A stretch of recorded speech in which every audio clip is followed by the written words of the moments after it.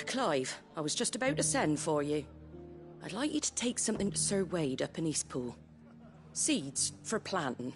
Thought it was about time they started growing their own food.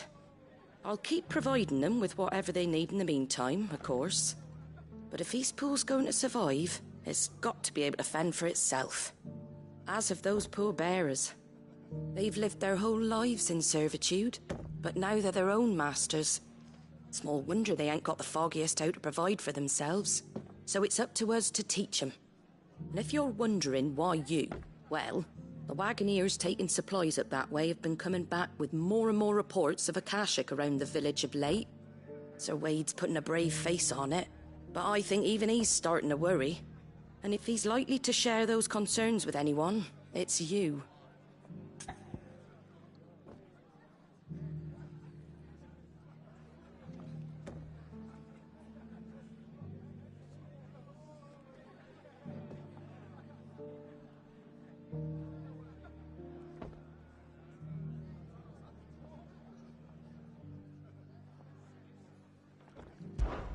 All right.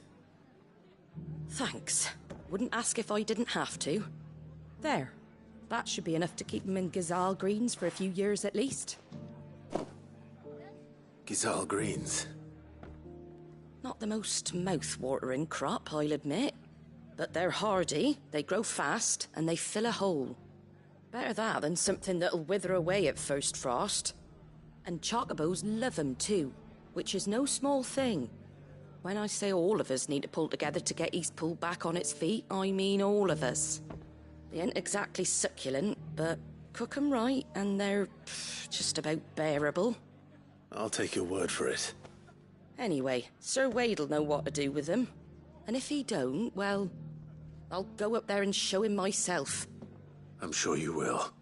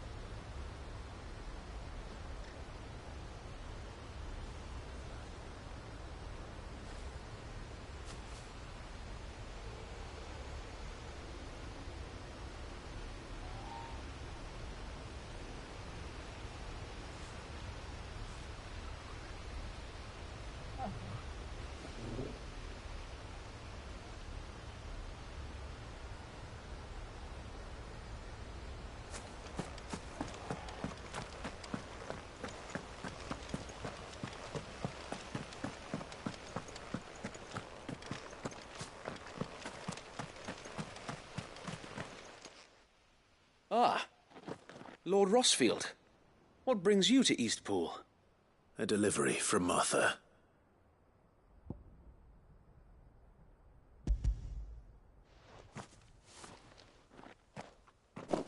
These are Gysahl green seeds. Martha's keen to cut the apron strings then, is she? I jest, of course. You see, I had thought we might be able to revive the old wheat fields, but they'd long since gone to seed, only without the seeds. Martha was hoping he might be able to show the bearers how to plant and tend these, so that they'll be able to fend for themselves. That's not a bad idea. These bearers had only recently escaped their bonds before we brought them here. They know little of freedom, of providing for themselves and their loved ones. Unless we teach them how to live like free men, I fear that all we have achieved in bringing them here is to exchange one master for another. Not that myself and the Guardians have been the best example to them so far, subsisting almost entirely on Martha's charity as we do. It's about time we all started to provide for ourselves, bearers and Guardians alike. Unfortunately, we've been a little too busy of late to focus on much besides bolstering our defenses. There have been alarming reports of... The Horde is closing in. They're coming, so wait, all of them. Damn it all, I thought we'd have more time. Gather the men in the square. Send to the rest for reinforcements. Yes, Sir Wade. The Horde. A Kashek, a veritable legion of them. They've been seen prowling around the northern reaches for a while now. We don't have the numbers to hold back a swarm that size. I had hoped to build a perimeter wall so that myself and the Guardians might be able to defend the village, but... Now you're out of time. Precisely. If reinforcements from the rest arrive before they do, we may just scrape through, but I fear that's rather an enormous if. What if you could call on reinforcements from Eastpool? You mean the bearers? We brought them here so they might live, not die, fighting for their lives. So wait. You said you lack men to defend the village. Are the bearers not men? Do they not wish to see Eastpool saved? Though they may not be trained soldiers like your Guardians. What help they are able to offer could still prove the difference between victory and defeat. You're right, my lord. I will appeal to them.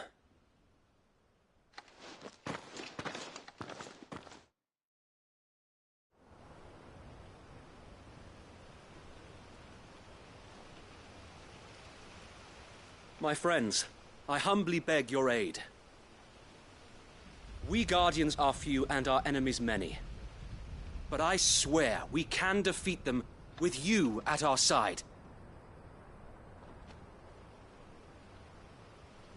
You would send us to the slaughter, to serve as bait for those fiends so that you and your men might be spared.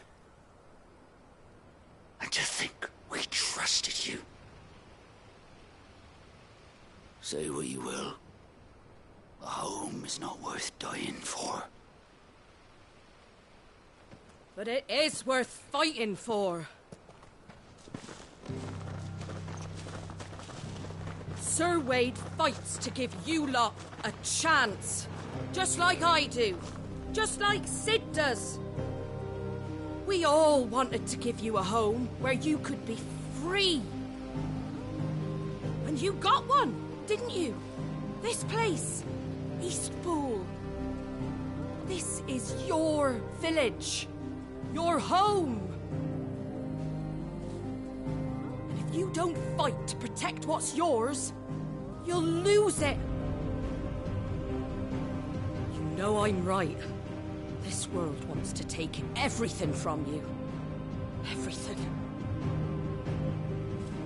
Your homes, your freedom, your very lives. So then, are you going to stand by and let that happen to you? Are you going to accept fate like good little Bran did and die, having never stood up for yourselves? Or will you fight like free men and women?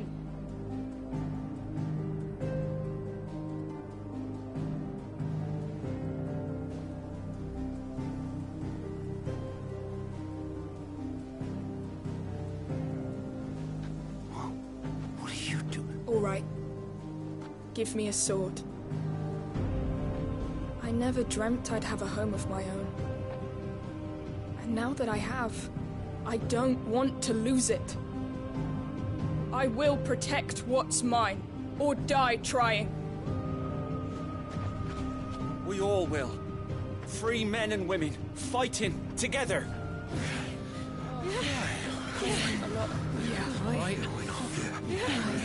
For Eastpool! For Eastpool!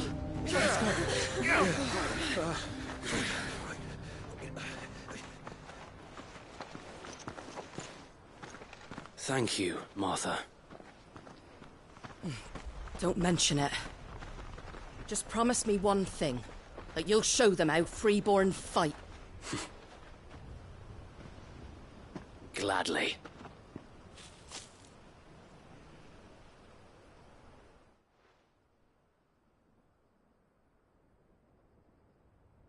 Well, if it was numbers you were lacking, you certainly won't be now. Thanks to you. Me? Oh, I just love the sound of my own voice. Lord Rosfield, my lady, we're ready. So what's the plan of action? We'll divide our forces into several small detachments, each made up of guardians, bearers, and guards from the rest. These will position themselves at strategic points around the village. Upon engaging with the Akashek, each detachment will keep the creatures occupied as best they can, steadily retreating all the while. You're going to lure them into the village? I am.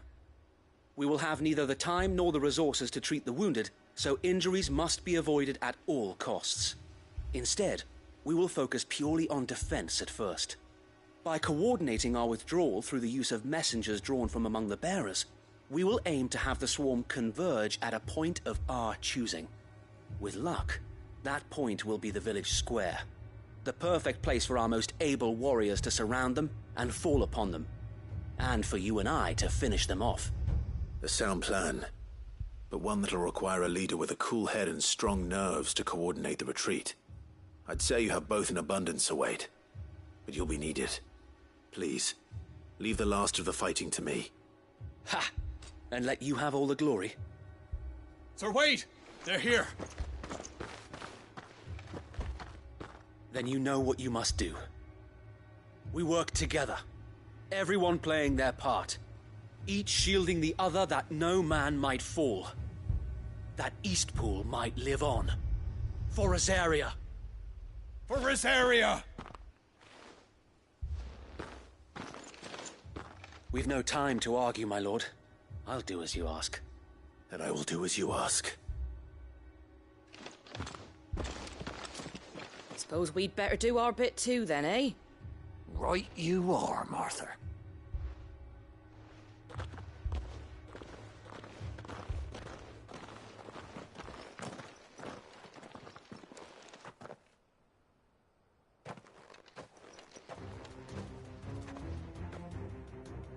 The calm before the storm.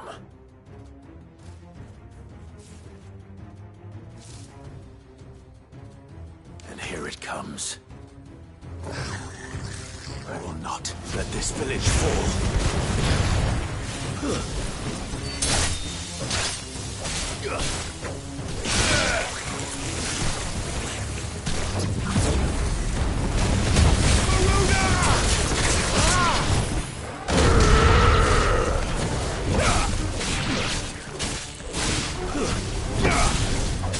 It's over.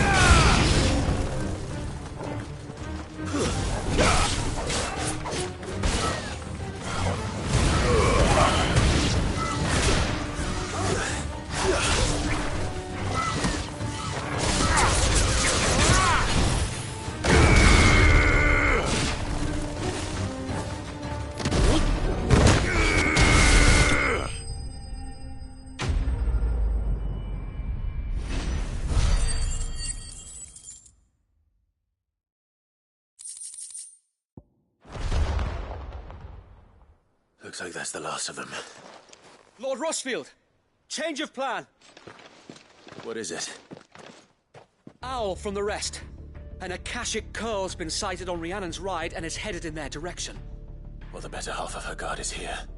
So wait, how many Akashic remain in Eastpool? Hard to say. My men are still facing some resistance, but I think the worst is behind us. I could order a detachment or two to fall back and... No. Let them finish the job. You stay here too, Sir Wade. Your men need you. I'll go after the Curl. Join me only when Eastpool is won. If you're sure, my lord. May the Founder protect you.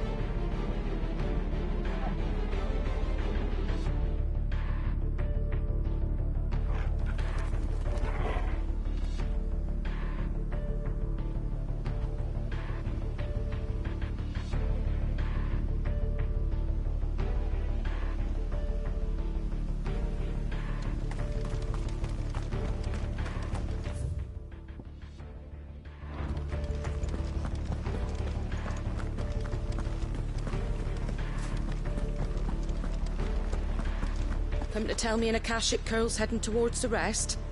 Get yourself down there. We can handle things here. Next one's mine. I might... The Curl was sighted on Rhiannon's Ride back towards Mars.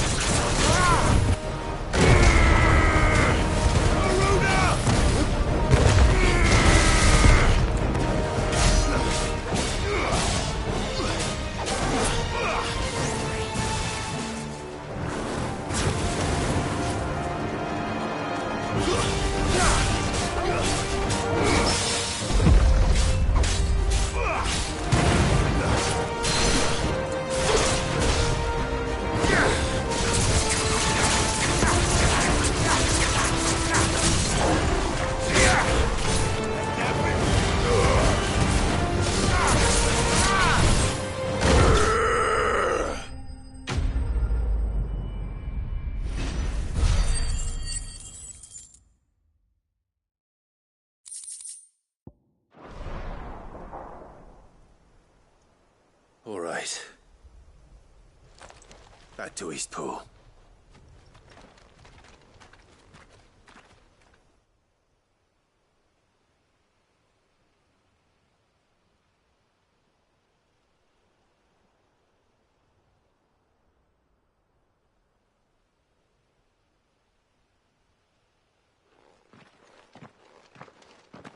Lord Rosfield, the Curl, is it?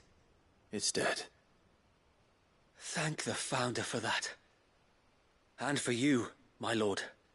We were able to eradicate the rest of the Horde. I have guardians posted around the village to keep watch for further attacks, but all seems quiet for now. I hesitate to say it, but I think it might be over. I think it might.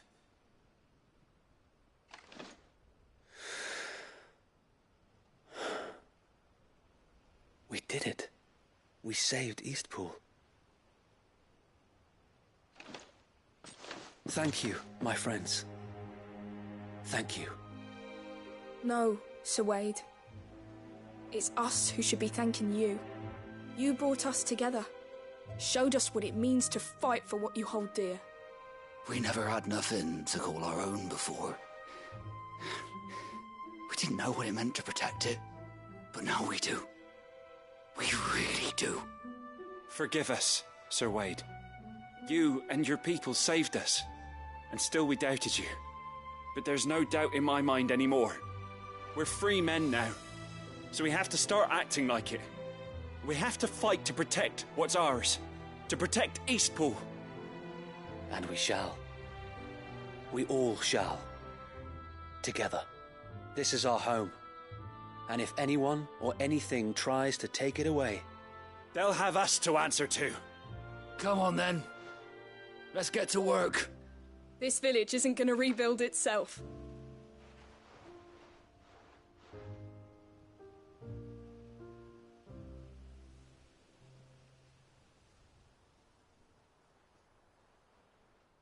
They're not slaves anymore. no. They're Rosarians. Your father took pity on the bearer's plight, and I believe if he was still with us today, this is what he would have wanted. I believe you might be right. I shall remain here, my lord, and do what I can to help rebuild the village. After all, this is my home now too, and I could hardly call myself an Eastpoolian if I didn't pull my weight. I think you'll find it's Eastpudlian, Sir Wade. But you should be proud all the same. I'll have to pull my weight too. Can't have the rest getting outclassed. Speaking of which, I ought to be getting back. Can we continue to count on your support, Martha? Of course, and I'll be counting on yours too. Us Rosarians have got to stick together, haven't we? Indeed we have. And Clive, come by the Golden Stables when you get the chance. I ain't paid you for delivering them seeds yet. All right. I will.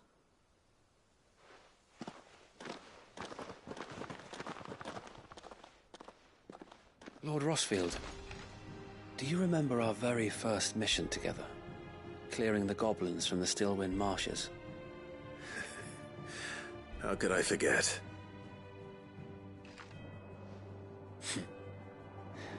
There's one sight that I shall never forget. You, facing off against that giant Morble. Not a trace of fear on your face. Since that day, there have been more than a few times when I felt like giving up. When the odds seemed so stacked in the enemy's favor, I thought I may as well just lay down my sword and surrender. But every time I would think back to the look in your eyes that day and remember what it means to be a shield. Know that whatever trials Eastpool may face, I shall never lose courage. Thanks to you. So Wade, you have always been a true shield. I know that Eastpool, and indeed all of Rosaria, will be safe in your hands. Thank you, my lord.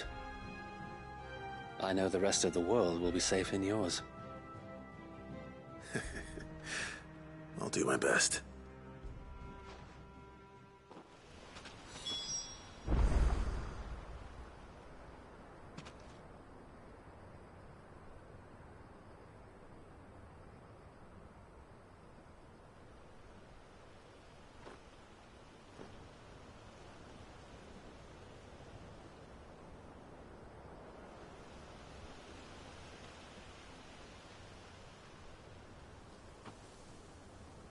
Oh.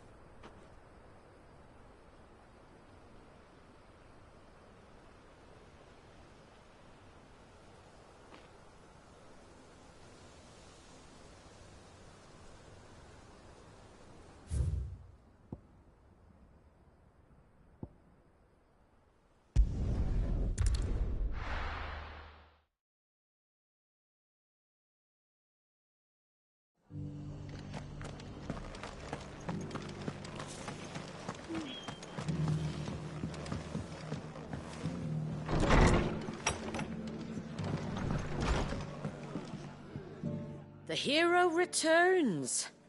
It's lucky you came by when you did, eh? Not only did my seeds get delivered, but you went and saved Eastpool and all. I just did what I could. And it's only right that you get rewarded for it. Take it before I change my mind. Thank you, Martha. So, Eastpool's finally back on its feet again. And a home to free bearers. Who'd have thought we'd see the day, eh? Well, it was your idea. I know that, but I never stopped to think what it would mean. Bearers in charge of themselves, thinking for themselves, working for themselves. Like your hideaway, but not even hidden away. Though I suppose the rest ain't much different nowadays. You know, bearers living free like that reminds me of when I first met Sid. Loath as I am to recall that particular day. I take it you didn't always see eye to eye. What happened? Well, if you really want to know, I started doing what I do long before I met Sid. In fact, that's how I met him. Or at least how he came to meet me. He showed up at the stables one day, asking questions about who'd been buying up bearers. Founder knows what he thought I was doing with them. Running a hunt, poking around in their innards. Something awful anyway. Me, I thought he was a new constable. Thought the game was up. But somehow we both managed to work out what each other was about. And before I knew it, the cheeky arse was rattling on at me about how I was doing it all wrong. After all my hard work. Told me I was giving them relief but not freedom. That my bearers were still dying as slaves. Got right under my skin, it did. Told him if he didn't like it, he could bugger off and report me to the garrison. And do you know what he did? He smiled. And then he laughed. And then I did the same. We made a pact that day, that whenever one of us was in need, the other would always be there for him. And you were? Well, we both wanted the same thing. To make life better for bearers. Just like your dad. Do you know I was born right around the time Elwyn became Archduke? Growing up, I saw how he tried to change things. He certainly didn't lack for ambition, that one. Indeed. But the loftier one's ambitions, the harder they are to achieve. Which is why those of us who follow in their footsteps need to finish what people like Sid and my father started. Suppose you're right, aye. And if we don't manage it, there's always them who come after us. Good thing we've got a few half-decent sorts waiting in the wings, eh? It's almost enough to give you a little bit of hope. Just a little. Anyway, enough nattering. Better get back to work. Let's see about making everyone some dinner, shall we? The least the folks who saved Eastpool deserve is a hot meal. And you and me ain't gonna save the world on an empty stomach neither. That sounds like a wonderful idea.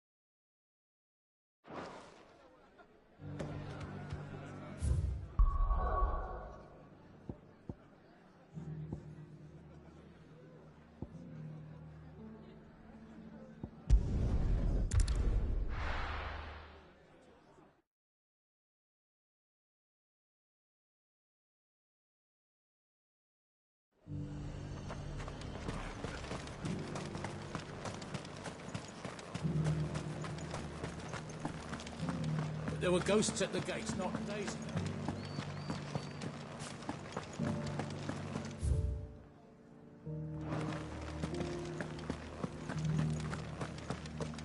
Those things I said before about not being able to fight. You didn't mean them. I know. That's not the man you are. The man I love.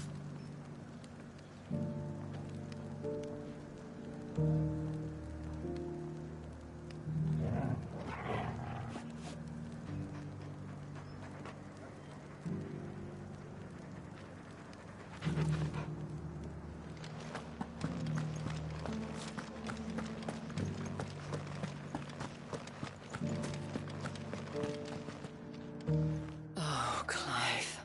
What am I to do? My wards and I may soon be without a home. What's happened?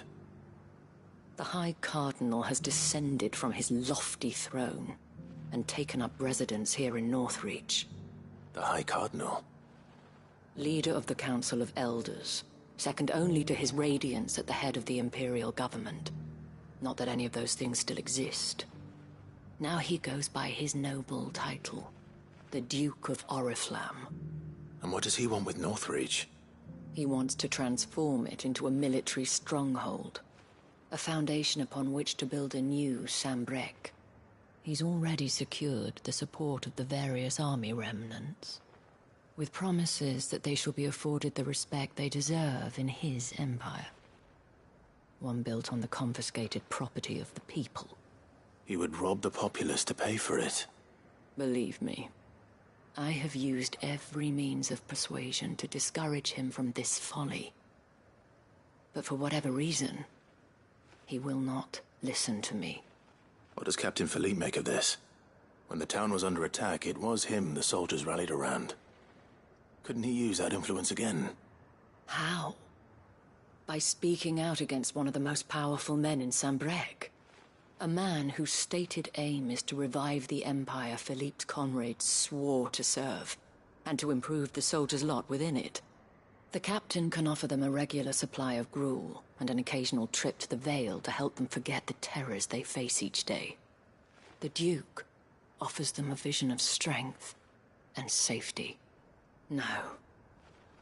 Any attempt to incite mutiny would cost Philippe the support of his men, if it did not cost him his life. But given the mood around town, mutiny may yet be unavoidable. The people have little appetite for further deprivation, least of all when it serves only to elevate others. And who could blame them? Clive, would you appeal to the Duke on my behalf? For your services to Northreach, you have the respect of the soldiers, and they will take you to His Eminence if you ask them.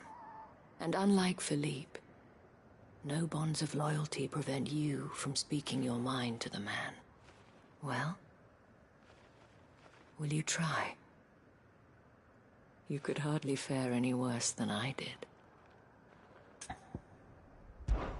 I'll see what I can do. Thank you, Clive.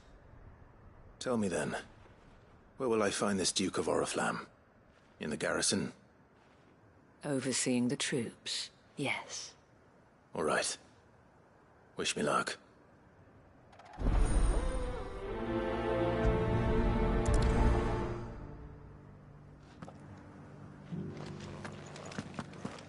I may have met this Duke before, at the Remembrance Ceremony. Let's hope I didn't make a strong impression.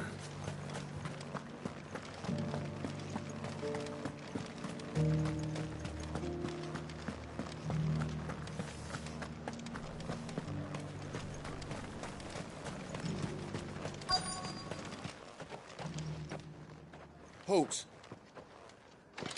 Oh, sorry about that. You're the dame's man, aren't you? You got some business with the captain? No, actually. With the Duke.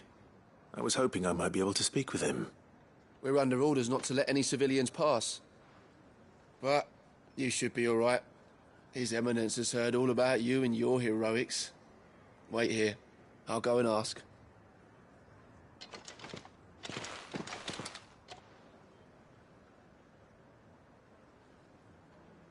So, you are the sellsword who lent his aid to the garrison.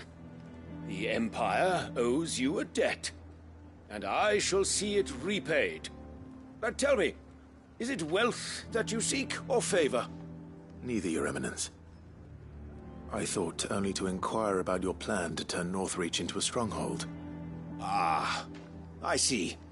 You are worried the expanded garrison will render your services redundant. Yet you needn't be. A proud fighting man like yourself shall always have a place here. Pride of place, in fact. For too long has the contribution of the noble soldier been under-reckoned. But no more. For it is they who shall see the Holy Empire rebuilt, beginning right here in Northreach. Why here, Your Eminence? The town has been fortunate enough to escape largely unscathed from the recent troubles. Her defenses are sound, and her garrison well prepared. Which is more than can be said for Oriflamme or Twinside. The Empire wants for a capital, and I believe Northreach to be the perfect place. With Caer Norvent as her citadel.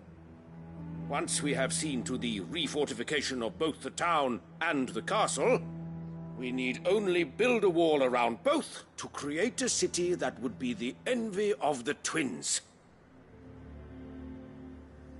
Plans are already underway for the construction. Soon enough, these thralls shall learn that they are no match for the might of Sanbreque. I fear you underestimate how dangerous these creatures are, Your Eminence. Should they return in force, you will need all the people of Northreach to come together in defense of the town. Something they may be loath to do if they've been deprived of their worldly goods. The people will do as their leaders command. If Sanbreque is to be rebuilt, she will require a functioning government. One whose authority is beyond question. That is why this levy is necessary. So that any man who wishes to join the army might do so and be fed, outfitted, and paid as befits a defender of the Empire. And yet there are those who persist in peddling the treasonous lie that I seek to steal from the people and drive them from their homes. I suspect they're afraid of losing what little they have left. Precisely. The common folk have little and less, and you mean to deprive them of even that. You would sow the seeds of your new empire in your own salted earth. Sabine, we have discussed this. Yes, and I told you then how putting the empire before her citizens would lead only to revolt. Without an empire, there are no citizens. And in yours, there will be only beggars. Is that what Griga wills for her people? Do not take her name in vain, Sabine. I'll come back later. A citizens' revolt.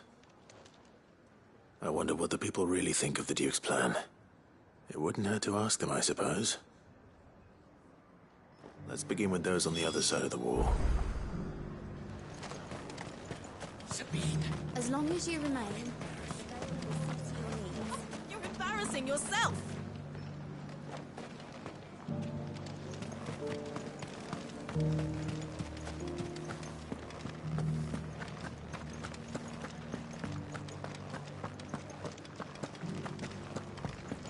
You needn't fret. The creatures But there were ghosts at the gates not days ago. All right there. What is it you're after, sir? Just your opinion, actually. I wondered what you thought of the Duke of Oriflamme. Oh, him. Not much. None of us traders do. It's thanks to nobles like him that we had to set up shop this side of the wall in the first place. Couldn't have the rabble getting any closer to the holy capital, could they? And now he's trying to drive us out completely, threatening to take everything we got from us if we don't clear off. If the dame said she wanted him run out of town, I'd be straight through that checkpoint, tar bucket in hand.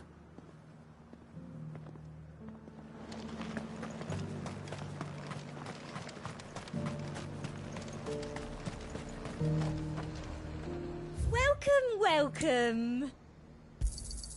You've a keen eye.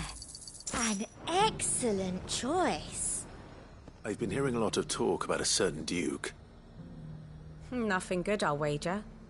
Going around acting like he owns the place.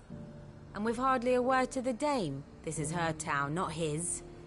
I take it you'd rather she was in charge. As far as I'm concerned, she still is. Just need his eminence to sod off back to Oriflamme.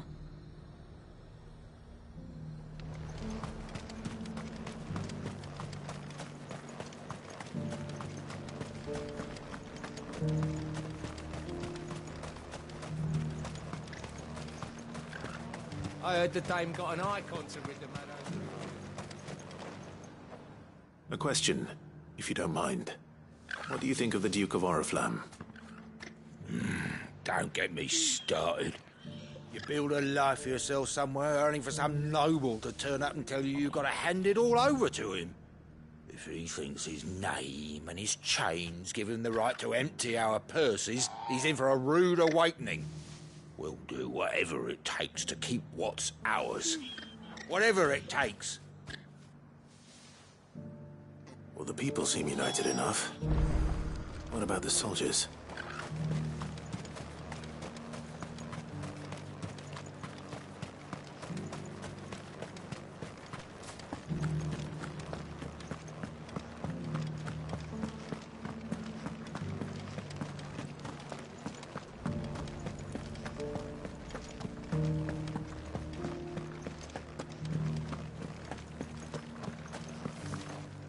Excuse me, do you have a moment? I wondered if you'd mind sharing your thoughts on the Duke of Oriflamme. Well, he's made a lot of enemies coming in the way he did. But I mean, look around us. You can see the state the realm's in. The traders might not like having the screws put on them, but if they volunteered a few more of their hard-earned gil before things got bad, maybe they wouldn't have to. I think the Duke's got a point when he says rebuilding the Empire's the best way of making sure we're all protected. And if that means people who don't know one end of a sword from another have to make way for those who do, well, that's just how it goes.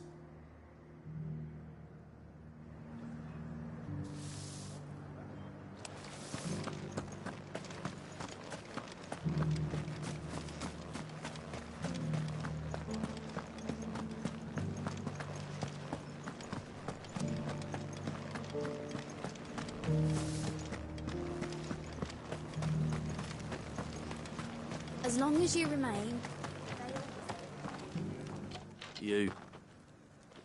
You're the one who was talking to His Eminence. On the Dame's behalf, yes. I was trying to persuade him not to take the people's goodwill for granted, but it seems my words fell on deaf ears. What do you think of his plans? I'm a soldier, mate. He tells me what to do, not the other way round. Listen, I've got nothing but respect for the Dame, but I've got a family to look after. That's where my loyalties lie, not with the town or the Empire, but with my wife and children. If the Duke can get us some men and the equipment we need to fight off those blue-skinned bastards, I don't care how he does it.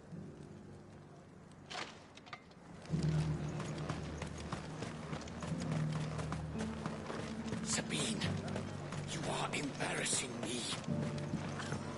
You're embarrassing yourself. I hear the Duke of Oriflamme plans to turn this town into some sort of fortress. Do you think that's a good idea? It's not for me to say. All I know is that unless the Emperor orders me otherwise, His Eminence's word is law.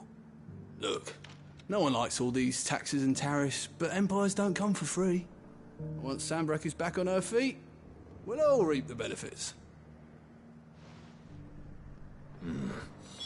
Let's see what Philippe makes of all this.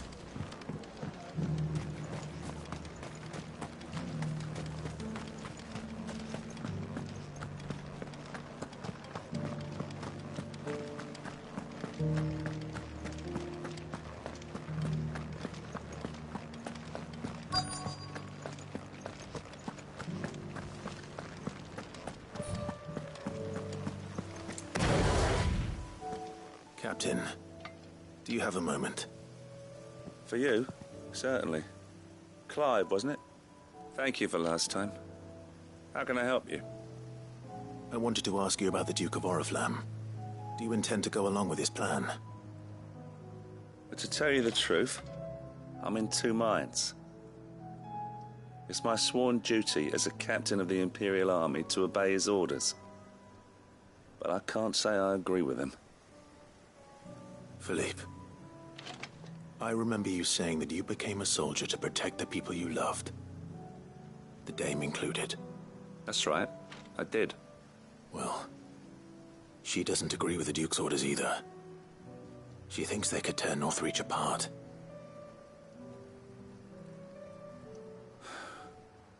And she's probably right. Thank you, Clive. I know what I need to do now. Protecting the people I love is what matters. Doesn't matter how. Well, duty calls, so I better go. Thanks again.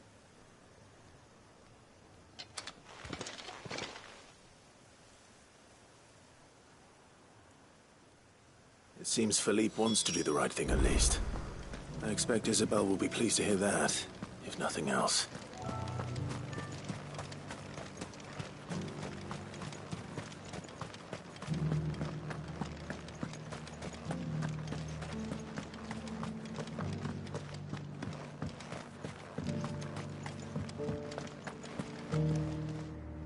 Ah, Clive. How did you fare? Were you able to speak with the Duke? I was, but...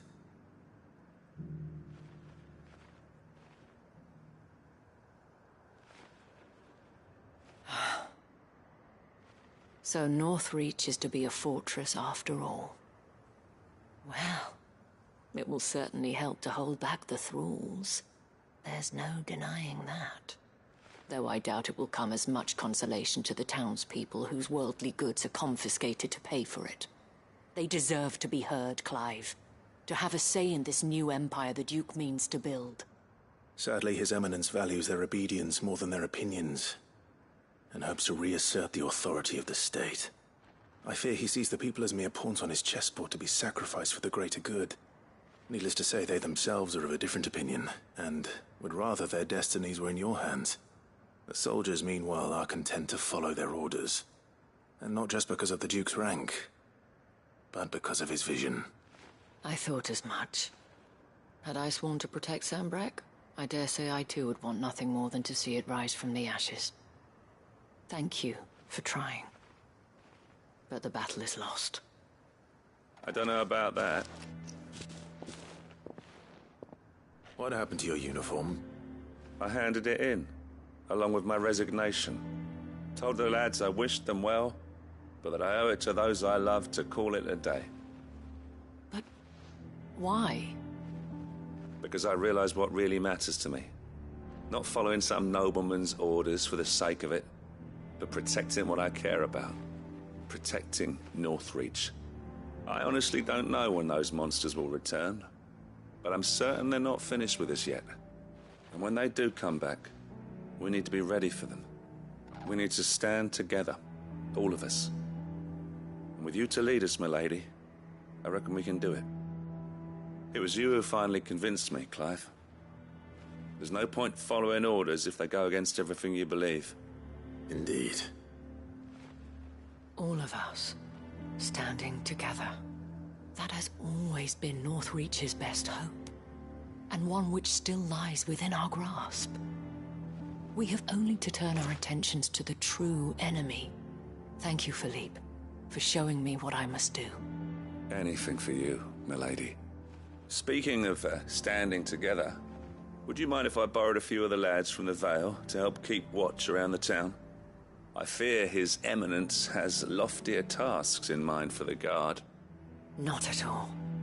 Be my guest. Wouldn't be the first time.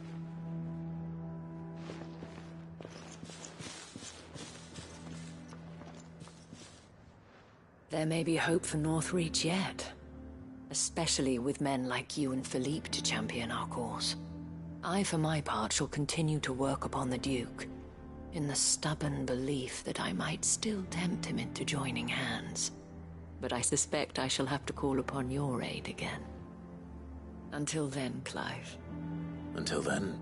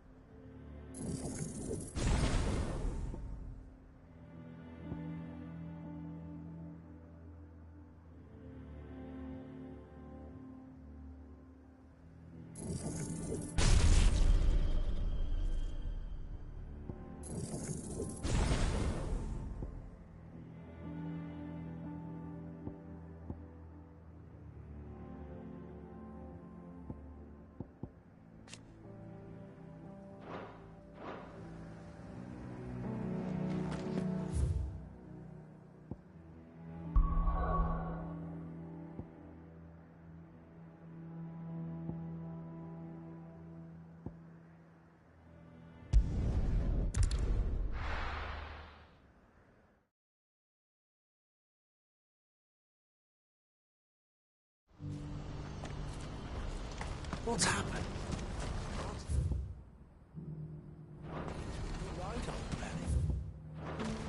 They're saying Twin Sides.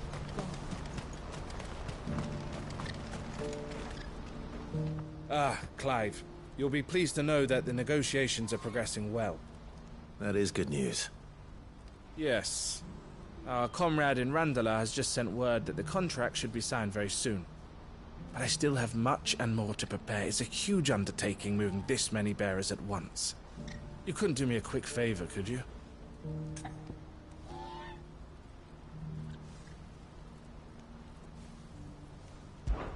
What is it this time? More wild beasts? Nothing like that. I just need you to go over to the caravans and ask El how long we have until the bearers arrive. Find out exactly how much faster I need to get all these supplies moved. All right. I'll go and ask. Thanks, Clive. I owe you one.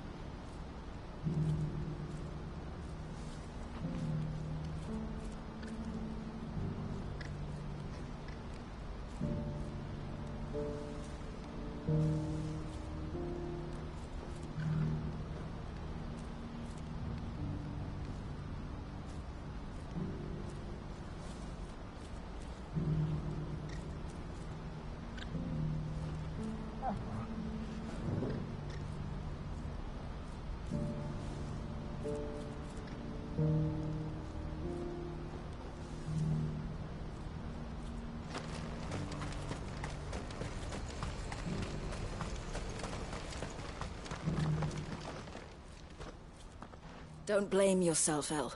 This is their fault, not yours. I know, but... No buts about it, all right?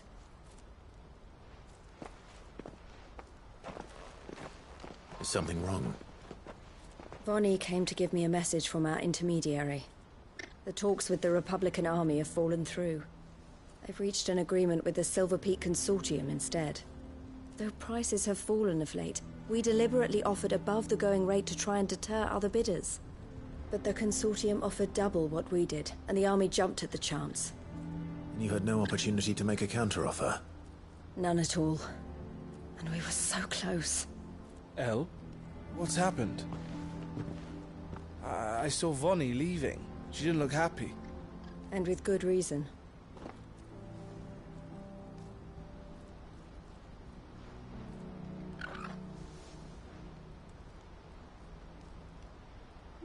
But I thought we were the only ones the Fist were speaking to about the bearers.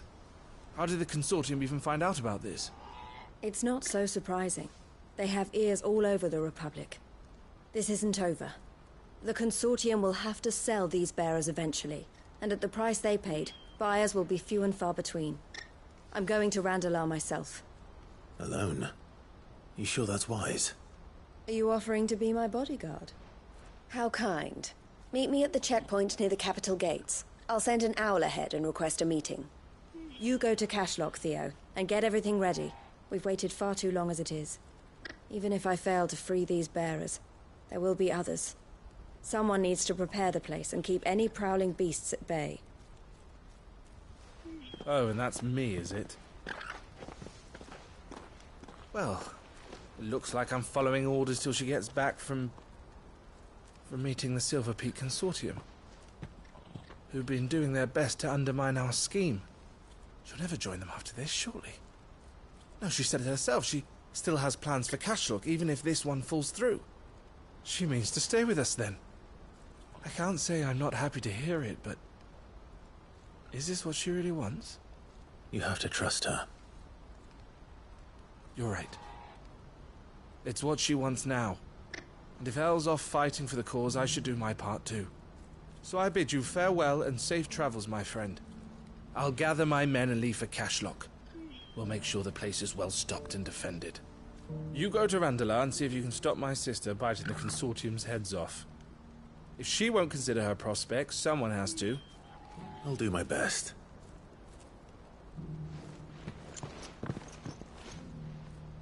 All right. To Randalar, then. And better not keep Eloise waiting.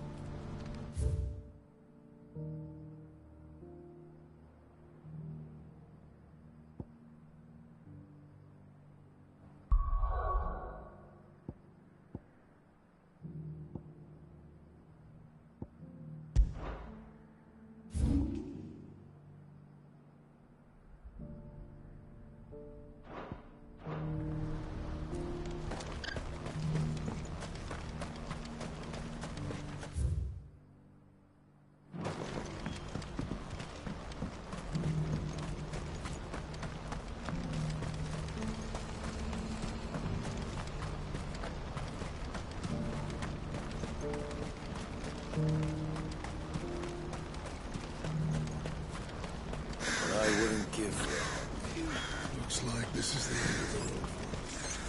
When are they gonna let us through?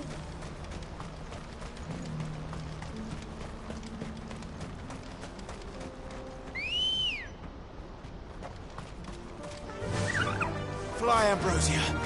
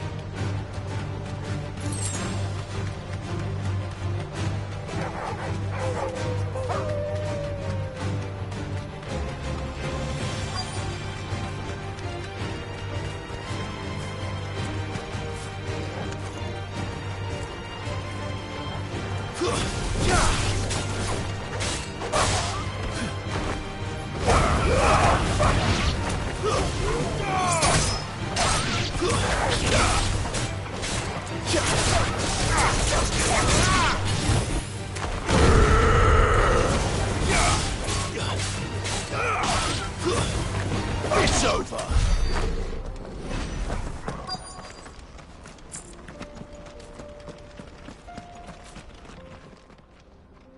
I hope I didn't keep you waiting. Did you arrange to speak with the Consortium? Here they are now. You wish to consult with me? I did. It's about the bearers you recently purchased from the Fist. We had all but finished making arrangements to buy them ourselves, and then you stepped into the fray. You misunderstand. The Consortium had an interest in purchasing them from the very first. It was only our regard for you that kept us from bidding. But your hesitancy in accepting our offer to you suggested that the regard was not mutual. And so we resumed our business. I did not hesitate. I am simply not inclined to make such decisions without first giving them due consideration. But what is done is done.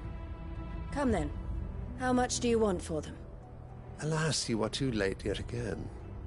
We rarely take on such unconventional merchandise without a purchaser in mind. The bearers belong to him now. Who is your buyer? A trader from across the water. A most demanding fellow, if it's any consolation. He insisted the bearers be fed, dressed, even given their own bunks for the voyage over. That's what you get when you deal with continental types. I wouldn't know. Oh yes, the culture on the continent is quite different to ours. They pay good money for bearers not fit for the knacker's yard, and treat them like kings. But as long as they pay... That does sound unusual. No matter then. If they've already left our shores, there's little that can be done. Allow me to withdraw my interest. And with it, my interest in joining your organization. My associates will be sorry to hear that.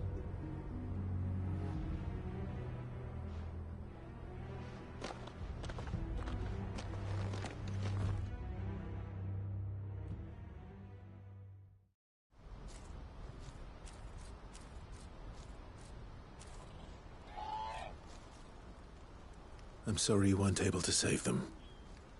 As am I. But I only have myself to blame.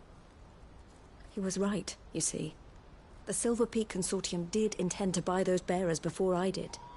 Their representative hinted at a possible purchase when he came to recruit me. I feigned interest in joining them in the hope he might be encouraged to tell me more. And he did just that. As soon as he left, I sent my own offer to Randalar. So you never... No. I entertained the Consortium's proposal solely so I could learn more about those bearers. But I was a fool to think they wouldn't find out. I knew exactly who I was dealing with. You tried. I did.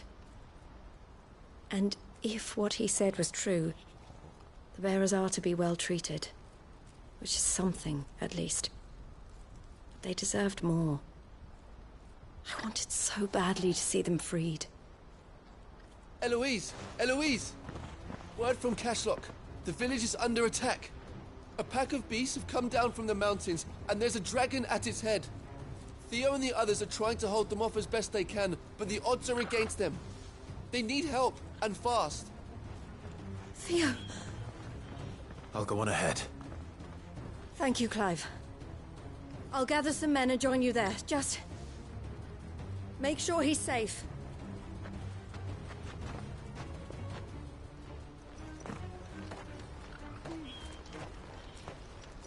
Hold on, Theo.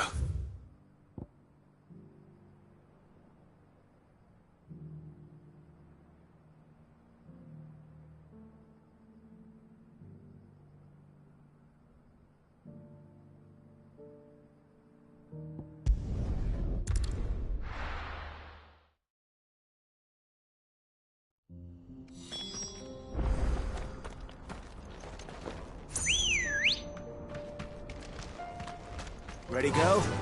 Run like the wind.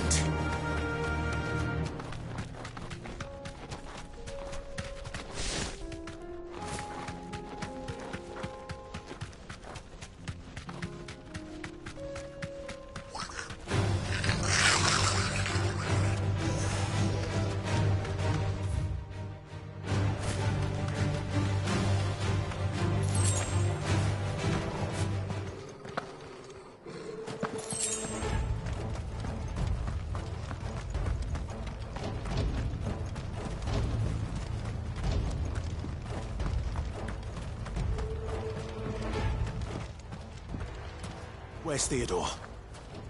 Upriver! He led the dragon that way to keep it from the village, but the whole area's flooded with ether. We just have to pray he makes it out in one piece. I can do better than that. Torgal, with me.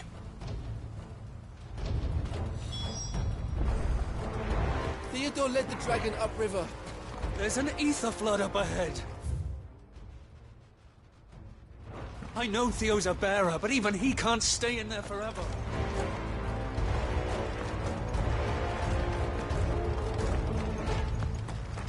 Ambrosia won't help me here.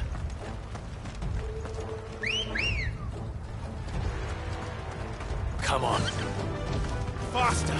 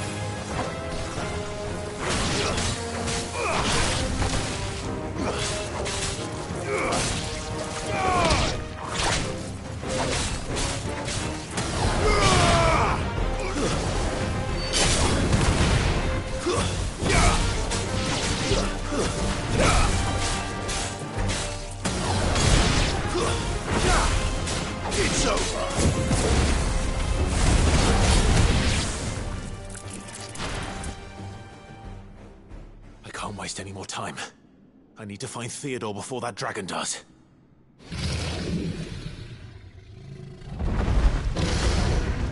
Looks like it's found me. This thing's turned as well. This isn't going to be easy.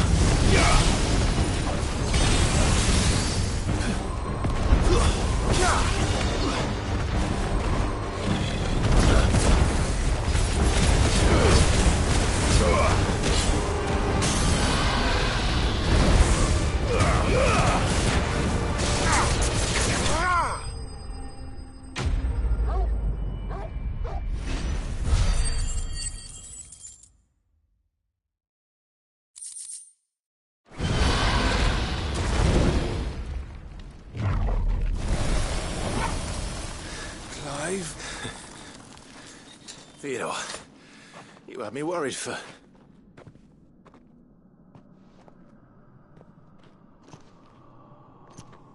We have to get you out of here.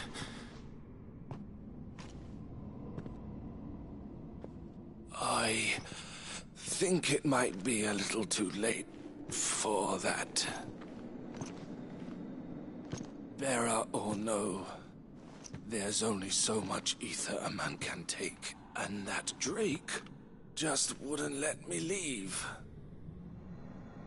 You have my thanks, Cid, for finishing what I could not. For keeping Elle's dream. Theodore!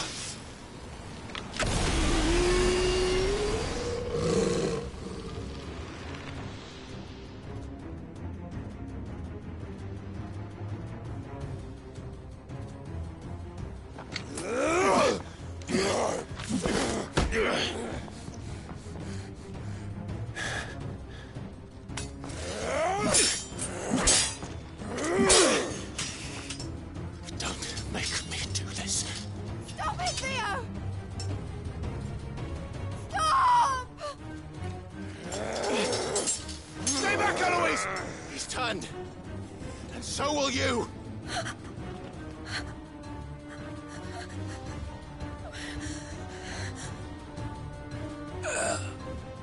Elle. Theodore.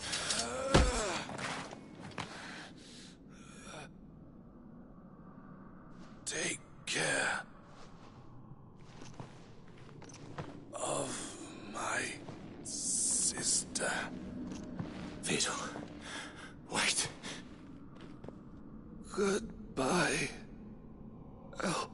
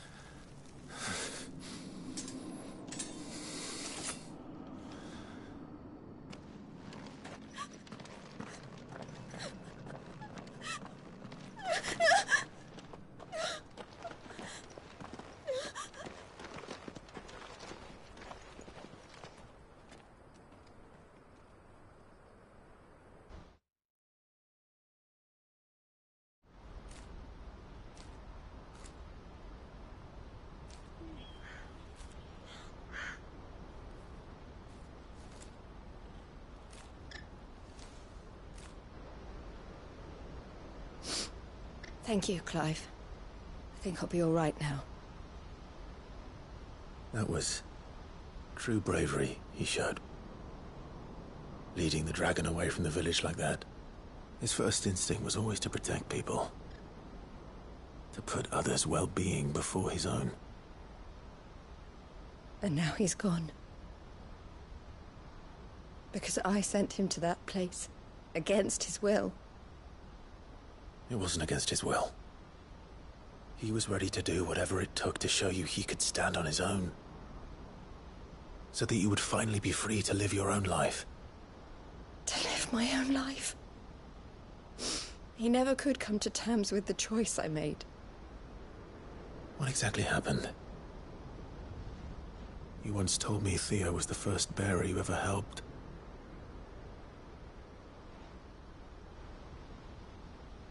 We grew up in Canva. We were born to one of the great trading houses. And I was chosen to inherit the family business. I had my father's head for figures, you see. Theo did not.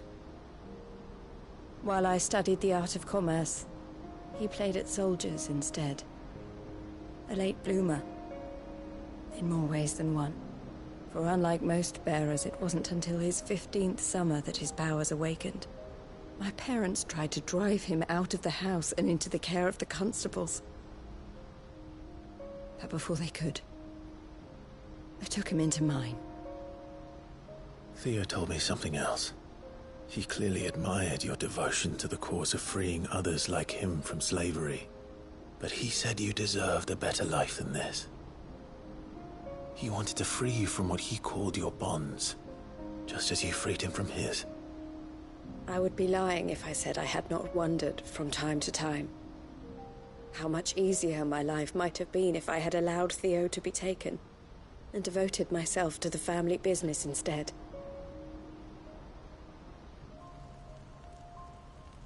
But I have never regretted the decision I made. Being with my brother meant more to me than tradition or reputation. I only had to look at him to remind myself of that night and the choice I made and the fact that I would make the same choice again in a heartbeat.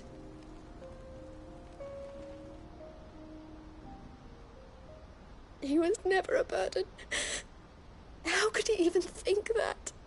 If anything, I was the one who weighed him down. You weren't, Eloise. He said it himself, that he had always been grateful to you for saving him, and that he wanted to repay you by letting you live the life you were denied. Neither you nor Theo weighed each other down. You loved one another. You did whatever was necessary to continue living your lives together, and you always would have. You're right. All I ever wanted, all I ever did, it was so we could be together. Oh, Theo, why did you have to...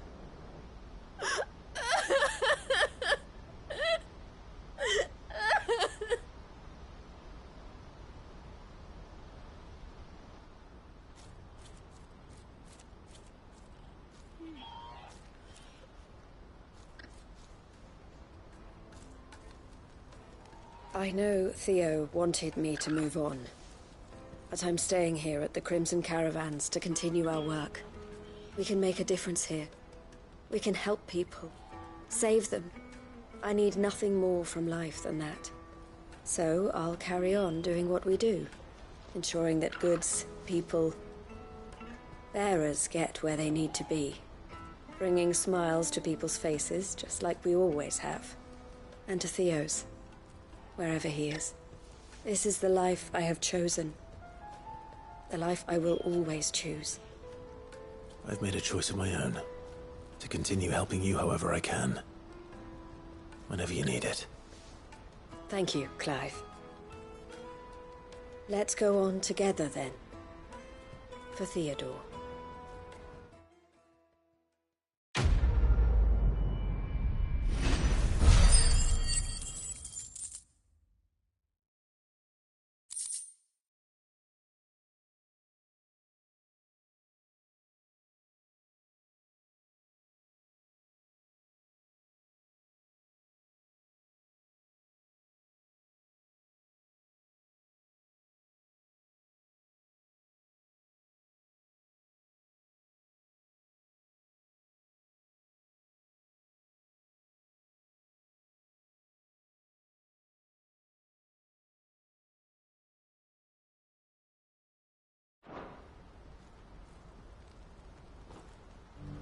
The Crimson Caravans is my family business now, and I would not exchange it for the world.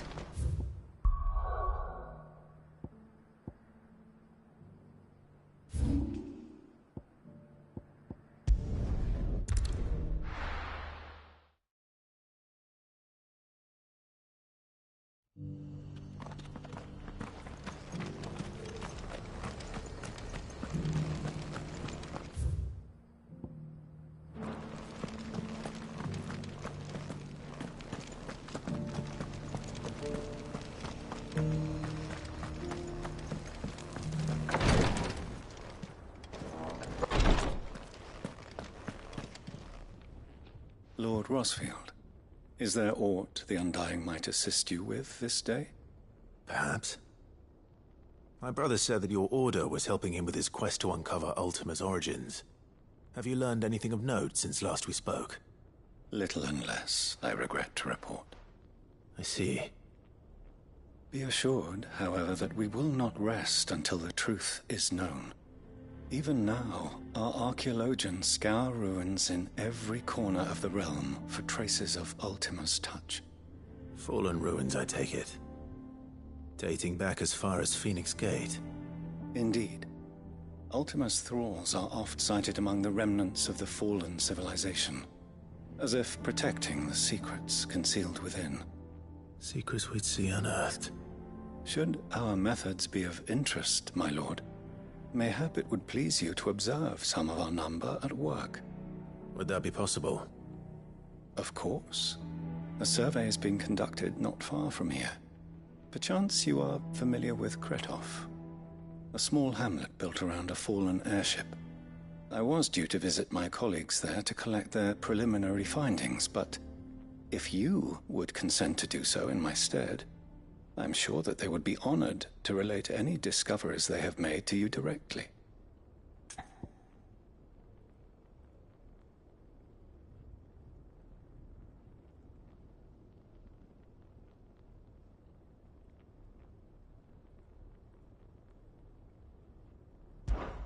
All right. I'll go and meet with them. They will be most gratified, I am sure. Might I suggest you take the road through Titan's Wake? It will lead you straight to the village after but a short walk. Thank you. I will. I wish you a safe journey, my lord. May the Firebird's flames burn ever in your heart.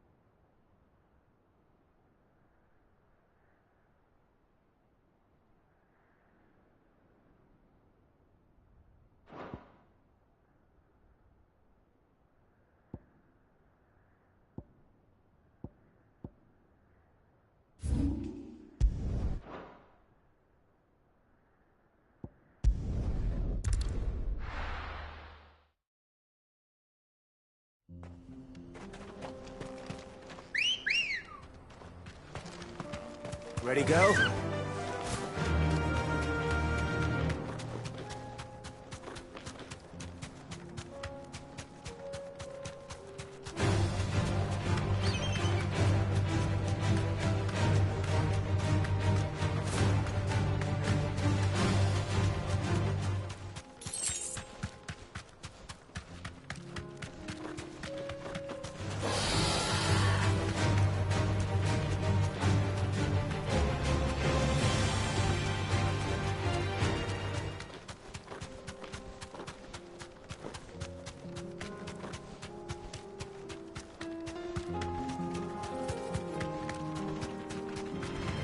Don't get surrounded.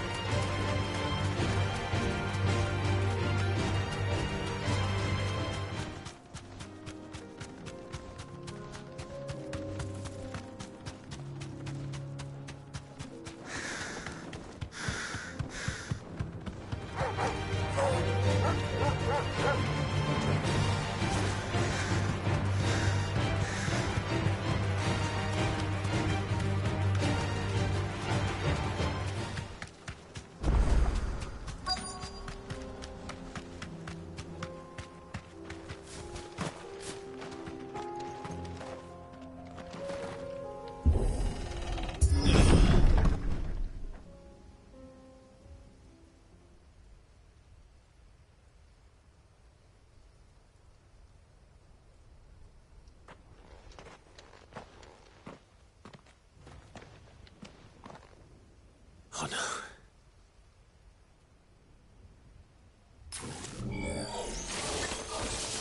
You'll pay for this. There may still be survivors.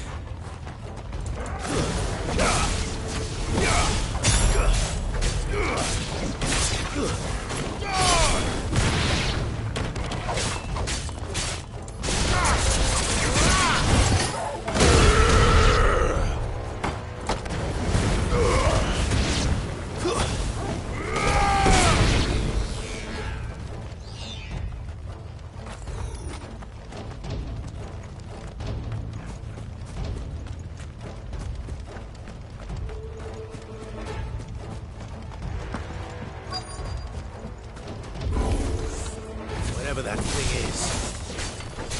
It's their leader.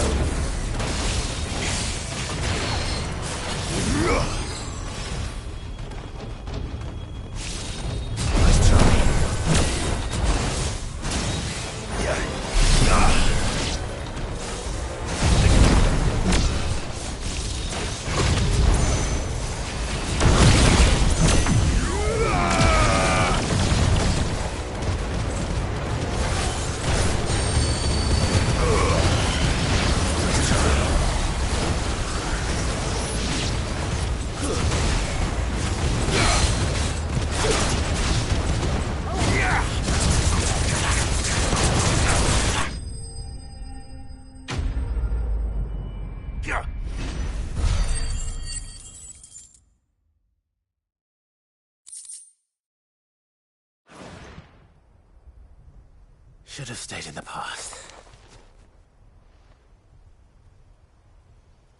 These must be Cyril's colleagues. You have our thanks, stranger. Who are you? Ah, forgive me, my lord. I did not recognize you. You are Lord Rosfield, are you not? We are archaeologians, tasked with surveying this site. When the echoes appeared, our brothers here occupied their attentions. Thanks to them, and to you, we were, for a mercy, able to see our duty to its conclusion. You call that a mercy? Your brothers might still be alive if you put their safety before your duty. Surely this survey wasn't worth dying for. We are charged with uncovering Ultima's origins. A duty of the highest import, as I'm sure you will agree. And you think your dead brothers would agree with you too? I know they would. They gave their lives for the cause, an honor to which all Undying aspire. Now, to what do we owe the honor of your presence, Lord Marquis? Cyril told me of your work here, and I agreed to collect your findings in his stead. I see. That is most kind. Pray, take them then, with our humble thanks. May the Firebird's flame burn ever in your heart, as it does in ours.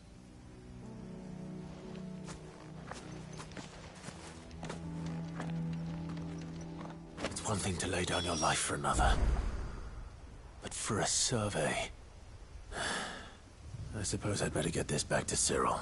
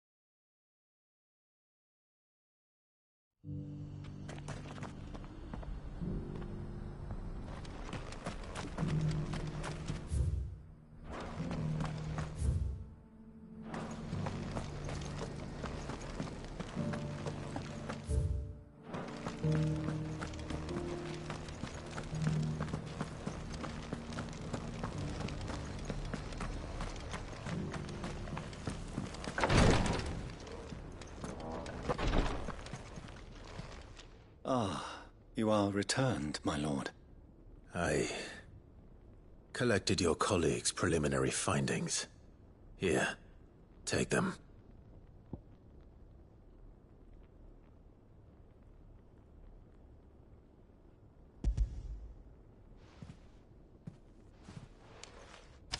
My thanks.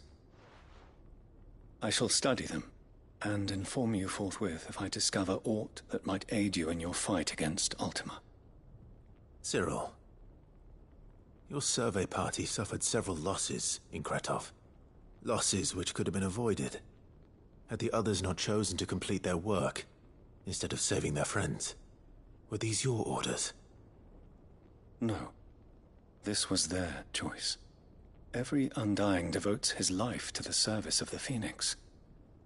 It is our sole duty, and should we die in discharging it, so be it. Even when death is avoidable. My lord, I fear that this is not a point over which it would be fruitful to argue. The Undying have served the Phoenix for countless generations, and your opinion of our methods, however earnest, is not like to change them. We live to serve the Phoenix. Our very order exists for that purpose, and that purpose alone. Cyril, I know that you and your brethren answer only to Joshua, but allow me to offer you a word of advice. It does not further the cause of the Phoenix to have his loyal followers surrender their lives without good reason.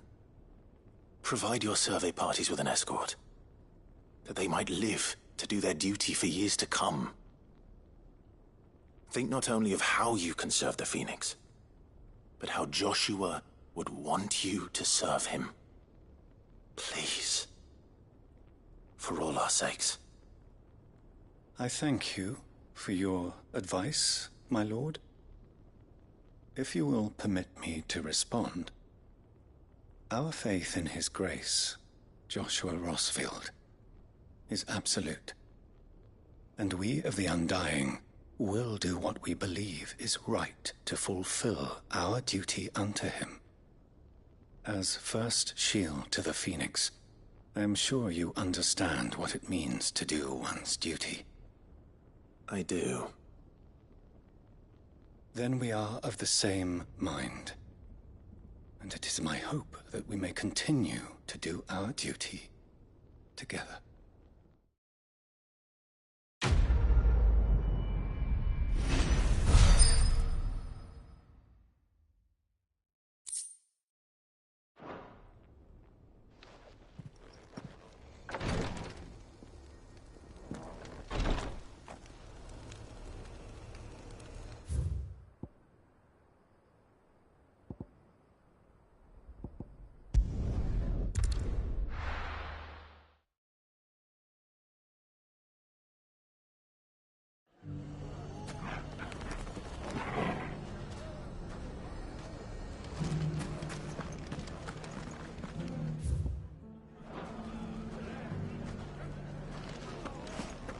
Everything's back the way it was. Take that, you naughty thief! Ah! Clive! To what do I owe the pleasure? I just wanted to see how the town's been faring since you brought everyone together. Since we brought everyone together, all is absolutely wonderful. Conrad and Natalie's hands remain safely away from each other's throats, and firmly at the helm. Our stores are full, and the bandits still too disorganized to raid them. Just as the good Lady Jane and Lord Underhill intended. Are you a lord? Lubor's going to be one too. They're going to make him the Lord of Dalimil, because of how he stopped all the grown-ups from fighting. It's the mayor of Dalimil, dear child, and the vote hasn't taken place just yet. But if the people wish me to lead them, I shall. And my first act will be to build a school so that menaces like you two learn not to interrupt your elders. Speaking of menaces, there may be a rather worrying one just over the horizon. May there indeed. I'm afraid the example Conrad and Natalie set in putting aside their differences and presenting a united front might have caught the bandits' attention. And they might have elected to take a similar approach. They have formed what one could call a League of Outlaws, and they grow more organized by the day. But we'll fight them all off just like last time, no matter how many of them there are. Won't we, Lubor? Of course we will.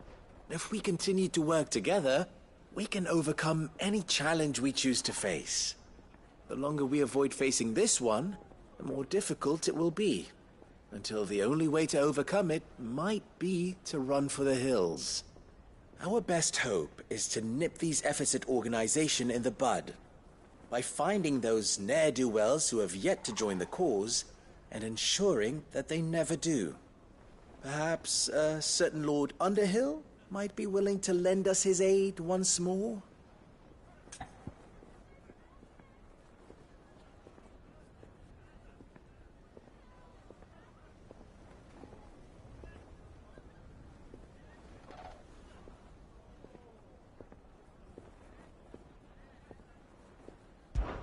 How could I refuse?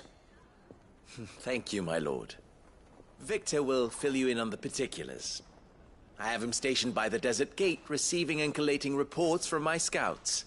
Such an amenable soul. He reminds me of you. I'll go and speak with him.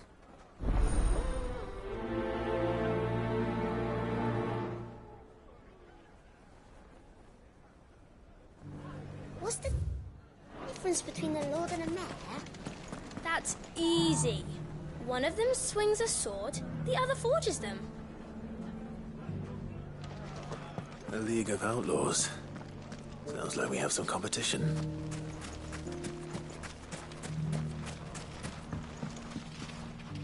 Still in Dalimil, Victor? Ah, Cid. I thought you'd have returned to Cosnis by now. I did. Then I came back. I've developed something of a fondness for the place. And having worked so hard to see it saved from one fate, it would seem remiss to abandon it to another. A sentiment Master Lubor certainly isn't shy about exploiting. Hence my doing his bidding yet again. You're not the only one. What does he want you to do? He asked for my aid in putting down the bandits. And he said that you might be able to help me find them. Then you've come at just the right time. I was on my way to speak with Conrad about how to organize our forces. There are more camps in the vicinity than we can safely strike at once. But we must strike together, and we must strike soon at as many camps as we can. We can't give this league of theirs time to rally its forces. All right. Which camp shall I take? There's one upriver. Just out there, across the dunes. Leave it with me.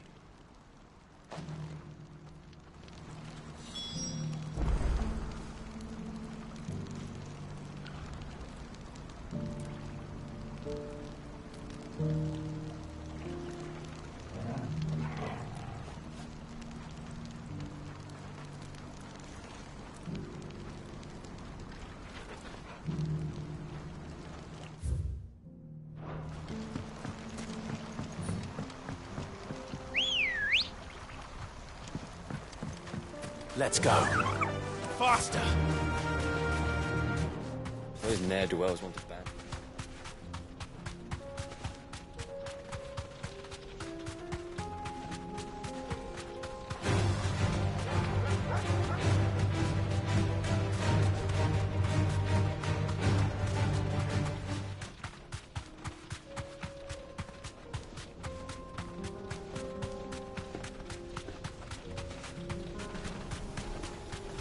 That must be the camp Victor mentioned.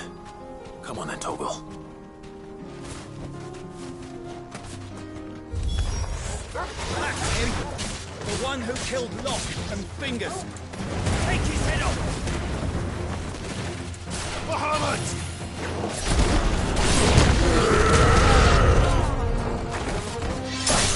It's over!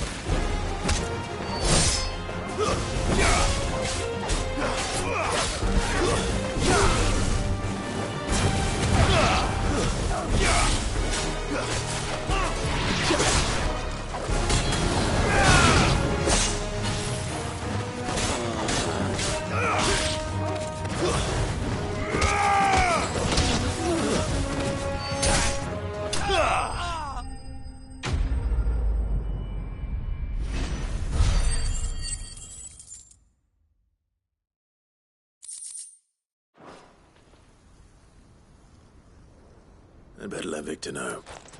Cid, where are you? Ah, I see the bandits didn't pose you any trouble. No, but that's not why you're here, is it? No. Something's happened. We need you back in Dalimil. What is it? The whole town's in uproar. They're saying that Lubor is a bearer. What?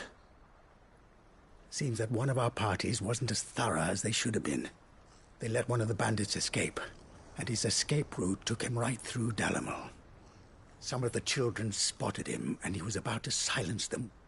And when Lubor felled him with a bolt of magic, and without a crystal. But that's not possible. It is, if he's a bearer and has been hiding it all these years, which is what people are saying. If he has, well, I wouldn't blame him.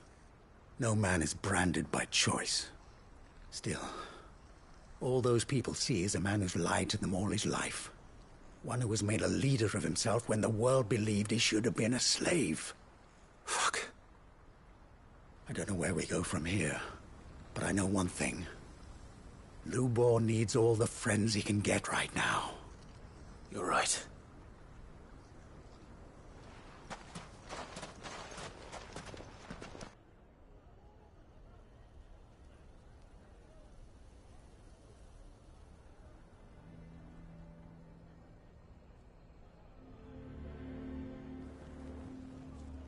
And now everyone knows.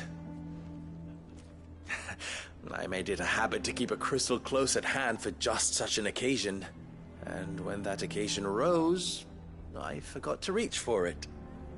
Well, it was bound to come out sooner or later. We're sorry, Lubor. We tried to keep running, but we just couldn't anymore. There's nothing to be sorry for. I rather enjoyed playing the hero for once. All that matters to me is that you two are safe. Look at him talking to his betters like it's nothing.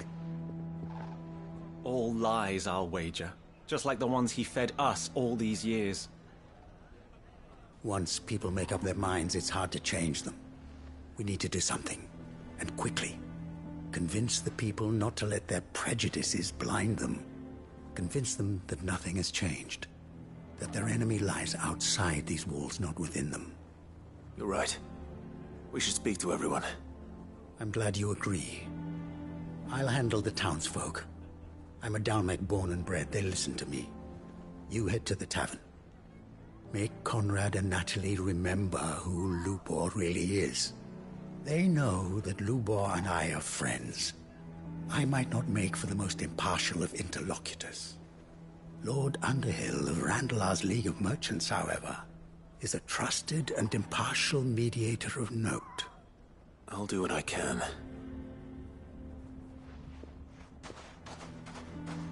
Lubor, stay here with the children. I can't promise anything, but we'll try. And that is all I can ask of you.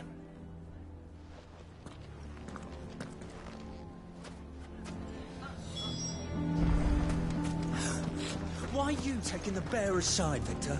Are you one too? You know I'm not. Just listen. Why do they always have to make such a fuss outside? It's driving away our customers.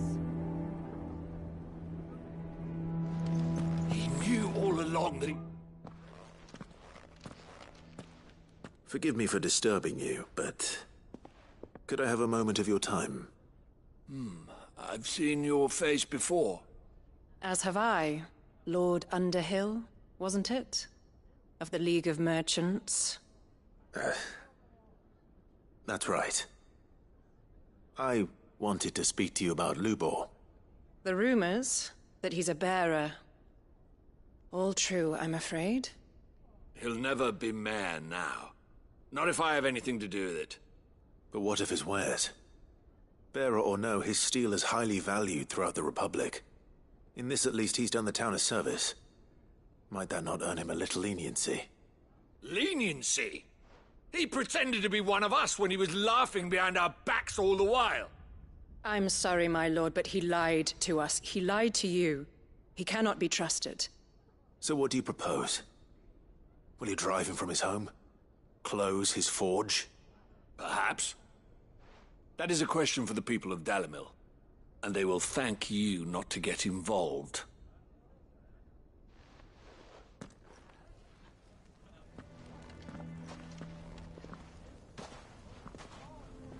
The townsfolk have made their minds up. There was nothing I could do. Nor I. Conrad and Natalie refused to consider anything but their own wounded pride.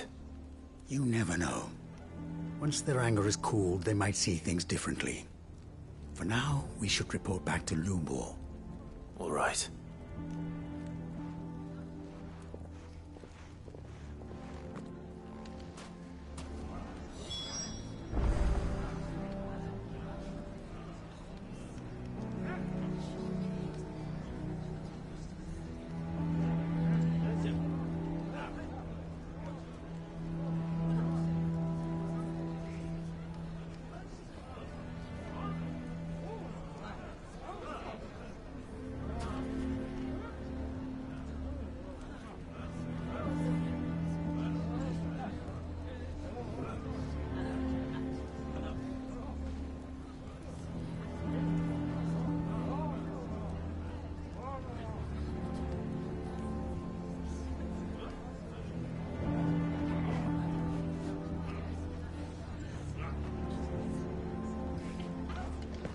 Why the hell would Victor take the bearer's side?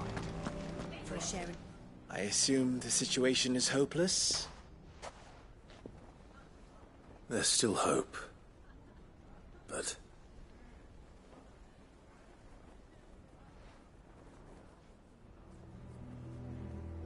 But perhaps not in this lifetime, I think it's fair to say. You mustn't think like that, Lubor. Give them time. They'll come around. We'll talk some sense into them in the end, you'll see. No, you won't. And your efforts would be better spent elsewhere. But Lubor... Rosina would often tell me that steel does not lie, that a blade is a reflection of the smith who forged it. To yourself be true, that was her point. Rather an ironic one when you consider that her life was taken with a blade of her own making. But I do not doubt that she was always true to herself and what she believed in, right to the end. And so must I be. I must do what I know to be right, no matter what others might think of me. And now, I know what that is. I must embrace my new role of villain so that the people of Dalimil have something to unite against. For only united can they hope to stand against the threat that awaits them. I'll need to make a suitably dramatic exit, of course. Don't go, Lubor. You're the only one who was ever kind to us. We'll be all alone. Again. Trust me, little ones. It is for the best that I go. Not only for the town, but for you, too.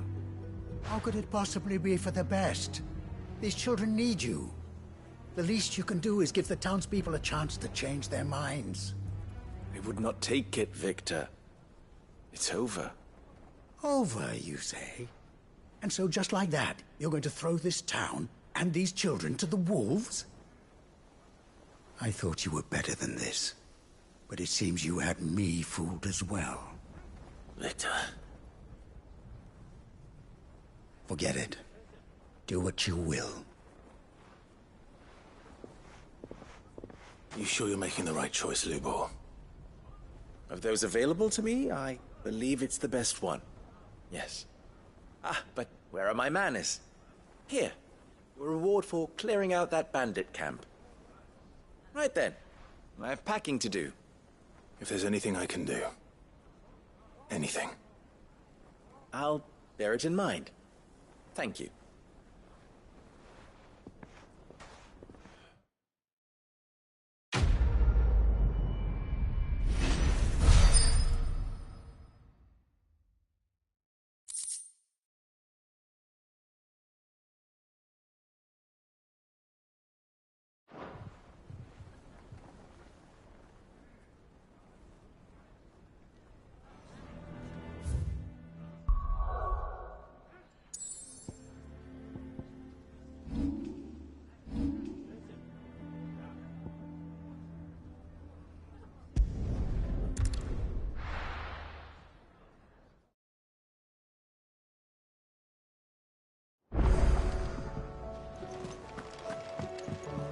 come back.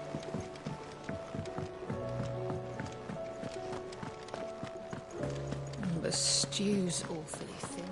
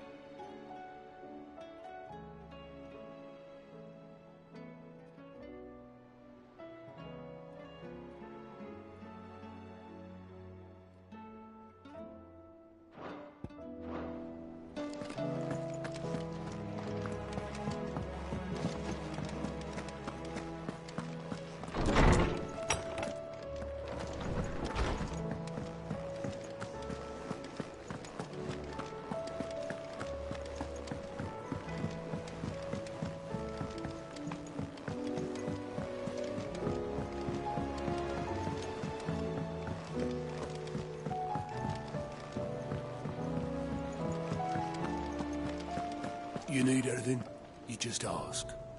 We might not have your uncle's resources, but resourcefulness, we've got in spades.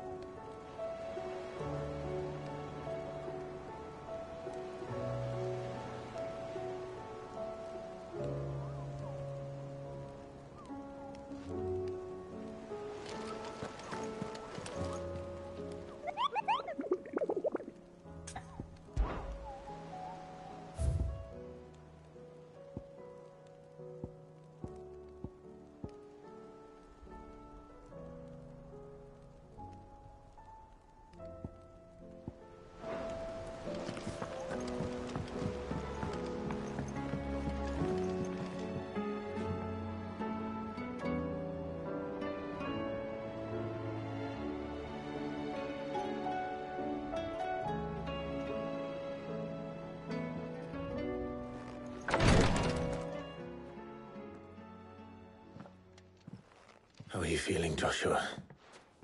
Better than I was. But not nearly as well as you should be.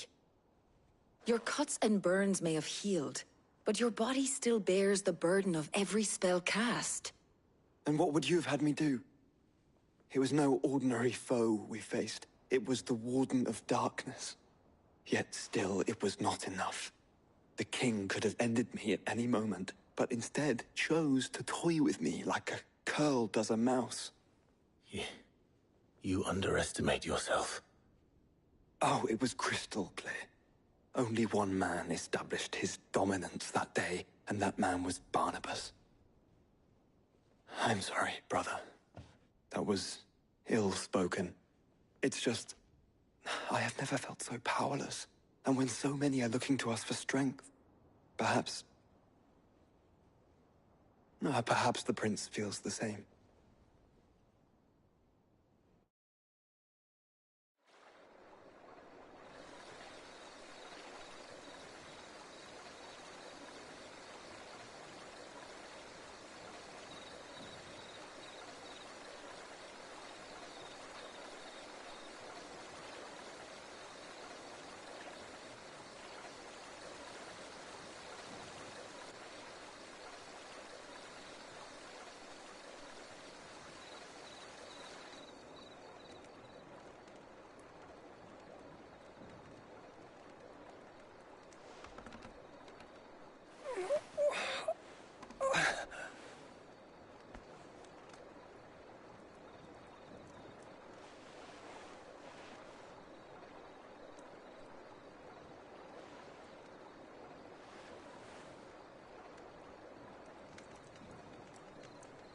What is this place?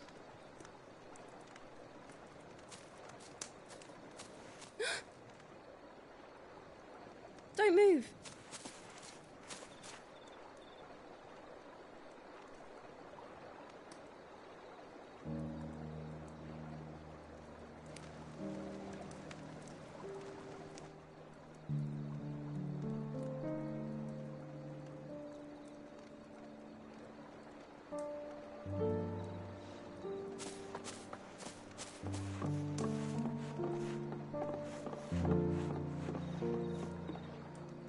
Here, it's fresh from the well.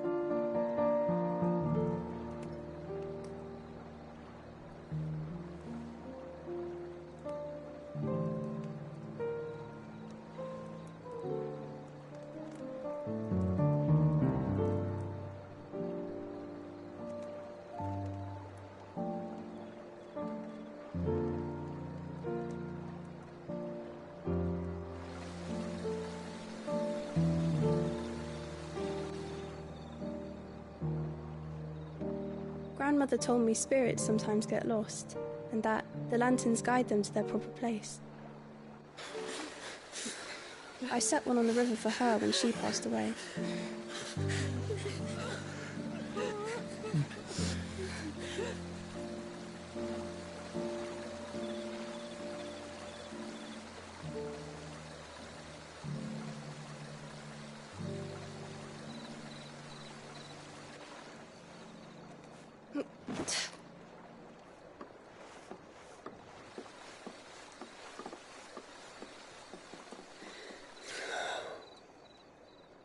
The fiend works from the shadows. Was it you who guided my hand, then, Ultima? No, not you. This is my doing, my fault, my sin to bear. And for it, I must atone. Your hurts are healing nicely. It was my poultices that saw you well. You make them? And sell them, or try to. Earns me enough for bread, most days. Forgive me. I have nothing to... I know, but I couldn't just leave you lying there.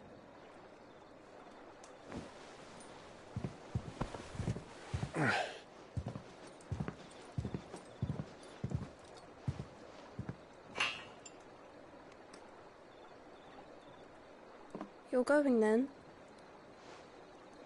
Of course. I'm healed. Thanks to you and your poultices. Will you promise to come back and visit?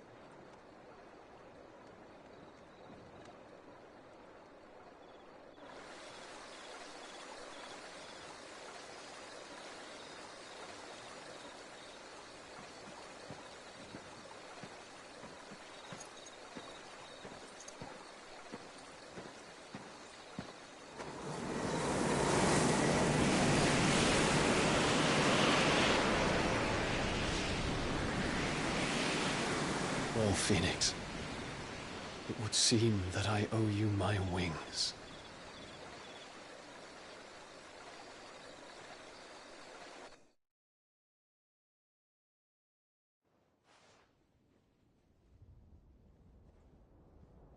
Perhaps he can find an answer. You will be returning to Waloed soon, I gather. I see no reason to wait. Then neither do I. I can think of a few, but I doubt they'll stop you. You will take your medicine. Of course, Lady Daya. Set on leaving already, are you? How long will it take us to get back to Ash? Dunno, about the same amount of time it took us to get here. Maybe less, if your uncle can find someone trustworthy to patch up the Enterprise. All depends on where we're putting into port, mind. Yes. It's not as if we can put ashore wherever we choose. We have to assume that the whole of Ash is hostile, and that we'll be attacked on sight. Then we must find a place they won't think to look. And I have an idea who might know of one. The Professor! I'll go and tell you come in. While you're plotting our course, I'll be in the shelves with your lawsman. I wish to pick his brains about Ultima. Then I'll talk to Karen about supplies for the journey. They may not be easy to come by in Ash.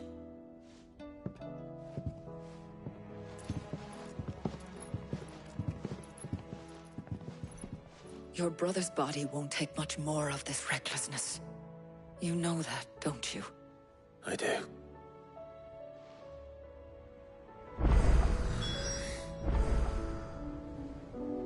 You've seen more of the world these past 5 years than most do in a lifetime.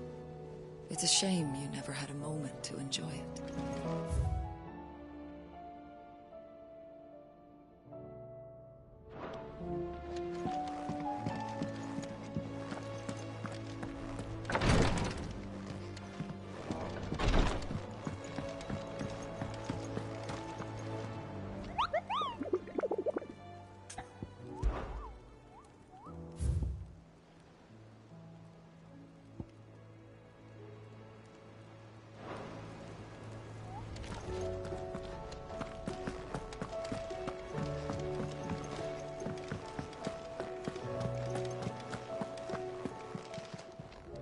How are you doing? Anything catch your eye? Seen enough?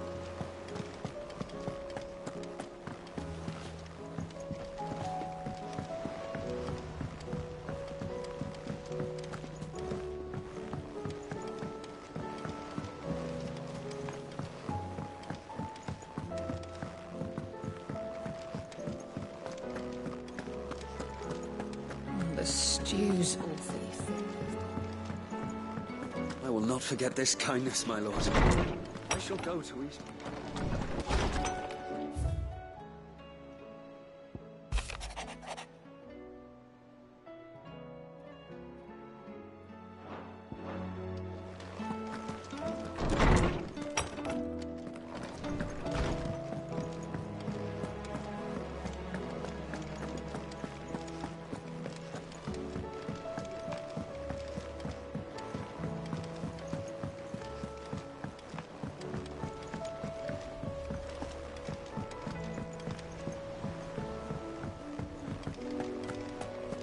I still say it were a compliment. Say it all you like. It doesn't make it true. Ah, Clive. I was wondering when you'd arrive. Please tell me you've come to take our young prodigy here off my hands. I'm not here for Mid. I need information on Ash. Then why not ask Molly if you can look in one of her ovens? Go on. As soon as the Enterprise is ready, We'll be setting out for Drake's Spine, and we're going to need a safe place to land. Preferably one that won't see my ship blown to shit and splinters. If it were that easy, do you think Waloed would have resisted invasion for so long? Very little is known of Ash, and the information we do have is spotty and outdated. We have the good King Barnabas to thank for that. Waloed's borders have been closed to outsiders since the day he seized the throne. If there is anywhere safe to land, you won't find it on my map. Then tell us what we will find. I'm sure you know better than we do. But no splinters! All right, if it will get you out of my hair. But interrupt me, and it's over. Understood?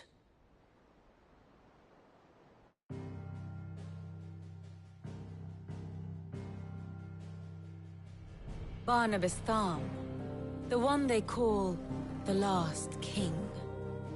Understand him, and you will understand the kingdom of Waloed. Barnabas was only a boy when he arrived from beyond the southern seas, and barely a man before he united the ragged tribes of Ash. And having unleashed them upon the formidable Veldamark, he set his throne upon the ancient kingdom's ruins. The victory sent shockwaves around Valisthea, tales of Odin's might spreading through every court, parlor, and drinking hole in the realm.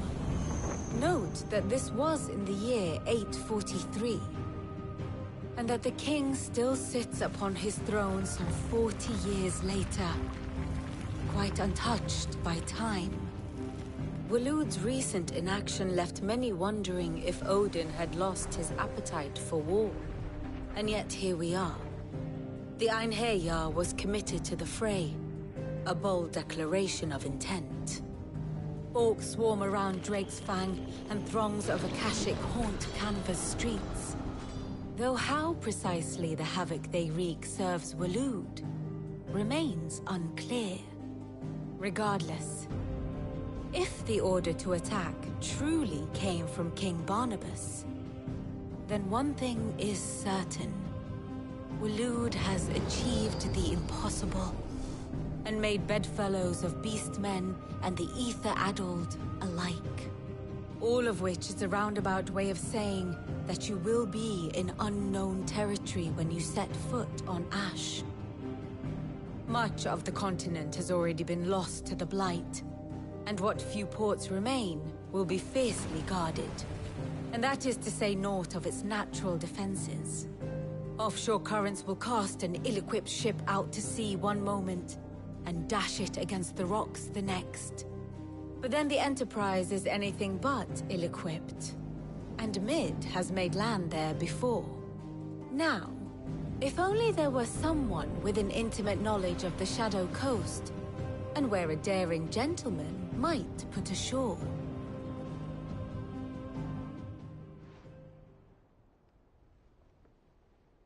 You see, Clive, you had the answer all along.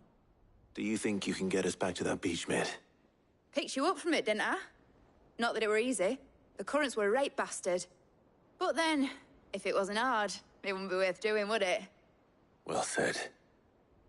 Thank you, Lady Vivian. If a few morsels of common knowledge and a sprinkling of tavern talk are worthy of your thanks, I wonder what genuine intelligence might earn me. Probably more visits. Mid, I need everyone in the ale hall now. I'll fetch Joshua from the shelves. Aye, aye, Captain.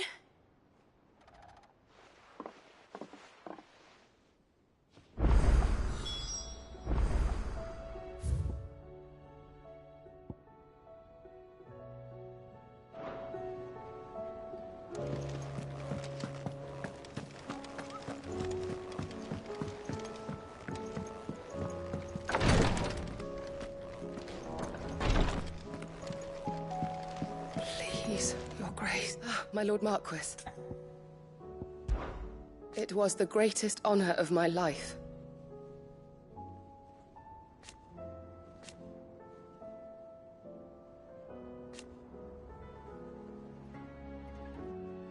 But now... so I bid you Your companions are kind indeed. I must admit...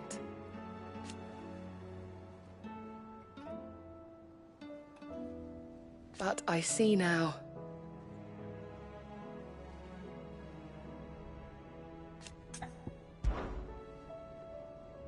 Yotei, is anything the matter?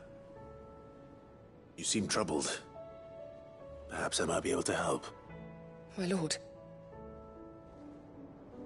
Yes. Perhaps you might. It's your brother. His condition continues to worsen, though he does his best to hide it. The lesion on his chest pains him more with each passing day. I had feared as much. There are certain elixirs which can ease the suffering of those afflicted by the curse, but... But His Grace's case is severe.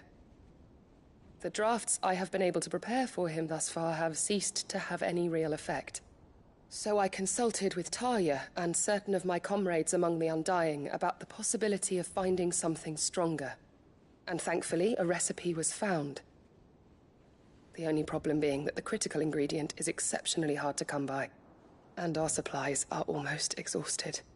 Unless we can secure more soon, your brother's anguish will likely become unbearable. My lord, I know that I have no right to make demands of you. But would you help? For Joshua's sake.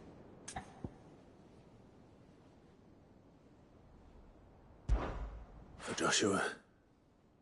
Anything. Thank you, my lord. So, what is this critical ingredient? A rare herb by the name of stonerwort. It grows only where the ether is densest.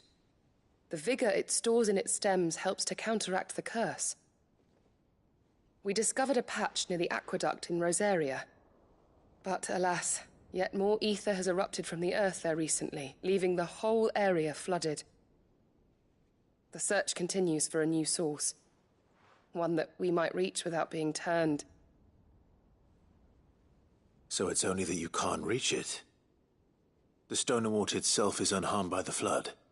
Well, yes, but... Then I shall go in your stead. Oh, but, my lord...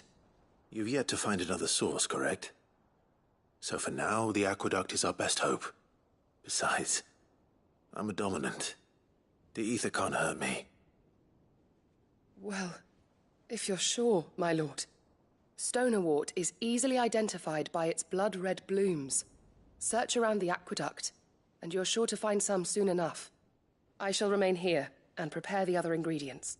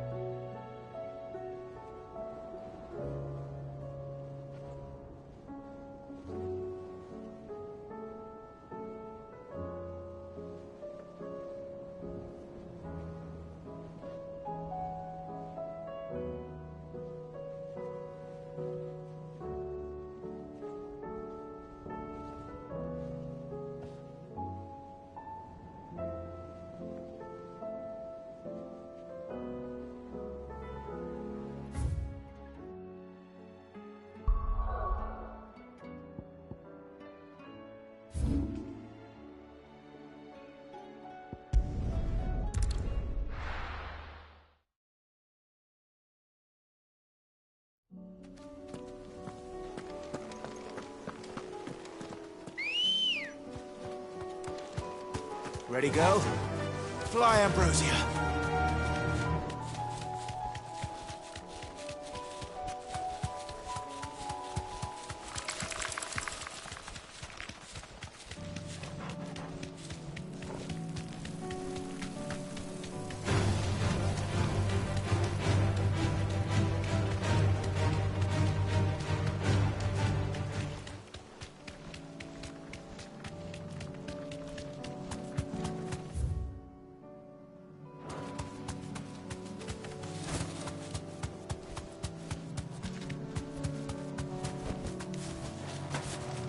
is the aqueduct.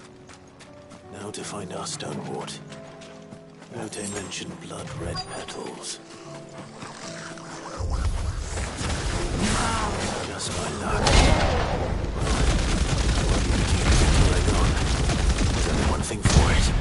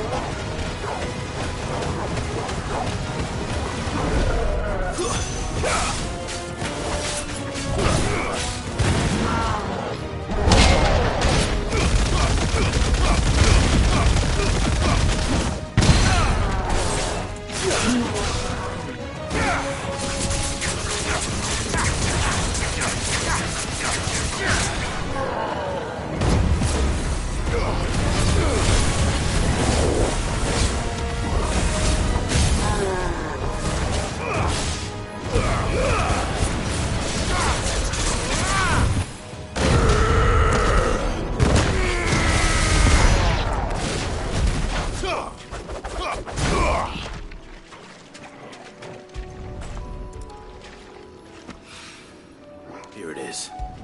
Better collect as much as I can before reinforcements arrive. Right. That should do it. Let's get these back to Yote.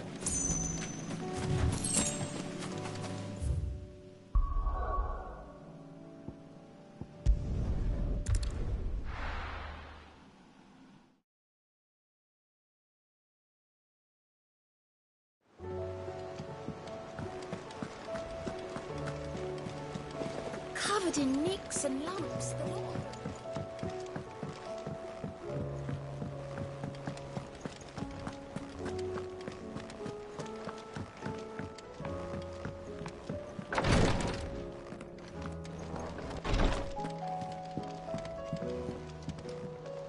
Yote, I brought back all the stone and wart I could find.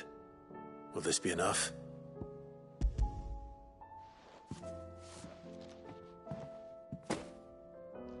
Yes, my lord. Thank you. I'm sure it will serve us until we can find another source. I'm very glad to hear it. You and His Grace are very much alike, you know. You think only of how you might help others, and never of the danger to yourselves. No more than you have minding my brother. You've risked a lot for him, and I thank you for it. I am honored that you should say so. But I beg you, my lord, do not give too much of yourself for the sake of others. We could not afford to lose you. I'll keep that in mind.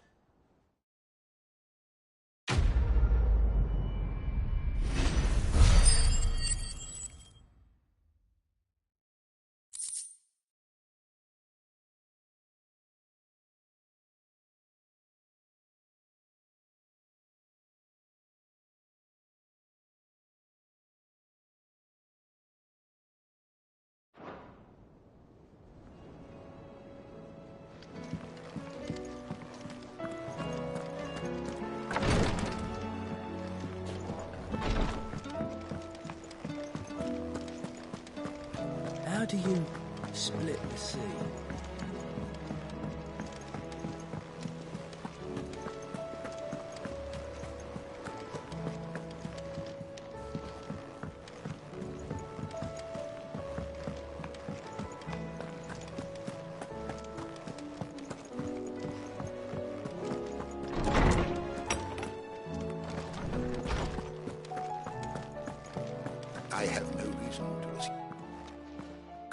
You must listen to this.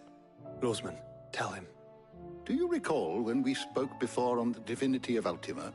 Well, it inspired me to delve deeper into the subject. And what I discovered appears to agree with the findings of His Grace. You will recall that my quest to uncover Ultima's origins began with the mural at Phoenix Gate. But while I've always known it to be important, its secrets have heretofore eluded me. Now, however, I believe I know where to find the more complete example, one that will reveal all we seek. Master Clive, have you ever in your travels chanced to hear of the Circle of Malleus? I would think not, if you have. But there was once a time when the faith flourished, the oldest known religion in the Twins, and though its popularity eventually waned on Storm, hints of its dogma remain embedded in more modern faiths such as the Crystalline Orthodox. Wait, you said it waned on Storm. What of Ash? Religious monuments are often torn down or repurposed when new faiths rise to prominence. But if no new faith arose, then perhaps the ancient temples might still stand. And so, you see now why I must accompany you to Waloed. It would appear the past still has much to teach us, though in this case, it would not have been possible without the musings of Moss. To think that you carried a copy of my old mentor's chronicles all along. I am relieved to discover it in good hands. I shall guard it with my life. Joshua, if you're finished here, join me in the ale hall. I need to speak to everyone before we leave. Right away.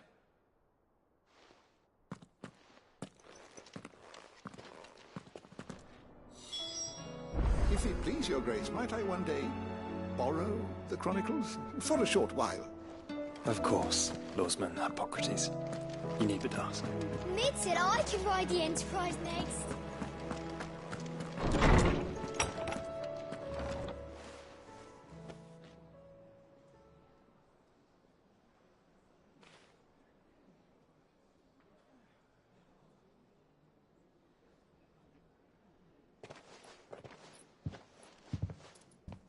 My apologies. By now you've all heard where we're going and why.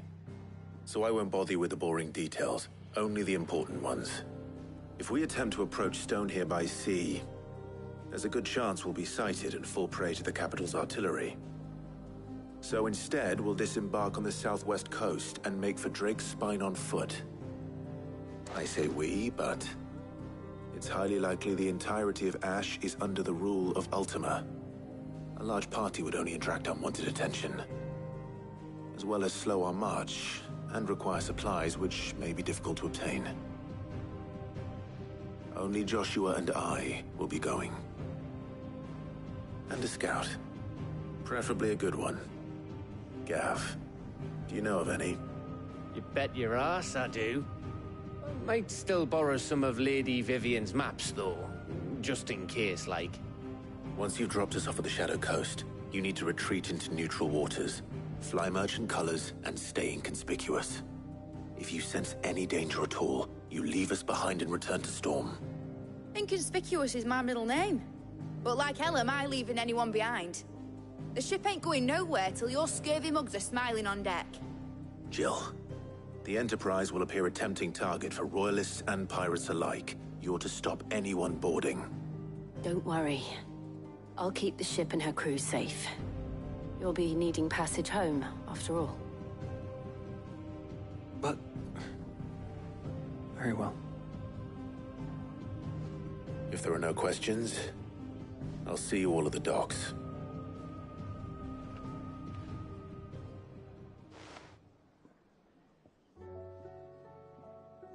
Let me know when you're leaving. I want a word before you go. Of course.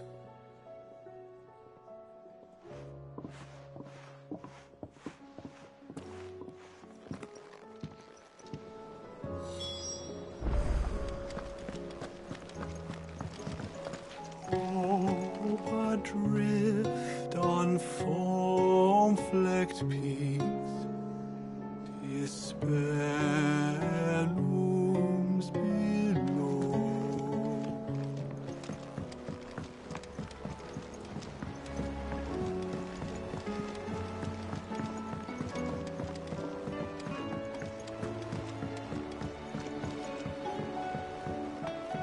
do you split the sea, you reckon? Is something wrong? Not at all. Honestly. Can't a man wish his friend farewell? Just wanted to let you know that I'll keep things in order while you're off saving the world. I'll hold you to that.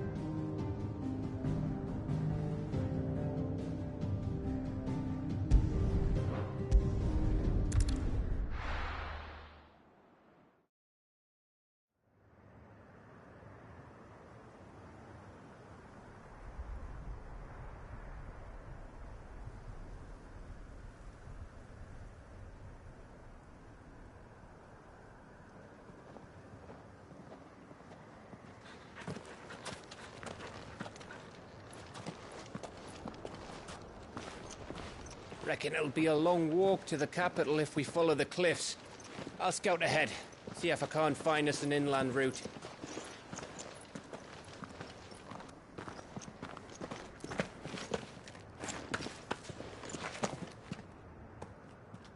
Clive.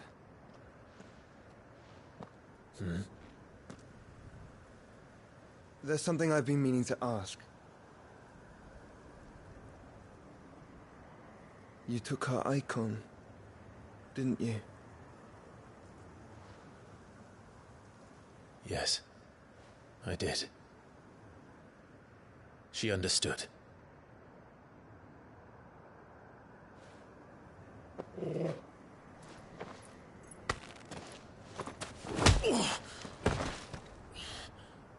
Oh, she understood. Understood that you decided to save the world all on your own, and that you'd die without her power. How dare you make her choose? You knew damn well she'd never refuse you. But I will. You can't keep pushing us away, Clive. The world is ours to save, not yours.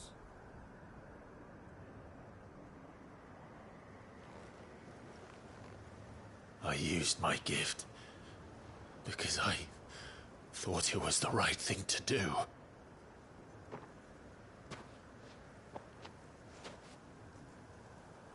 And you truly believe this will save you? Will save us all? I do.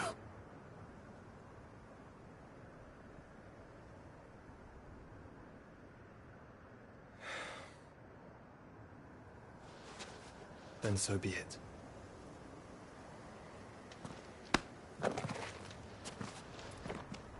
Just don't forget, you're not alone.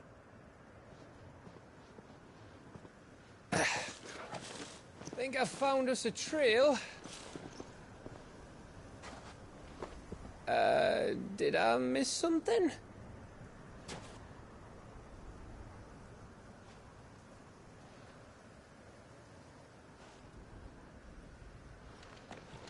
Only that Joshua didn't.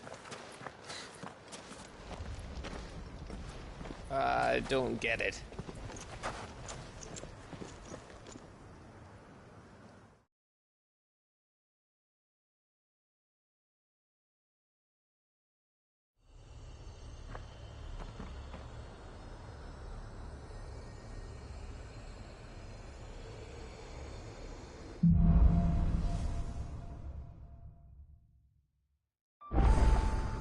Always wanted to visit Ash. We're in Waloda territory now. Don't expect a warm welcome. Oh, I don't know, Clive. That castle over there looks inviting enough. Shall we sample its inhabitants' hospitality?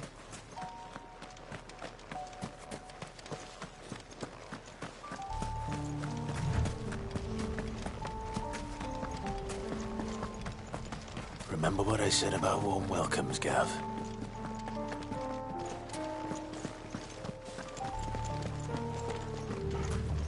This place is as dead as Greagor's ghost.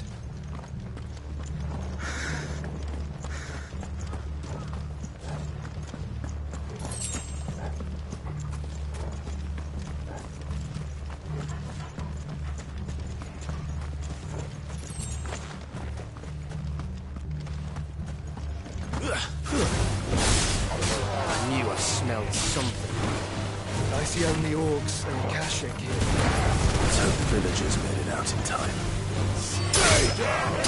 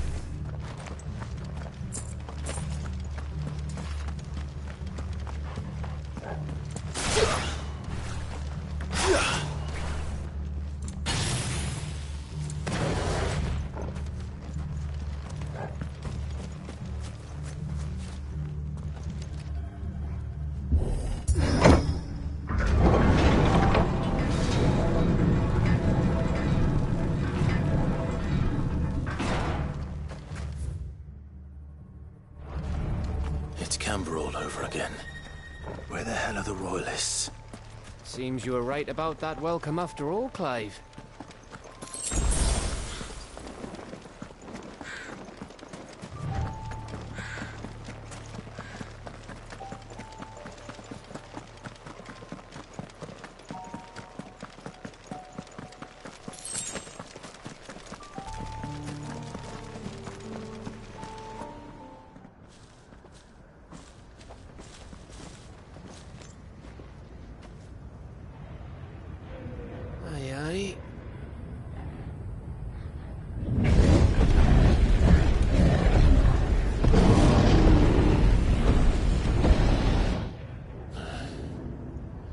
Is the whole of Ash fallen into Ultima's hands?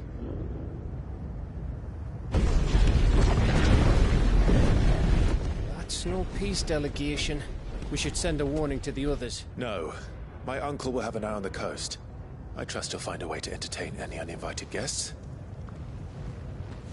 Our mark is Drake's Spine, and there's a lot of road between us and it.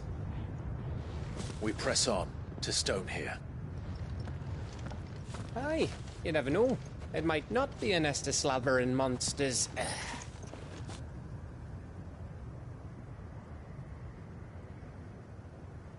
Clive, you must go on ahead without me. This stronghold is as old as Phoenix Gate, perhaps older. It may yet hide Ultima's remaining secrets, and if we are to best him, they must be unearthed. All right. Stay out of trouble. I always do. Mostly.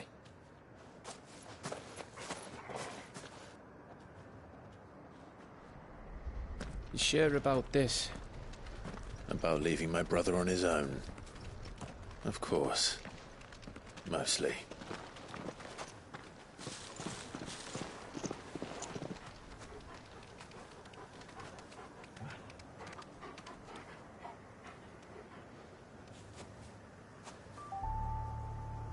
Lady Vivian's map is so old it's hard to tell which way is up. But if I'm right, we're not far from a village called Aistla. Then we make our way there, resupply, and wait for Joshua.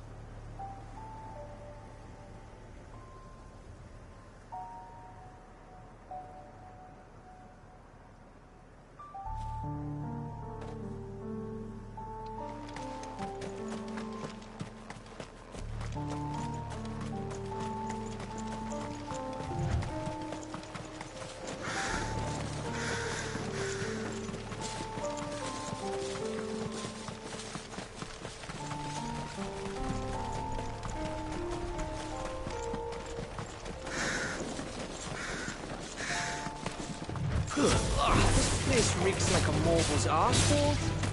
Though I'm guessing it's not the smell that will kill us.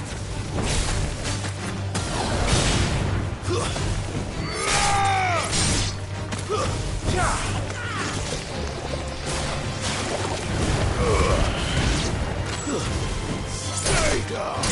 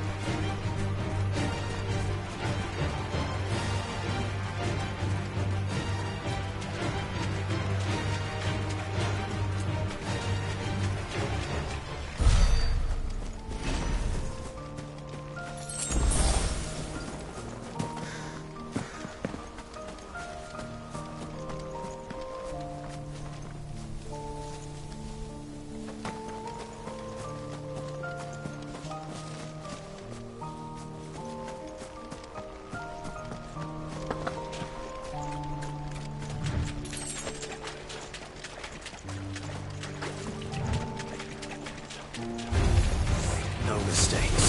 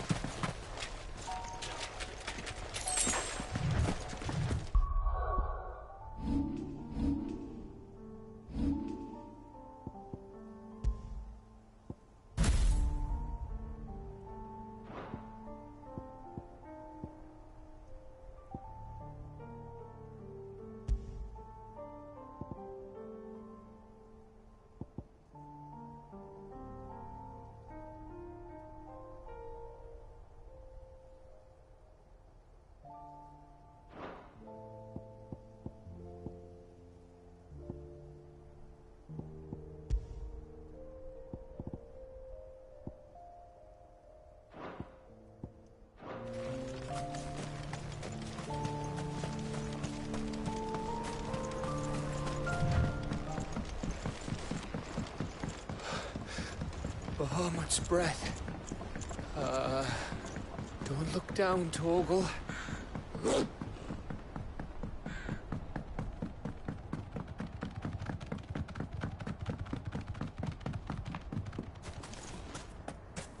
That must be Aistla.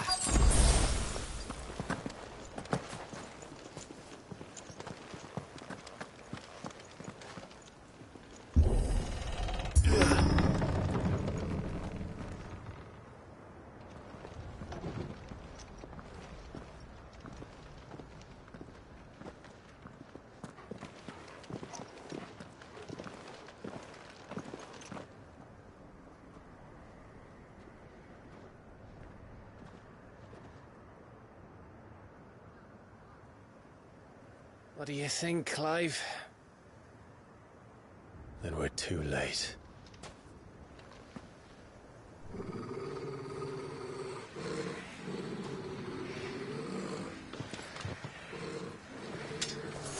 Damn it. They're all turned. There's nothing we can do. I wouldn't say nothing. No quarter, Gav! No quarter!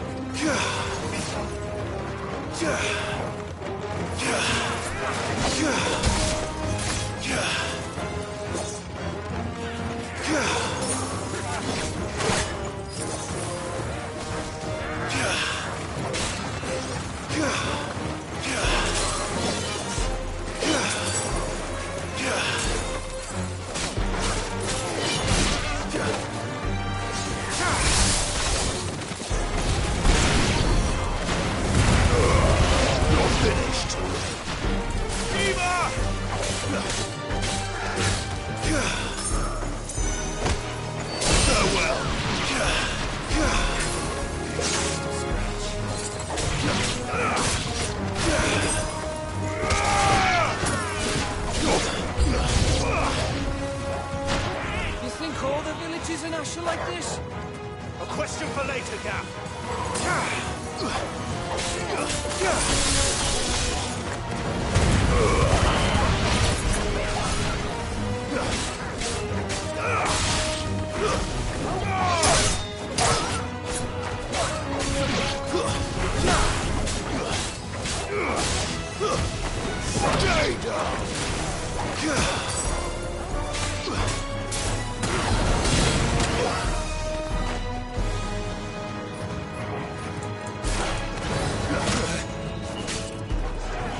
Nice try.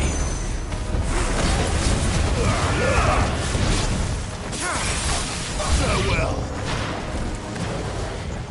Here they come!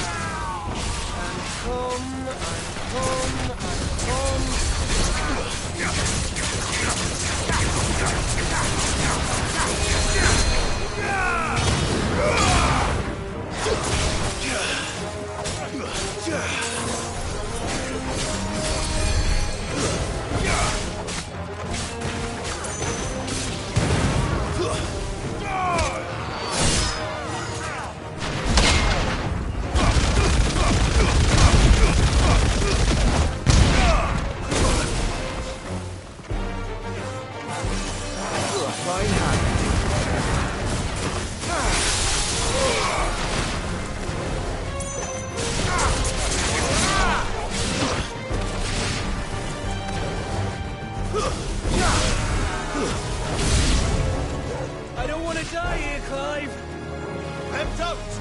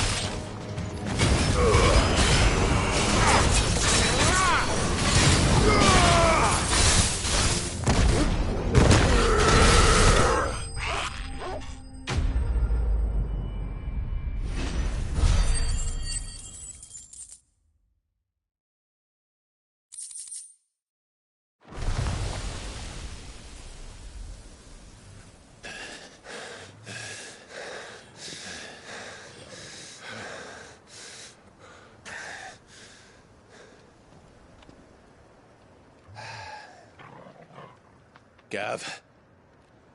Gav! Don't tell me there's more of the bastards. Oh, fuck.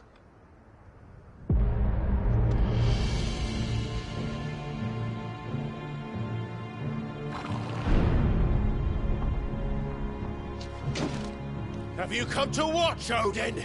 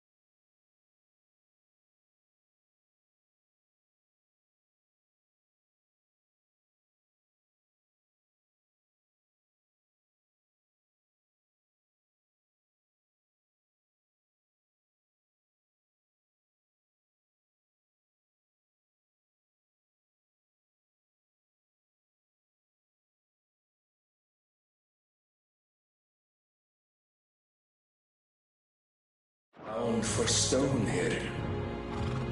Good. My master awaits you in the capital, though I cannot allow you to attend him in your present state.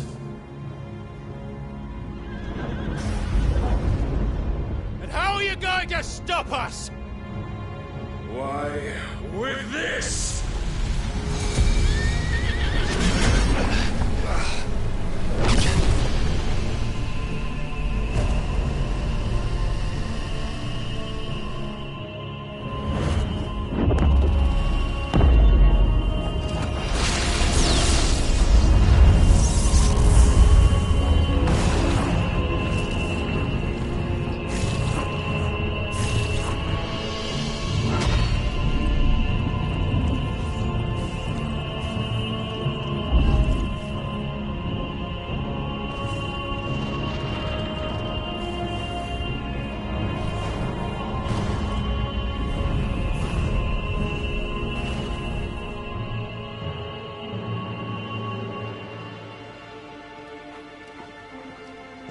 What did you do?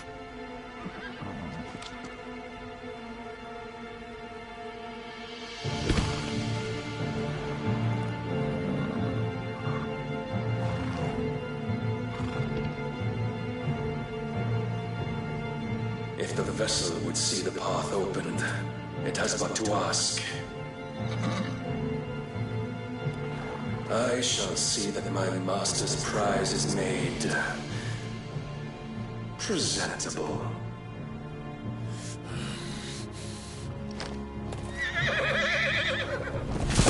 Shit! No!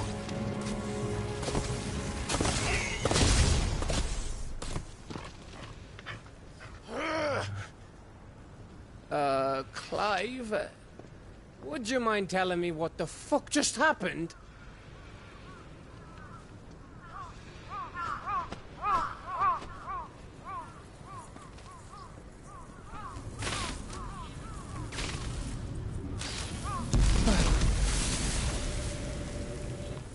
Oh, you've got to be.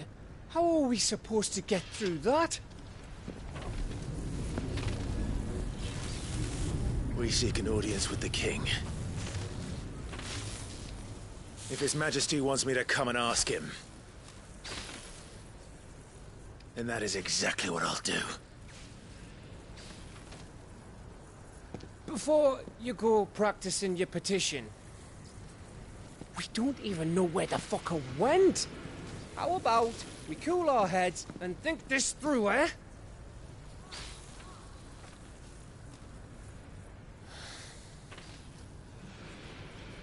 All right.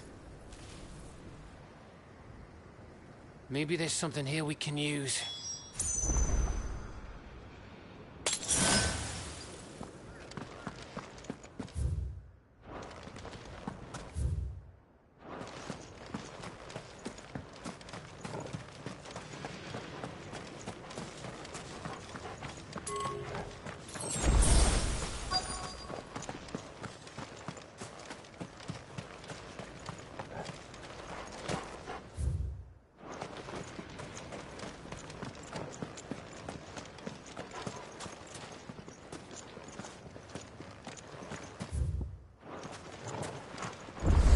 thought we got them all. So did I.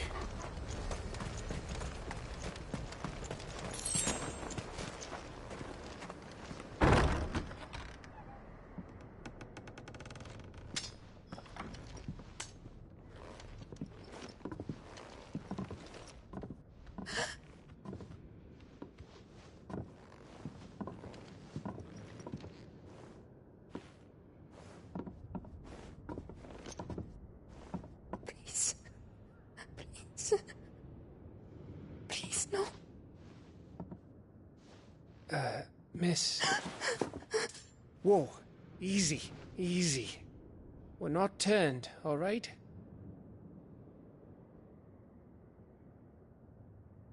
Who?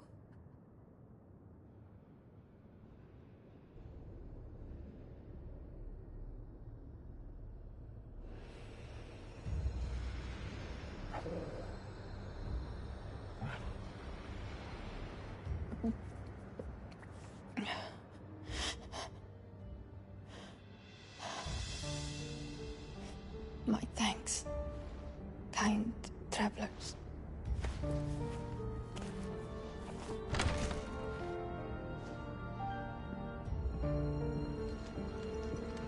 Edda, forgive me for asking, but what went on here?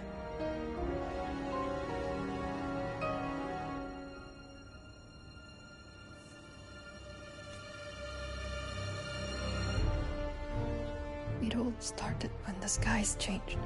The elders said it was the Arche. One by one, people went mad. Minds taken by the ether. Till only I remained.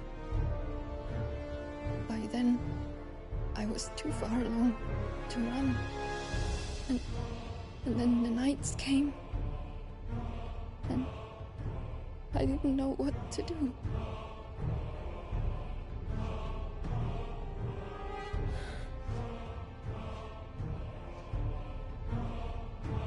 And this, Arche is... Just a story. Something our grandparents told us when we misbehaved. About how the heavens would grow dark before the land took her last breath. The end of the world. You said the others went mad. But where did they go?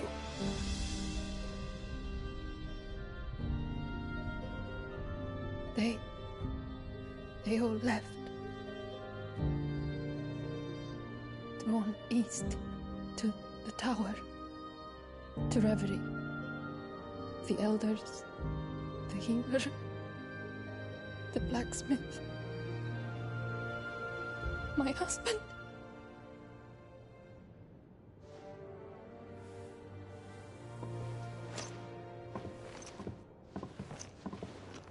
You thinking he did this? Of course. Who else could it be?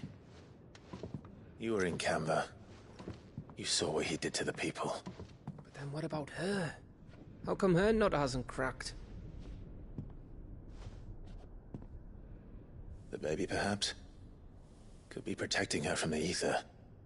I can't think of any other explanation. You mean... it's a bearer? It won't matter what it is once Ultima's magic takes hold. Time's running out.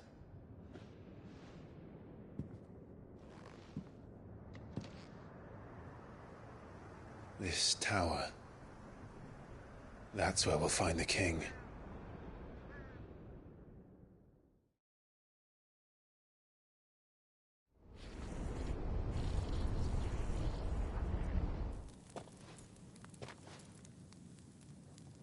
I knew it. It's the same as Phoenix Gate.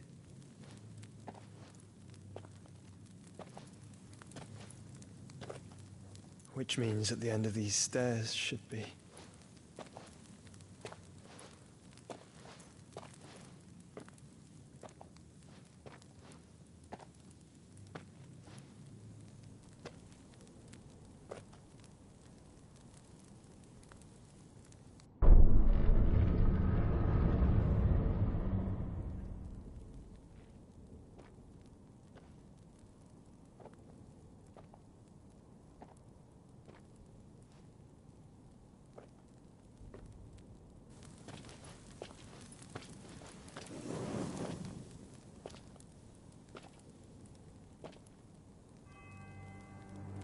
The mural is complete.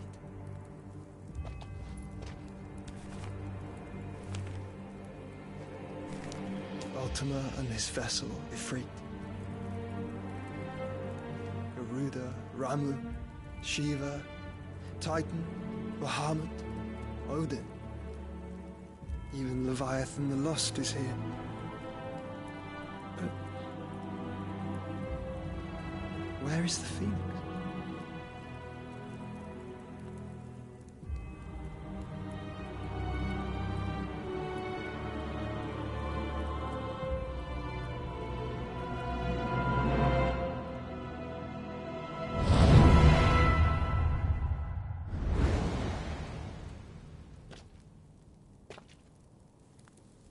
By the Founder.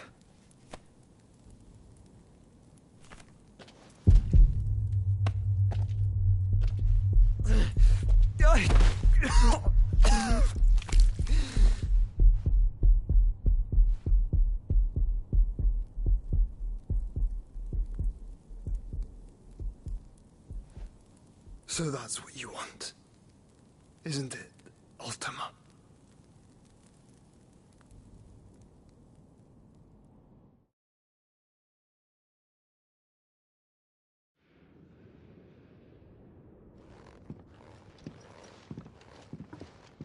So that's how it's gonna be then?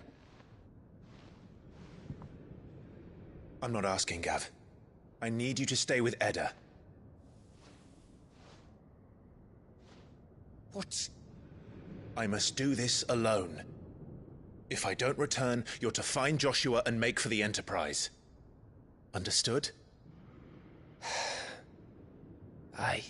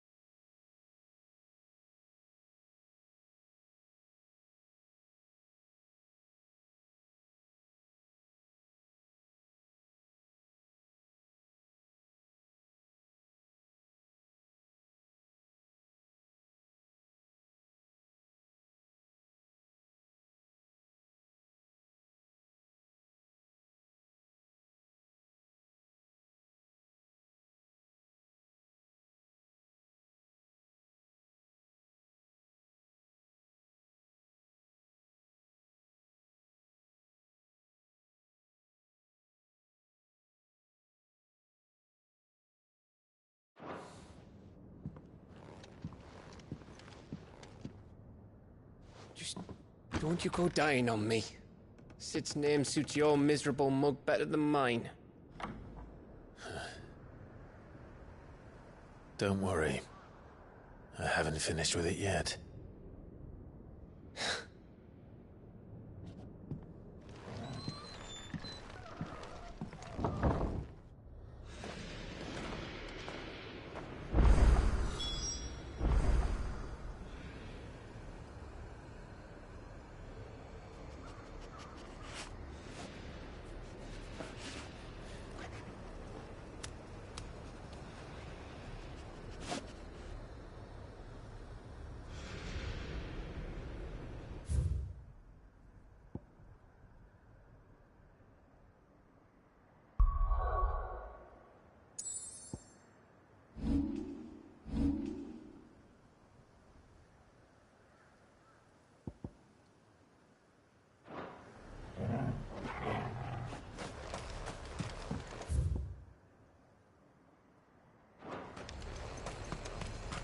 If Barnabas is controlling the Akashic, then wherever he goes, they'll follow.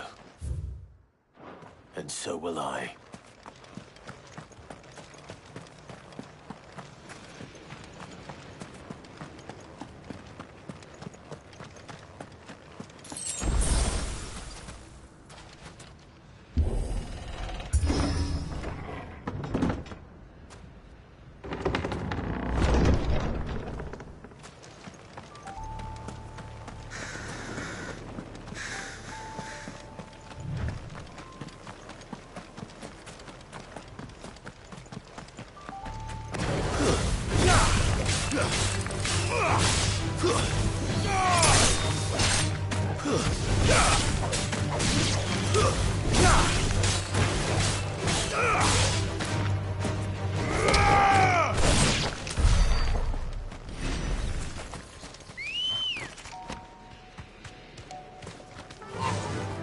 run like the wind.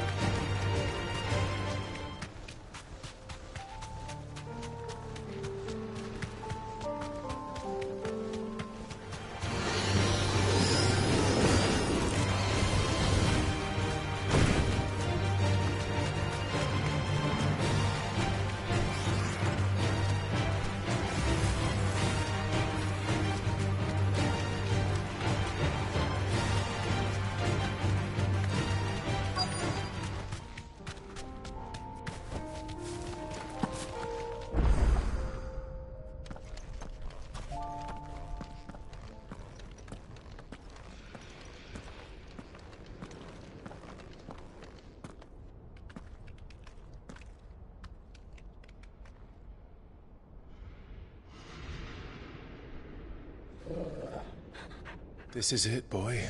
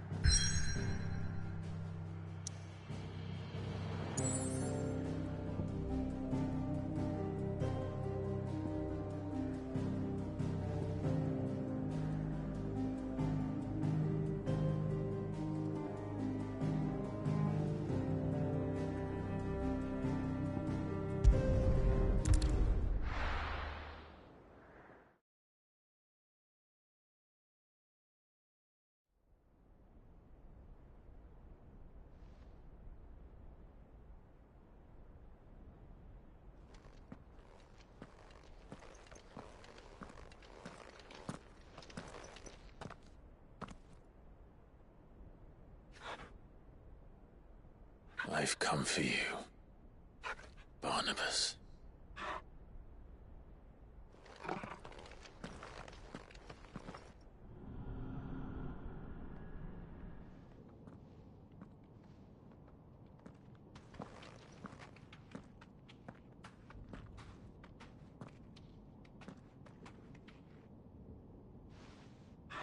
Stay close, Torgal.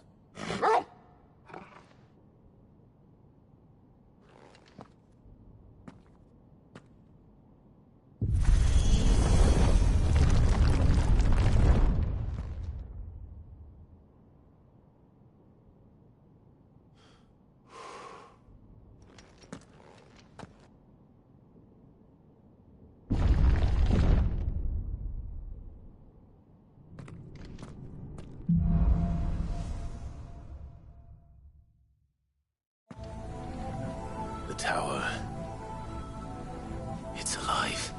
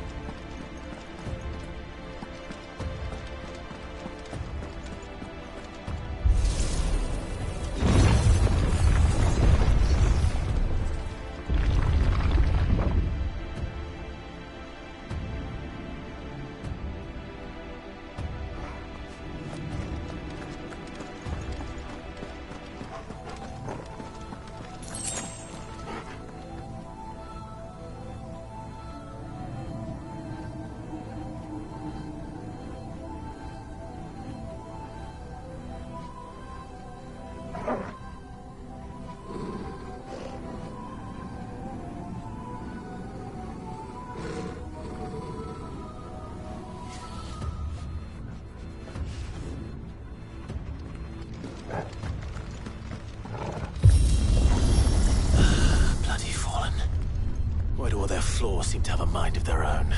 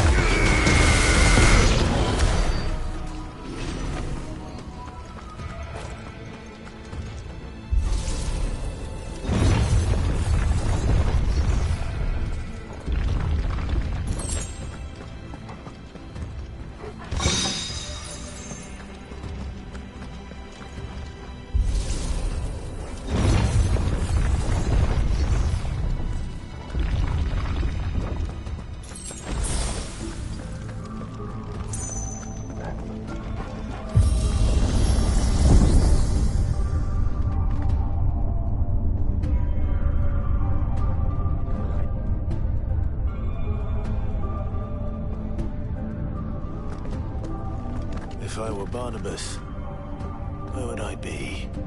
The top. So I could look down on the world.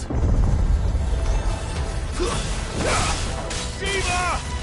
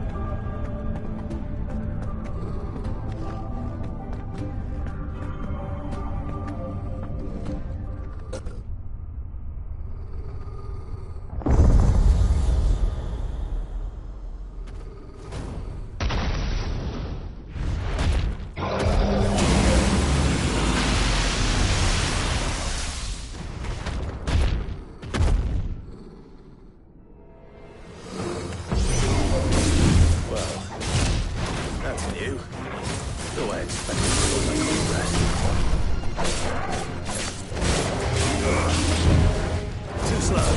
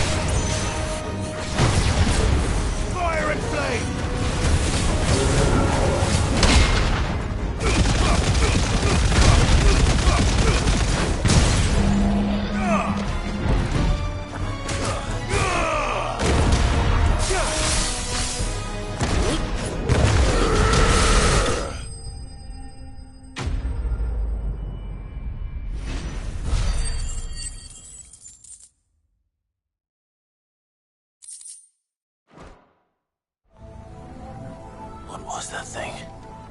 Hopefully there aren't any more.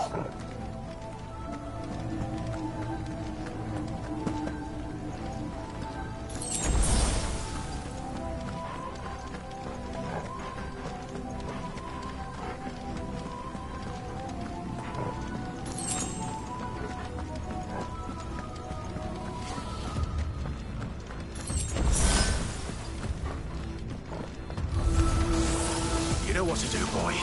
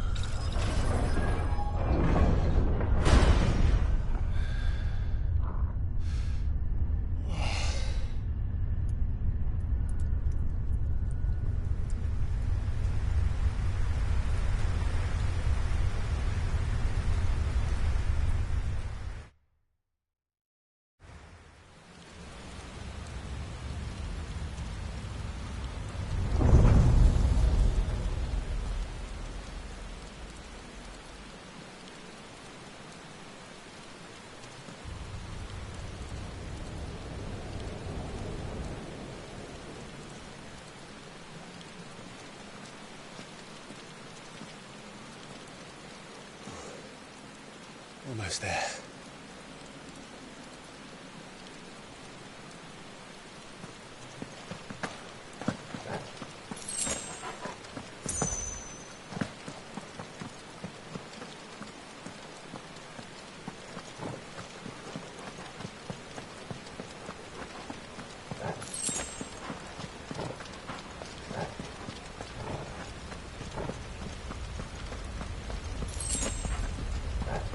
He's here. I can feel him.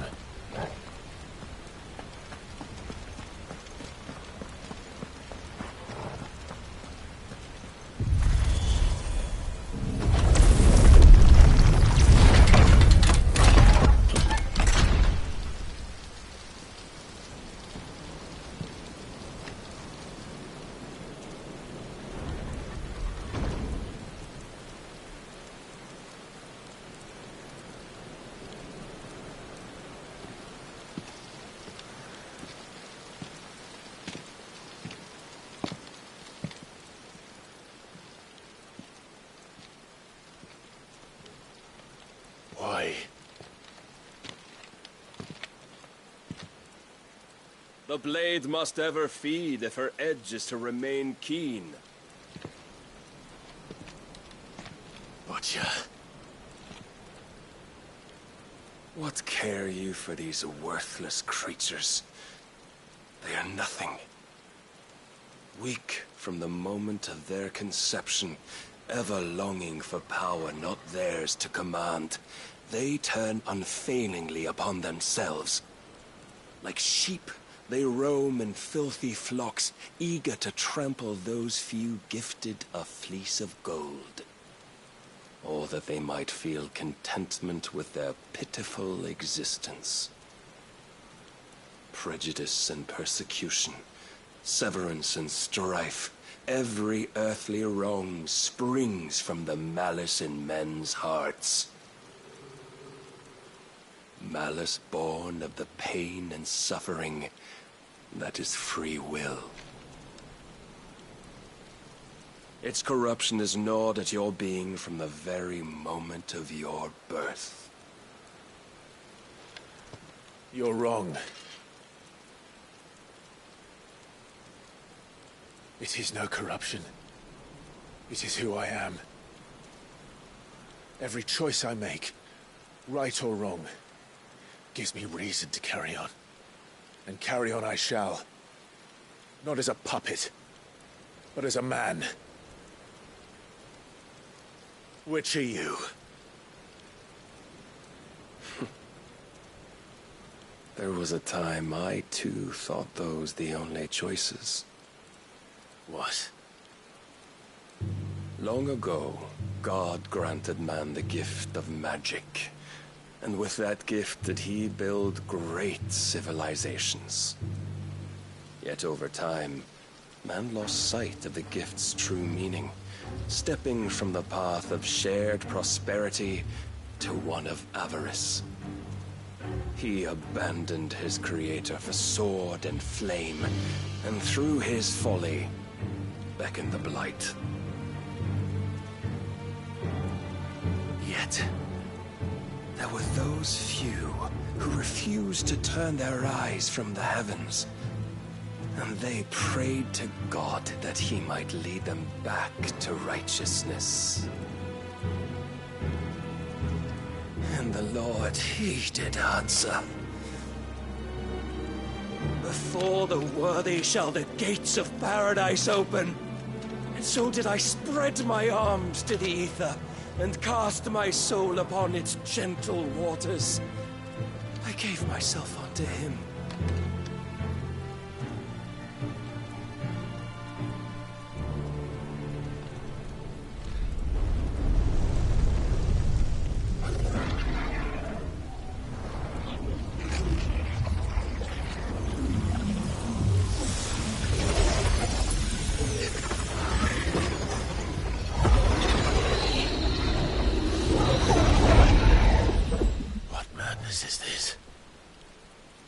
My worth proven, the Lord charged me thus.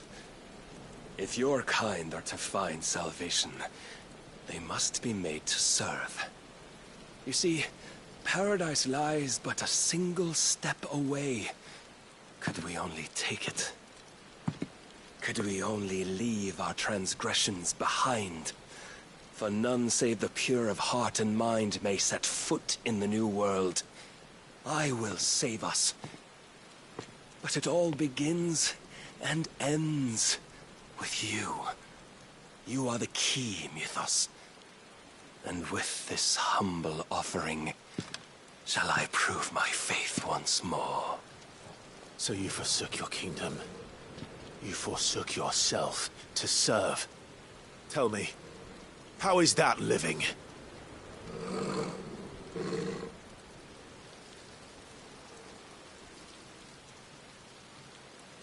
What do you...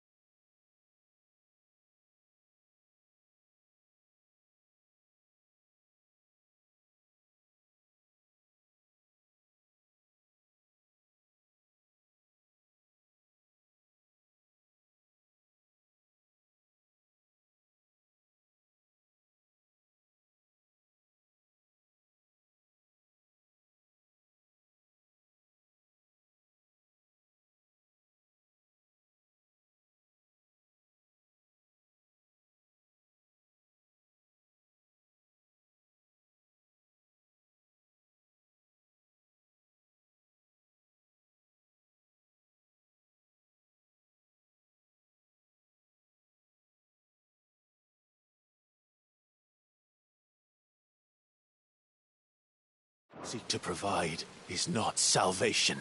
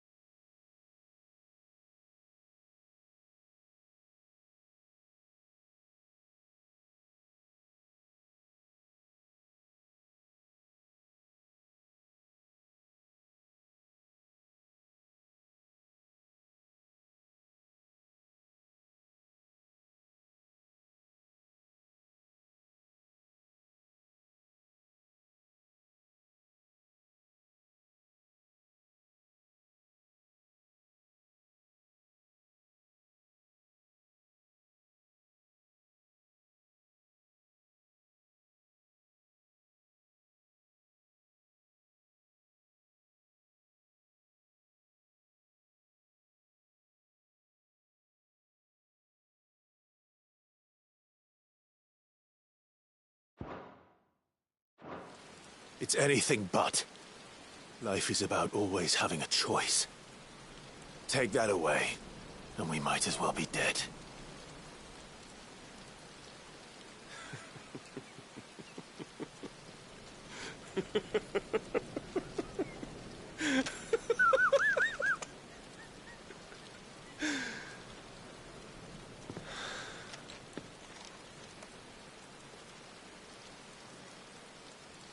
Very well.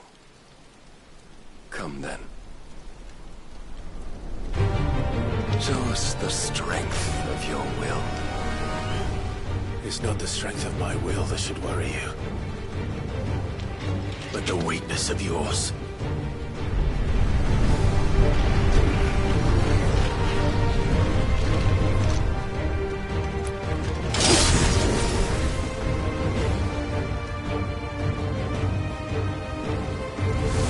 If you think your will is stronger, prove it. By this day's end, you shall know the truth.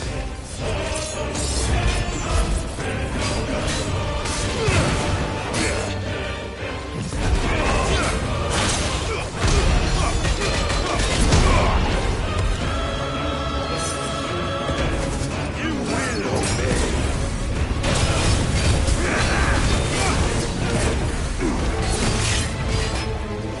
My tires rest with the might of a god. Yet still you fight like a man.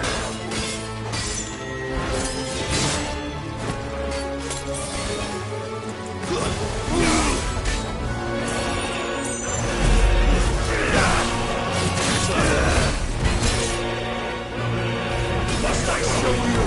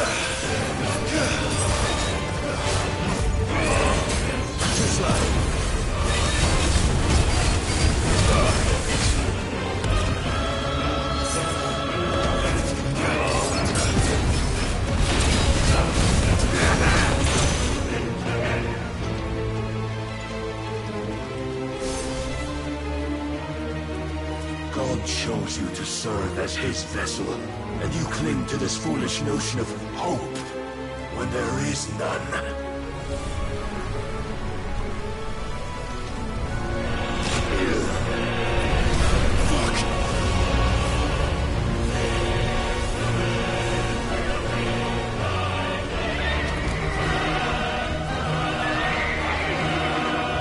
Desperate, are we?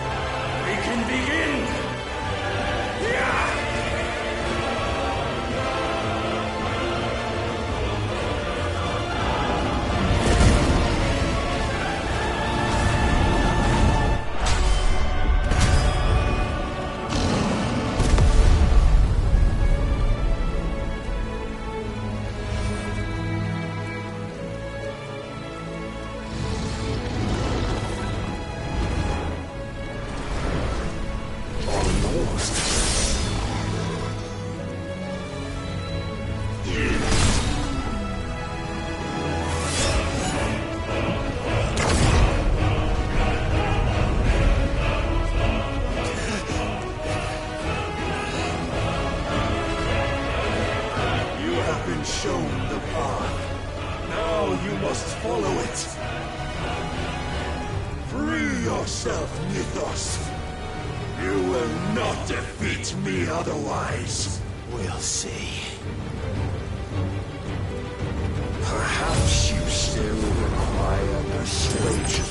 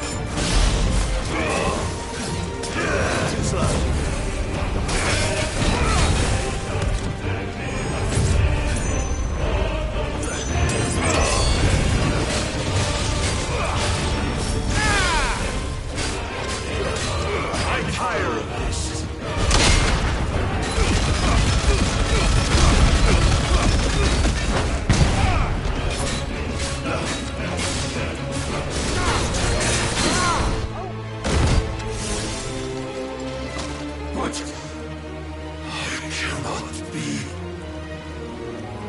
Defeated? You admitted defeat the moment you turned your back on us. When you turned your back on the truth, Barnabas. We are not as weak as your god believes.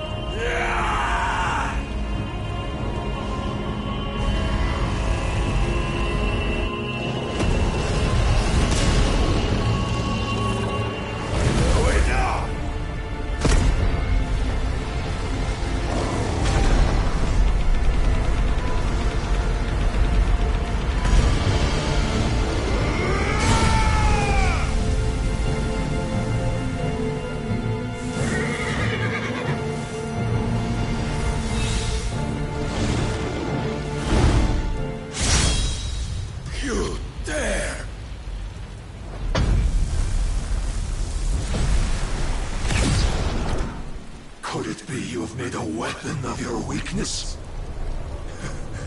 My apologies.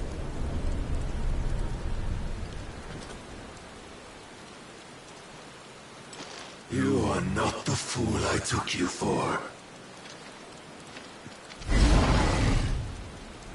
And so it ends. No!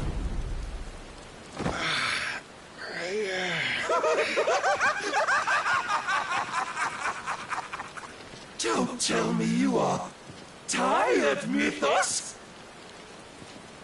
Your stubborn defiance has stirred my long-becalmed heart, filling it with a joy that I have not known for generations! I had thought the tantalizing kiss of self-indulgence a dream forever out of reach. And now that its sweet ruin courses through my veins, I shall not be quick to relinquish it. Show me your work, Mythos, that I might revel in it!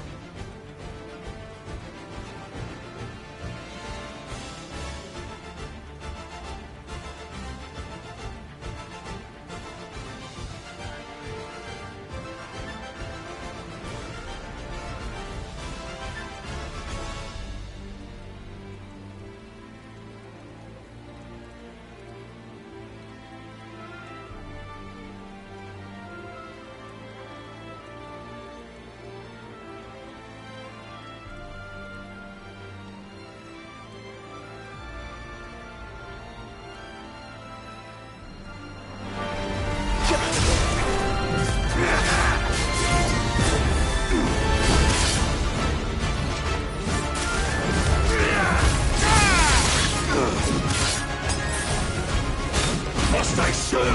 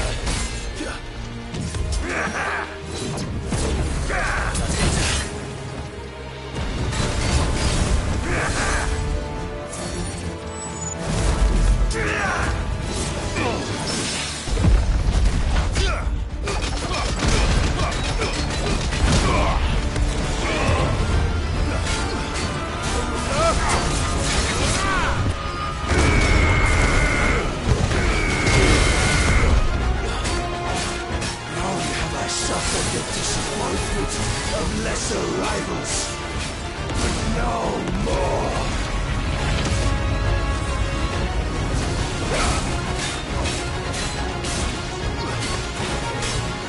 Oh, my constant congregation, salvation is come.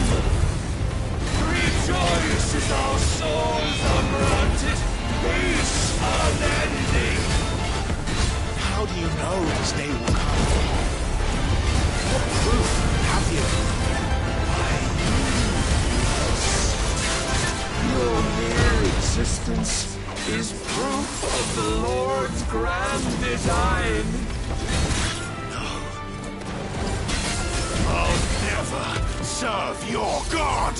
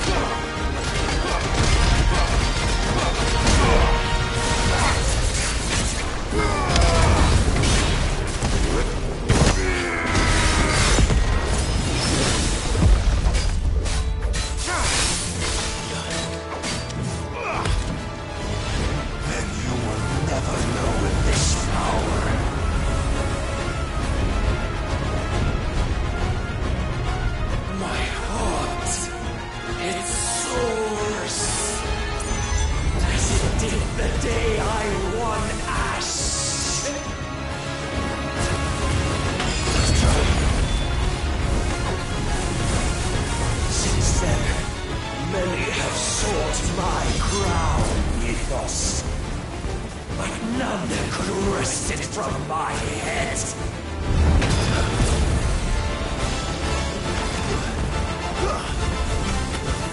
Come! Have you the strength? Have you the will?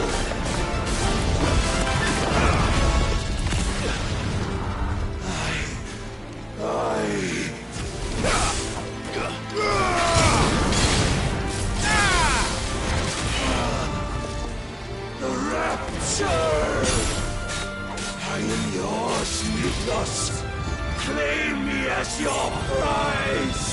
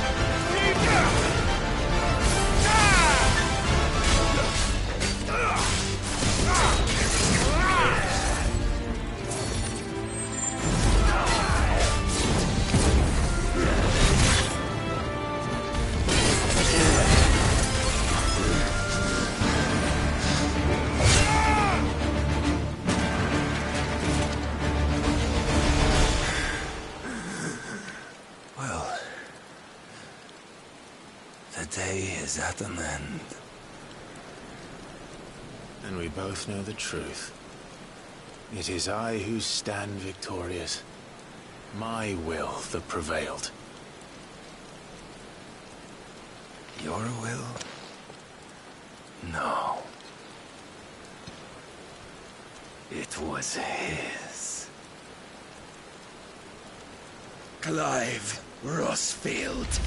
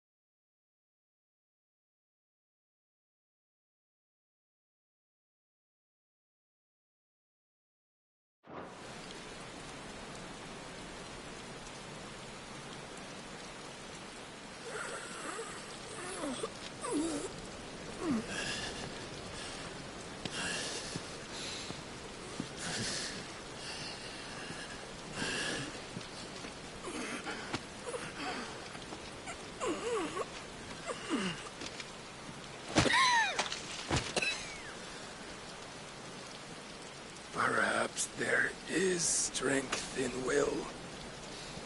Would that I had not relinquished my own.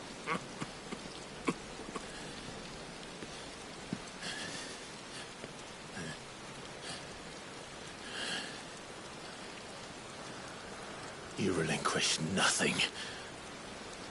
What was it, if not will, that made you strive for a new world? Strive to win your master's approval?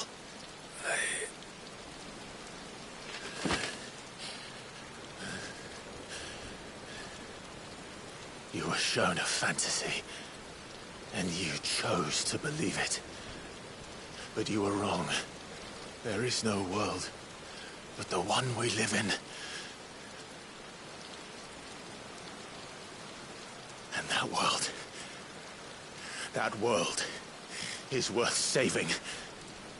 Even if it means killing a god.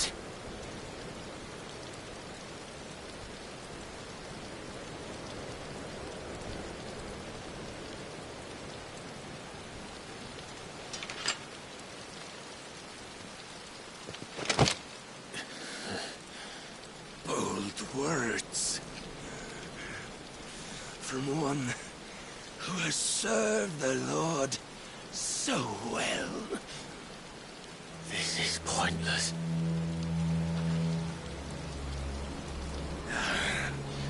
But I almost forgot. I promised that I would make you presentable. Did I not?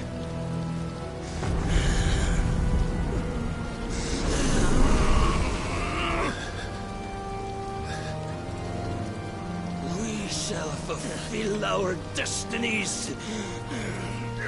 Just as the Lord's Mother Crystals have fulfilled theirs.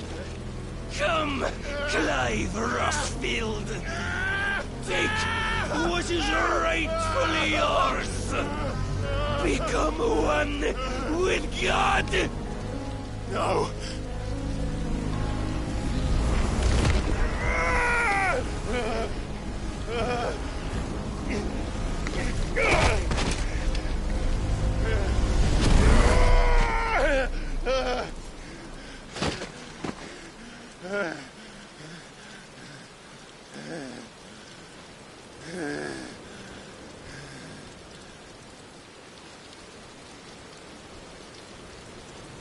At long last, salvation.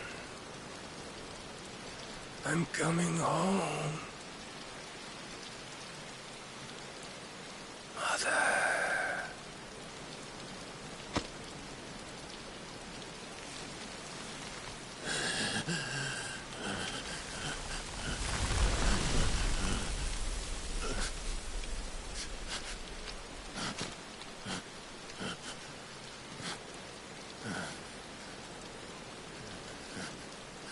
Tell me, how does it feel? Show yourself! Face me! How does it feel to consume your rival's strength, to gorge yourself on their being, to edge step by trembling step ever closer to the divine? With or without a will, you are still but a vessel, our vessel. Behold, how your body shudders in anticipation of its fate.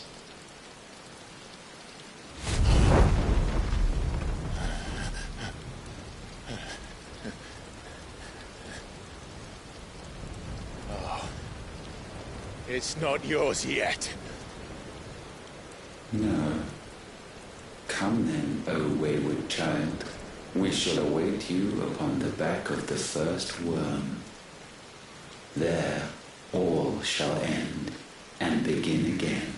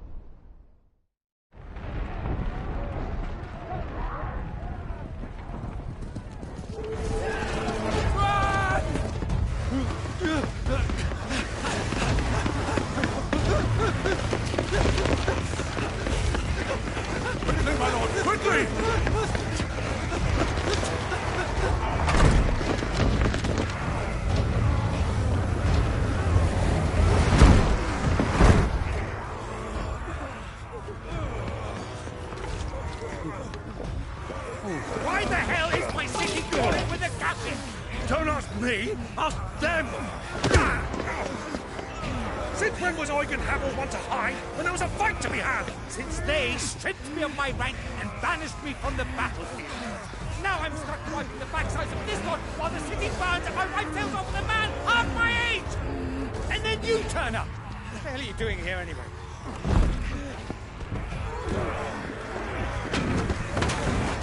What indeed? The enemy numbers 200,000 or more, counting Yorks. There are simply not enough soldiers garrisoned in the capital to repel an army of that size. Then what of the central keep? Held by a contingent of soldiers and bearers from the surrounding boroughs. They are the sole reason it still stands. And all it took was an army on their doorstep to bring them together. The prospect of death does put things into perspective. Perspective. Perhaps it's what we've lacked all along.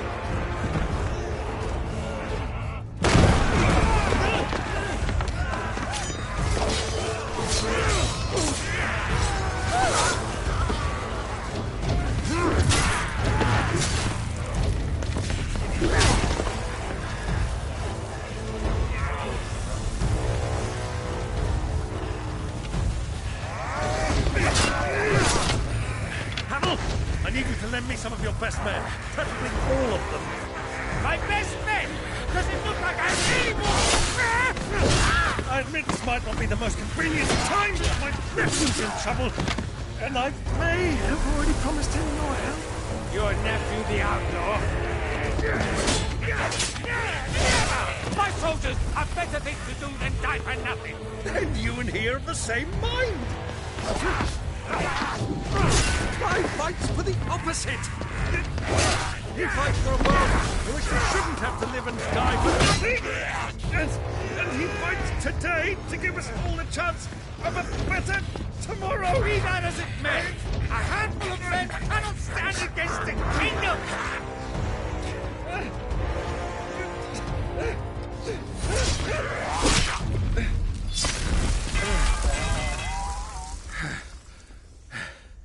Then mayhap they are the wrong men. Well, I'll be damned. Our numbers are few, but I shall rally as many of my dragoons as I'm able. You, apprise the Lord Strategist of the state of the city's defenses. Yes, Your Radiance. And you would fight alongside us? I owe the Phoenix a debt.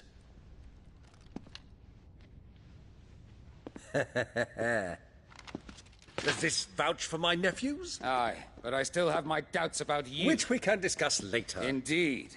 You said you had men garrisoned in the keep. Captain, do you know how many yet remain? Allow me to confirm. Commander? Whatever their number, Randalar will be needing Gather the them bodies all. and build a pyre in the courtyard. Quickly. Terence. My lord.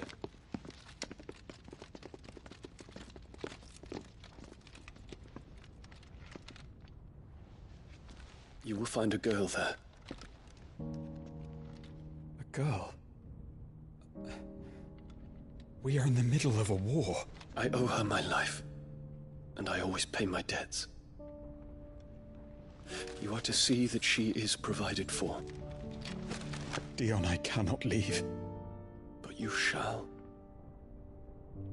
If I'm ever to be worthy of the forgiveness of our people, then I must earn it. And I must earn it by my hand, and my hand alone. Know that I do not ask this lightly. And know that I will do it.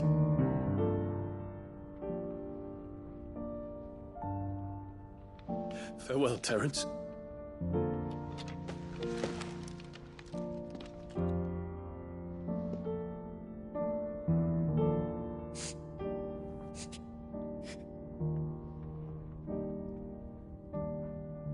Farewell, my prince.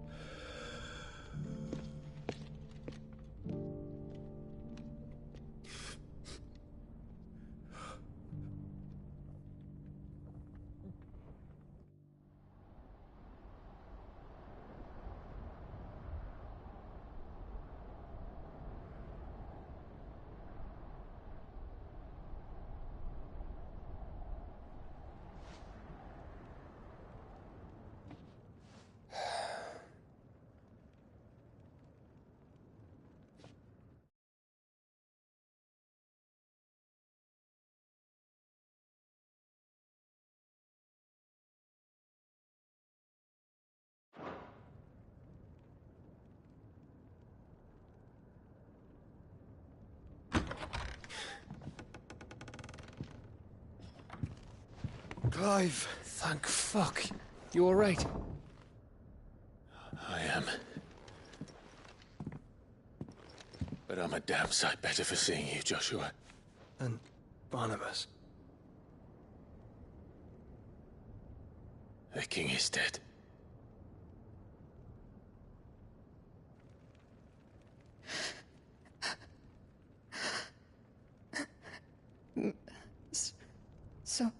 So they're all...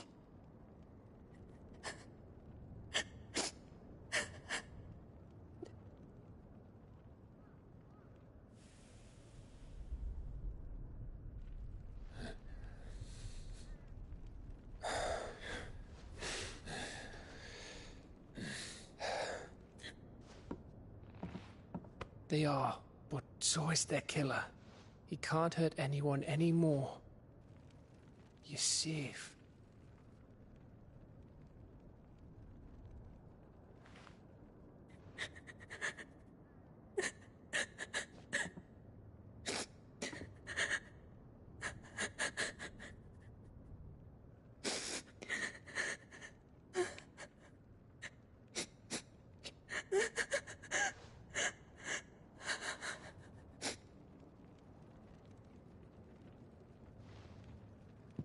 Gav, we need to talk.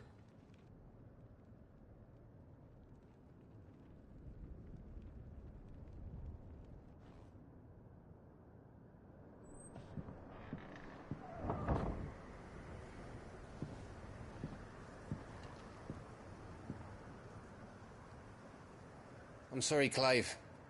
You know I want nothing more than to go with you. I do.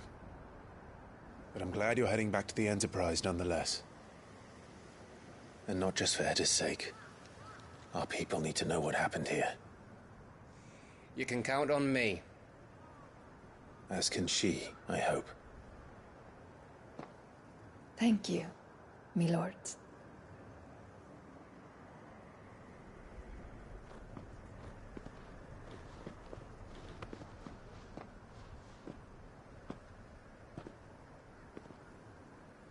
Do you think that was wise? Wiser than leaving a woman with child alone in the Deadlands. They'll be safer at the hideaway. For now, at least.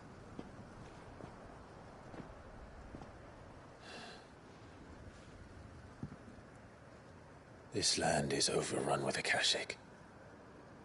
The king himself was long turned, albeit by choice. All to serve Ultima, in his damnable quest to forge the perfect vessel. The chaos Barnabas wreaked upon nation after nation. How many were killed for this? He didn't consider it killing. Or a mercy of sorts. A way to end their suffering. He truly wanted to save mankind, and ultimately use that. As he uses us. But why us? What are we? What are we? We are dominants. That is our fate. But that doesn't mean we have to accept it, which is why we fight. For the right to deny it. Is that not so? It is. For our sins.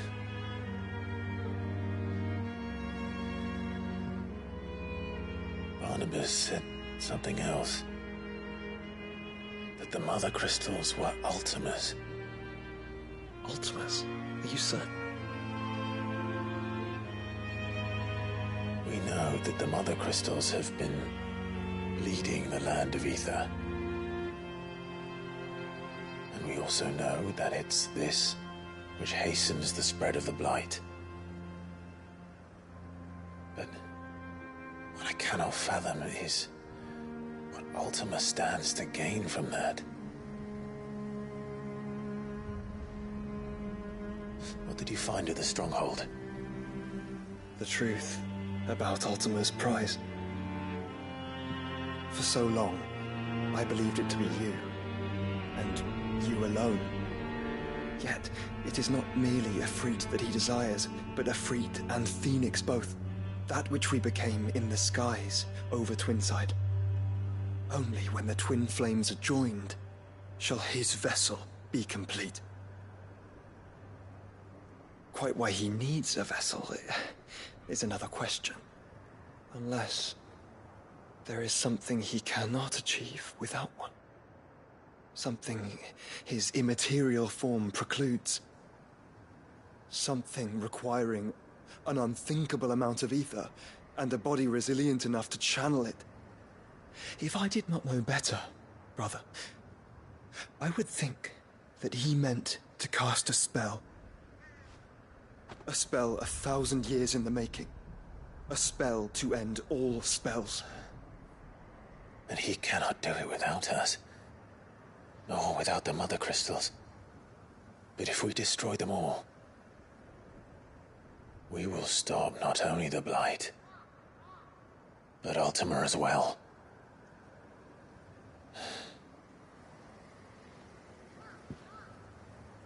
We stick to the plan then. Only this time, we face him together. Well, it's a long walk to Stone here. Let's not keep Ultima waiting.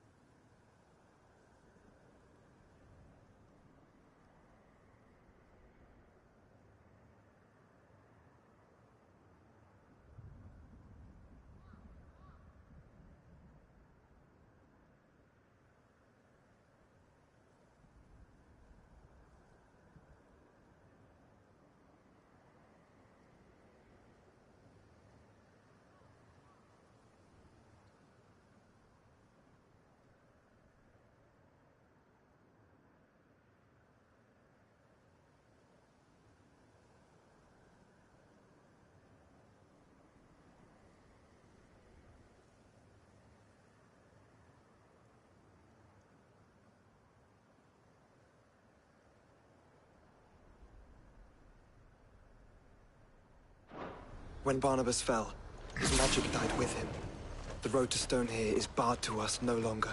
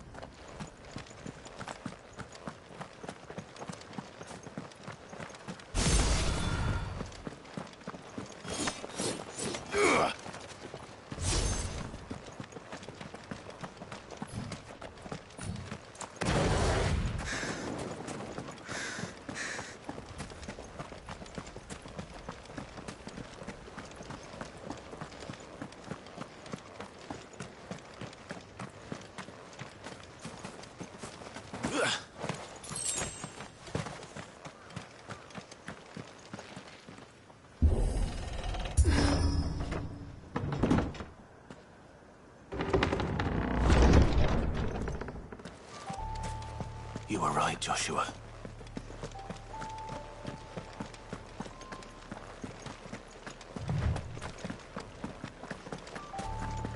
Bodies up ahead.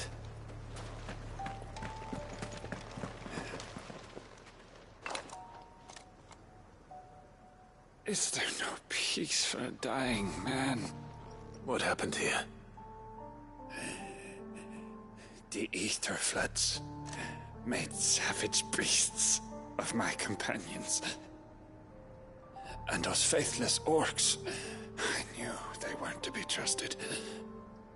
We were told that they would stay loyal to our cause. Something commanded their loyalty, but it was not us. It's a wonder they stayed faithful for so long. Perhaps they sensed our downfall. The king is gone, our nation in ruins. What becomes of us loyal pawns now? Sworn to a shattered throne. Fuck Waloed. Fuck the dead king and his god. Fuck this withered shithole. The floods do not affect you. You are a bearer, albeit one who's lost his brand.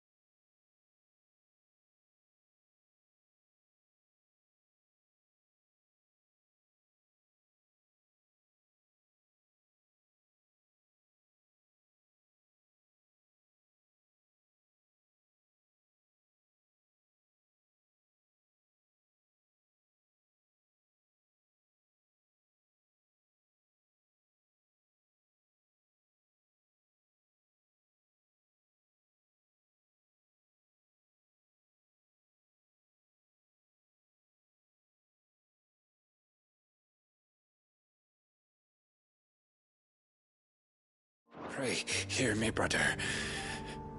Will you grant this pawn his final wish? Will you lay my dying soul to rest? Of course. What do you need? Finally, some luck. Beyond the castle walls, towards Stonehere, there is a forest. Neverturn.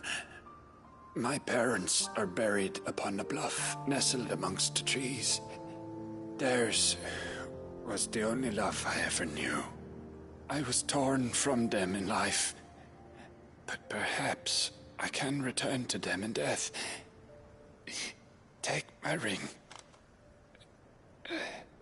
See that it rests beside their bones.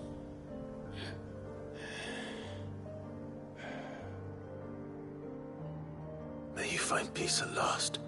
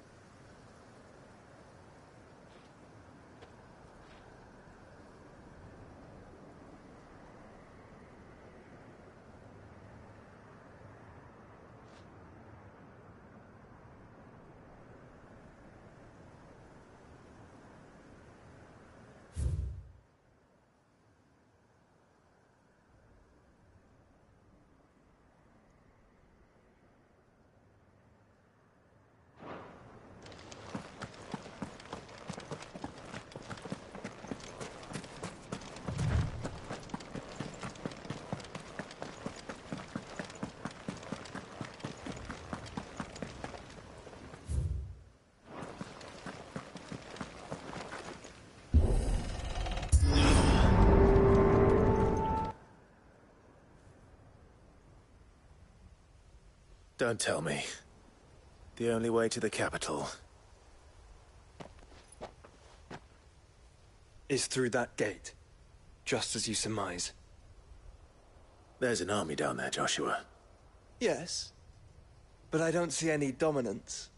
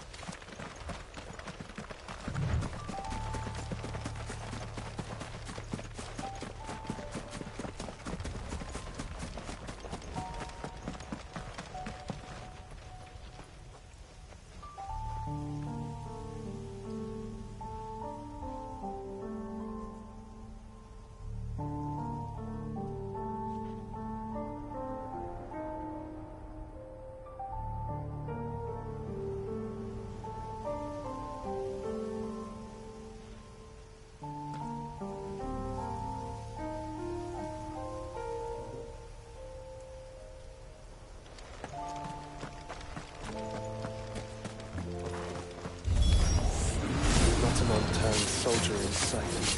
Then we end their suffering.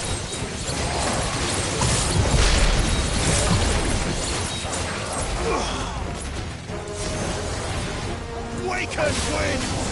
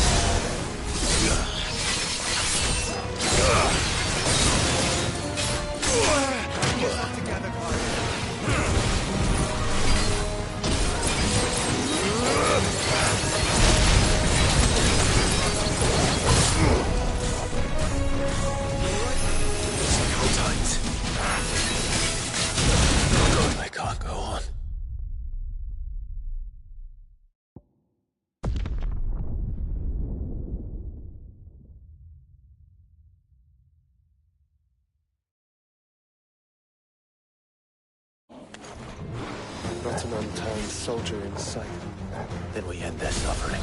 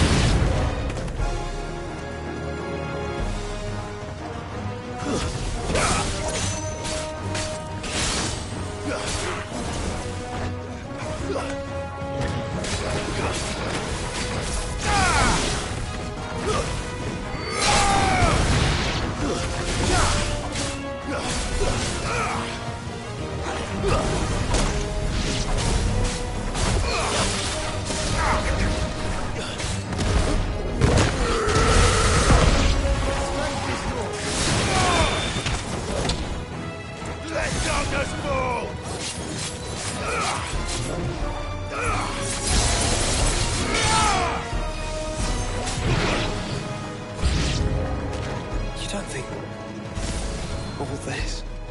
It's for us. I wouldn't put it past Ultima. We've made nothing easy so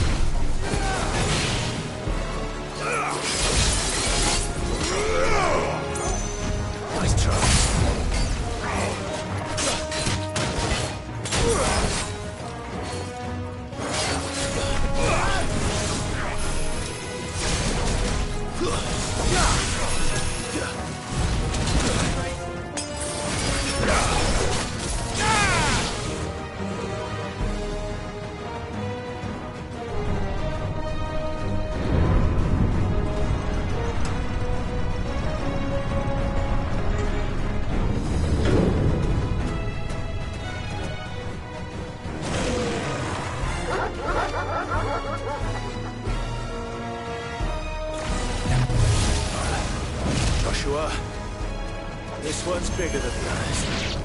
And leader, by the look of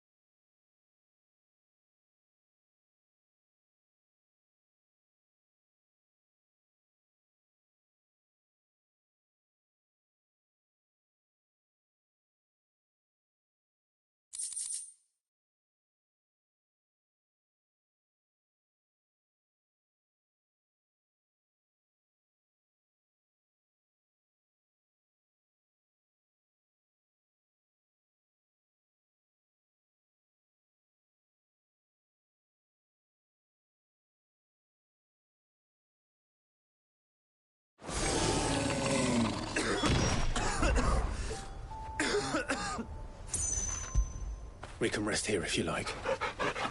Don't worry. I'll be fine.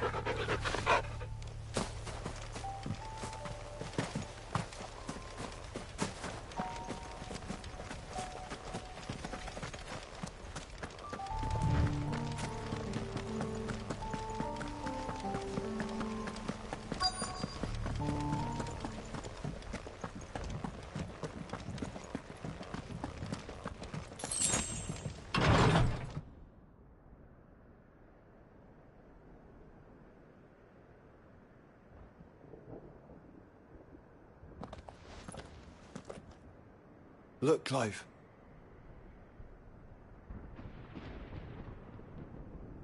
By the Founder. The place is a fortress.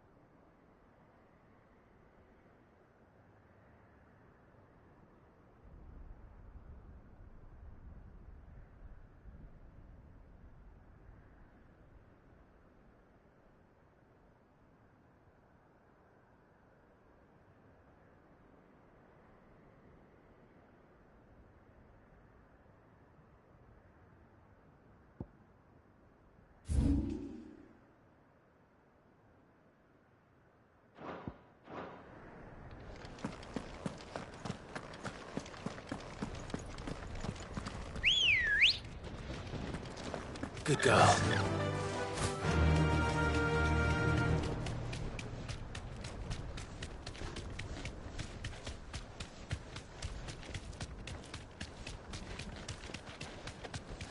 No villages.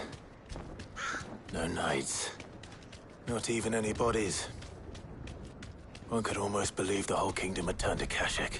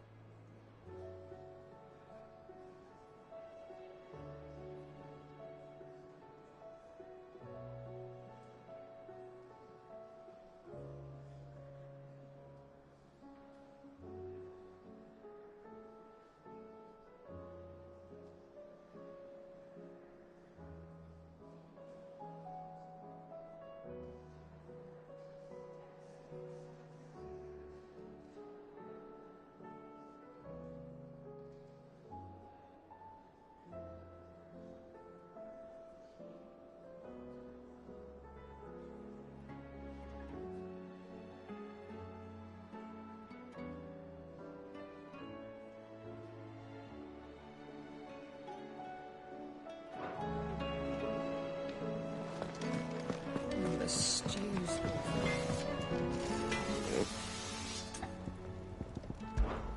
The sound of ringing still.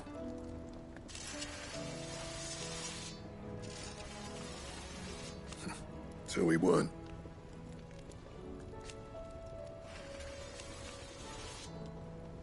Who knows? So, what'll it be? That it? Fine.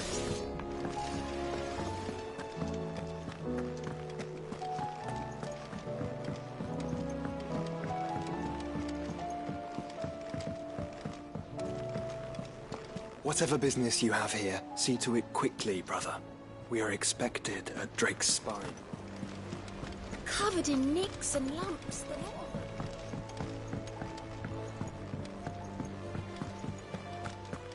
This is it, Clive.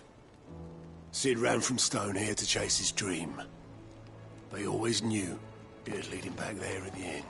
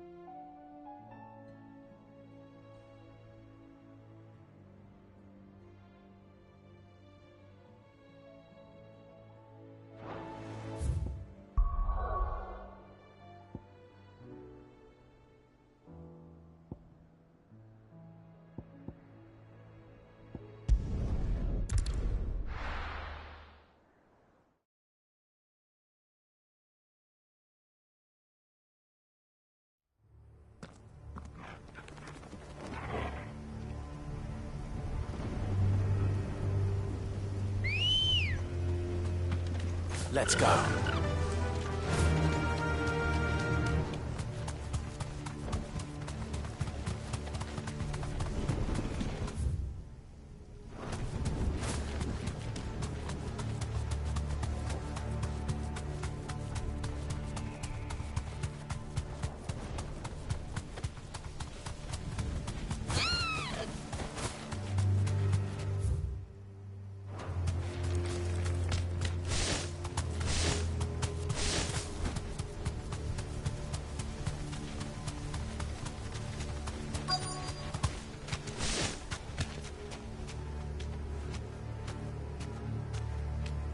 Be safe.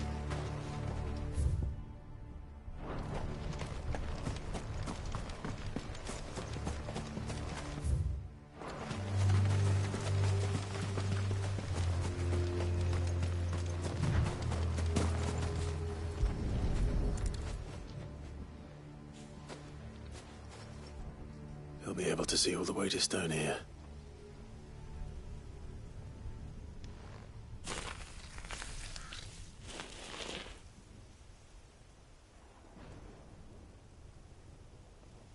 As fine a resting place as any man could hope for. Reunited with those he loves at last.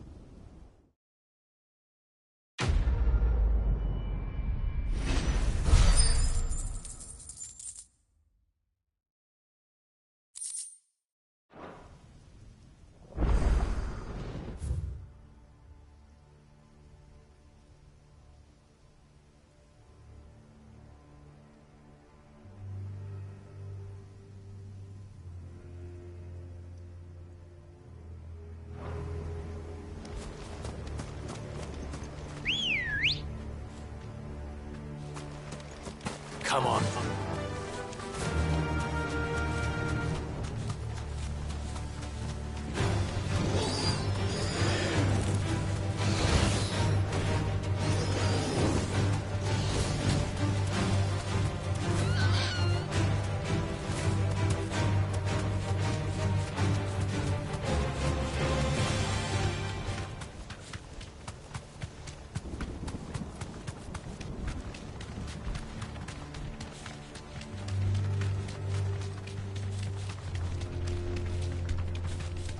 Does it bother you that we haven't heard a single human sound? Everything about this place bothers me.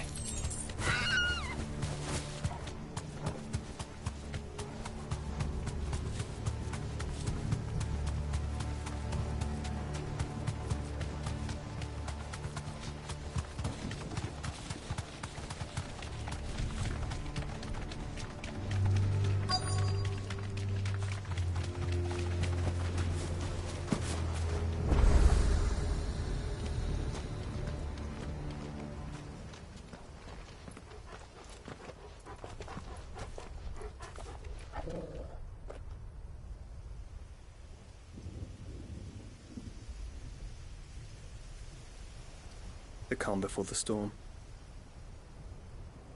There's only one way into that city. Across the bridge. Through the main gate.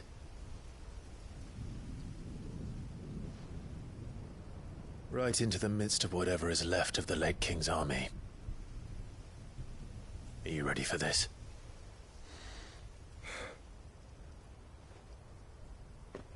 As ready as I'll ever be.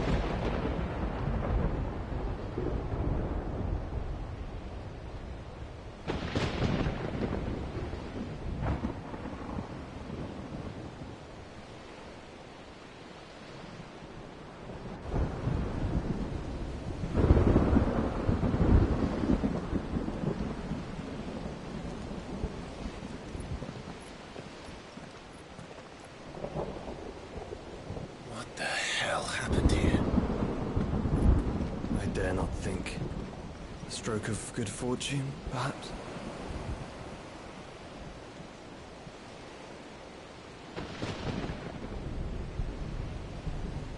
I hope you're right. So do I.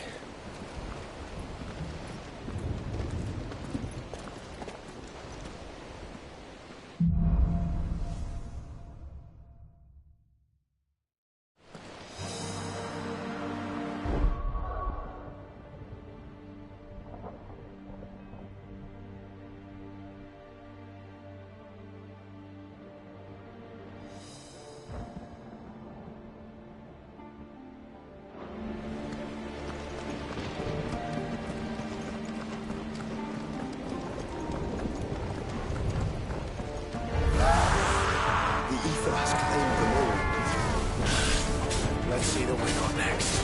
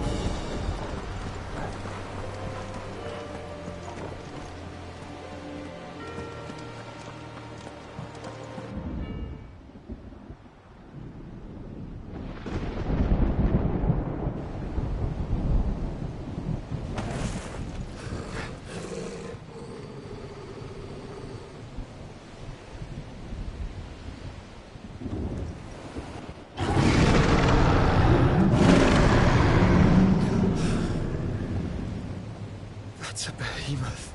Who'd be mad enough to tame such a beast?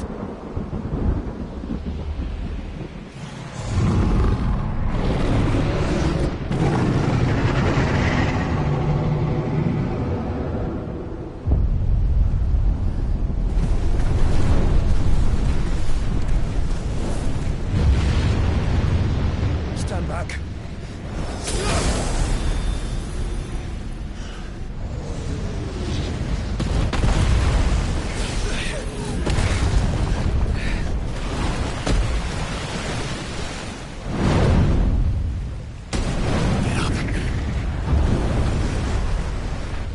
Here it comes.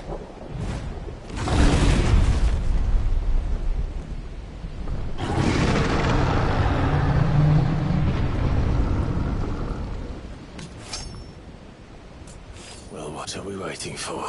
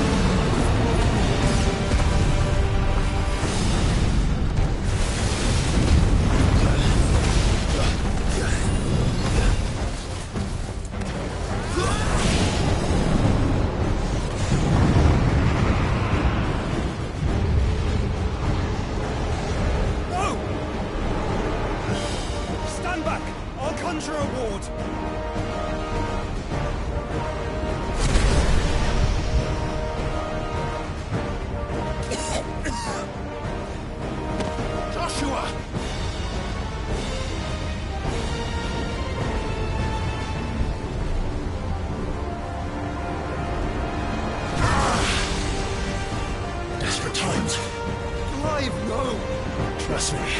No more shield, remember?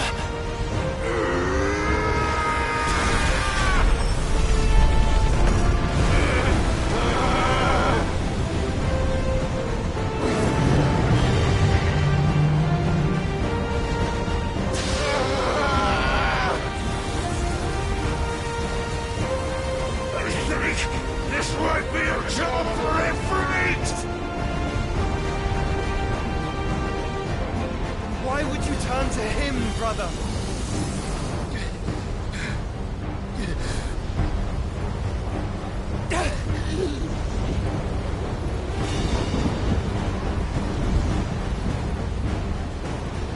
When we fight fight together.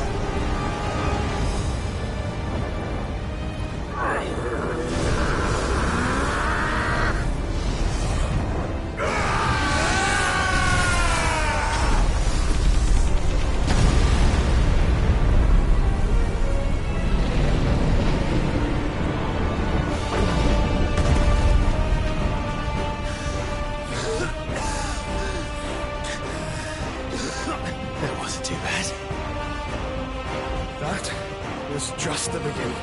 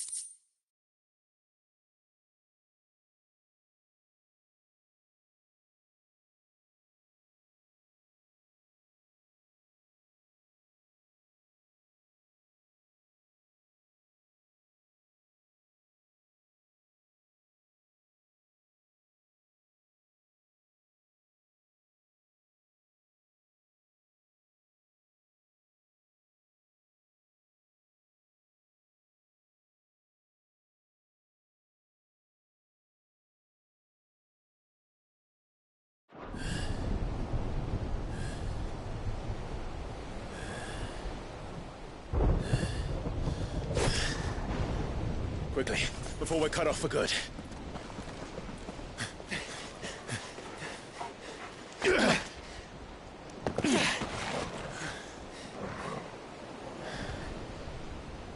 If it is like the others, the entrance to the inner sanctum will be at the foot of the crystal. We're almost there.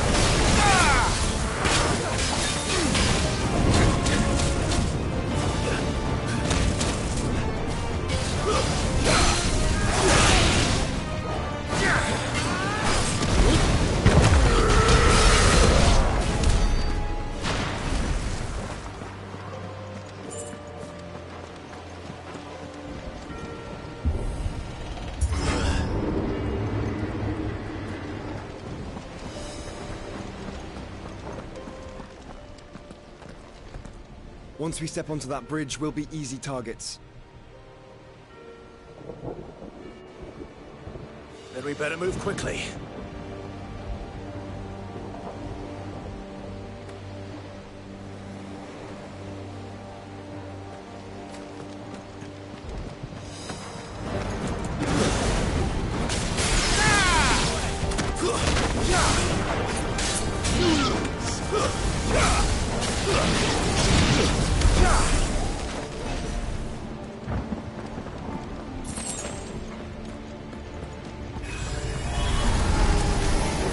Four of Ultimus thralls.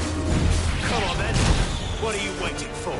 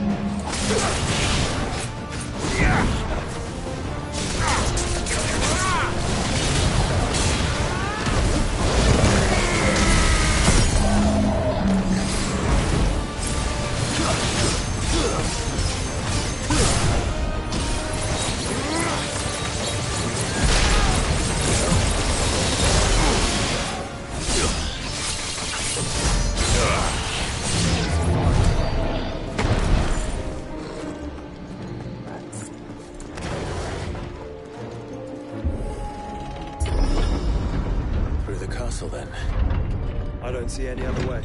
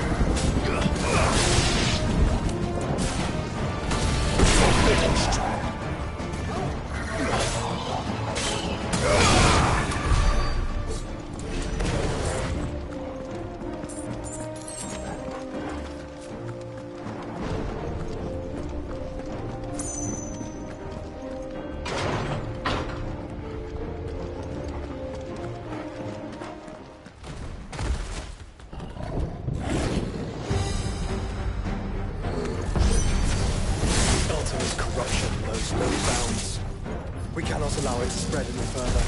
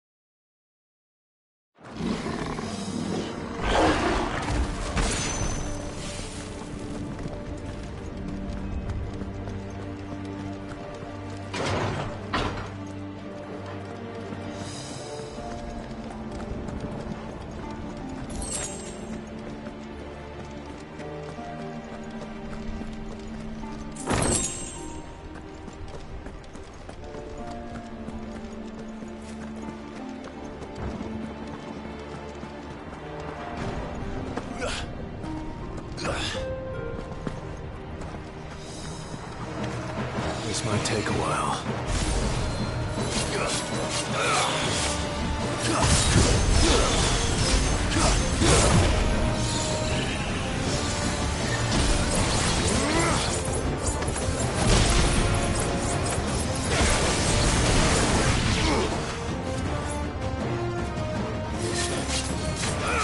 To me, Flames!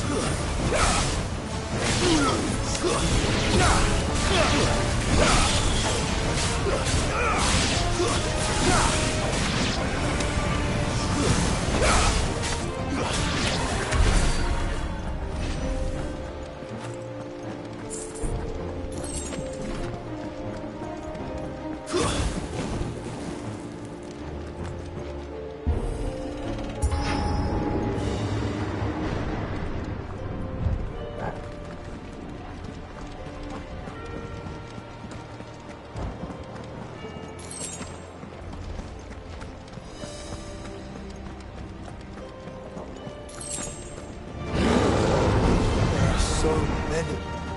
Focus, Joshua. We're not done yet.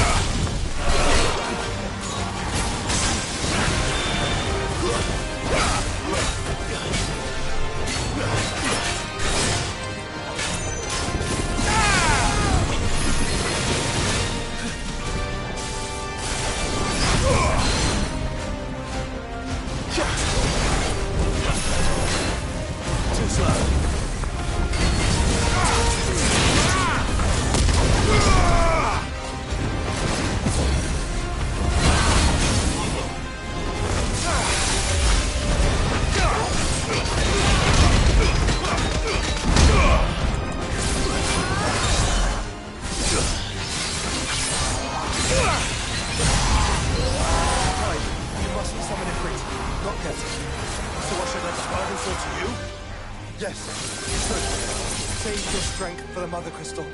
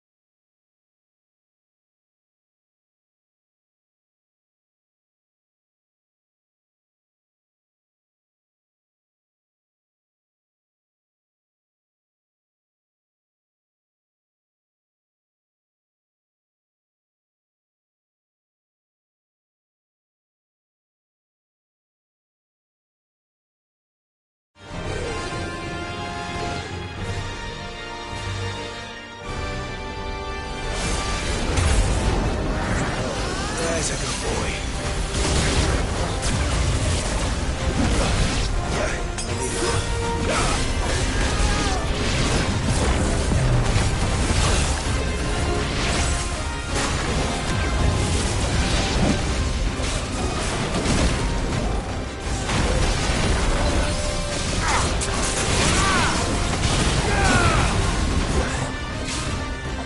Yeah!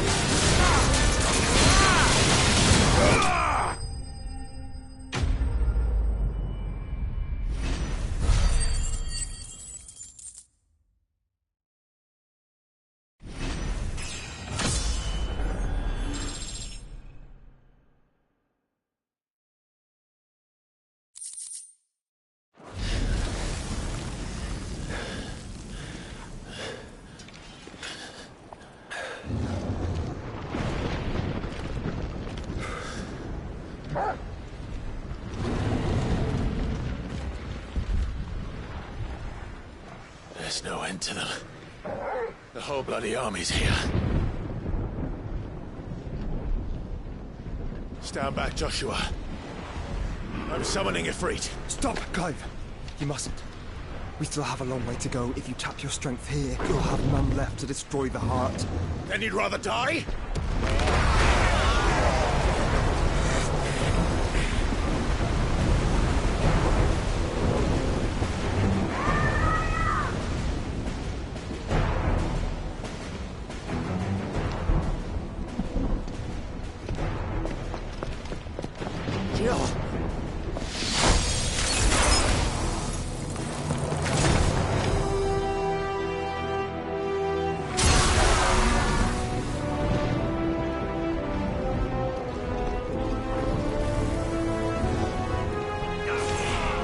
She's not alone.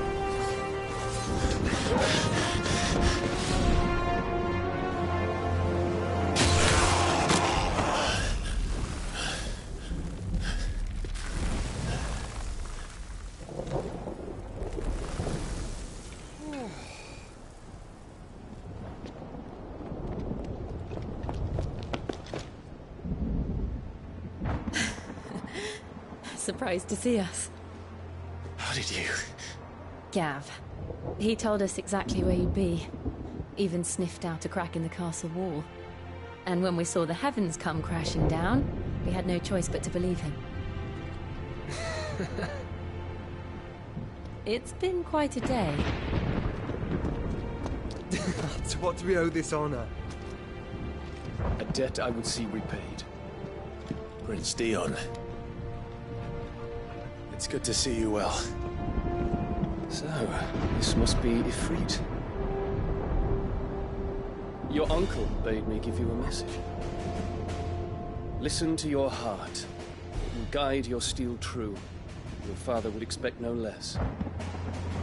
That is all. Thank you. For everything, Your Highness. Dion, please. You do realize the only thing we've freed so far is this wall from its foundations, right? Now, if your lord and ladyship's quite finished... Well said, Gav. We have work to do.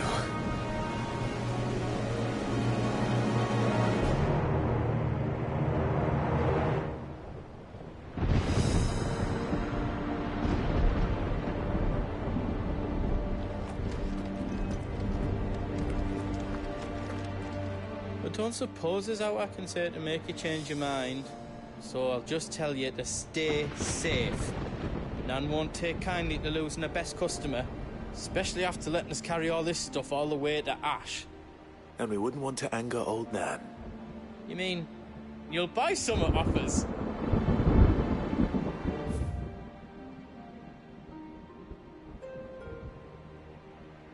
Let me show you me wares.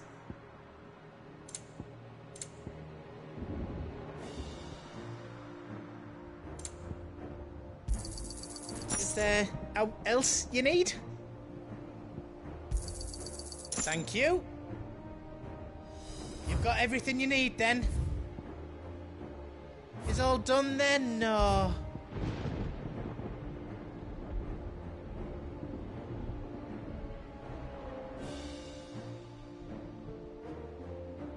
Anything else I can make for you?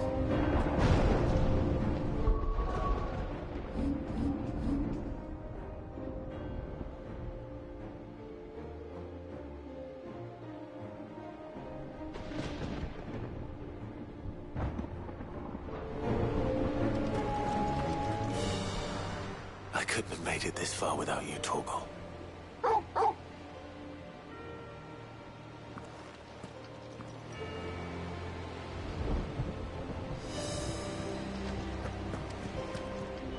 If Sid were here today, I reckon he'd be proud of you, Clive. He'd be proud of us all.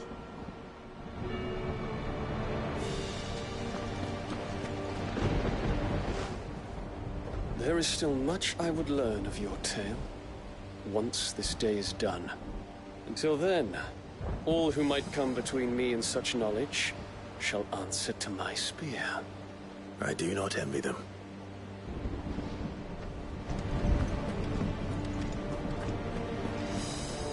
Each parting brings the hope of reunion.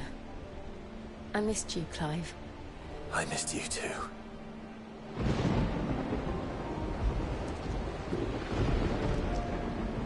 You see, Clive, we're not alone. If we are to win the day, we must all play our part. And ours. Ours lies beyond those doors.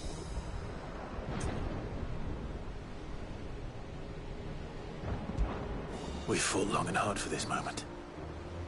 Sid's dream, our dream, is within our grasp. We need only endure this final trial, and we shall. Together.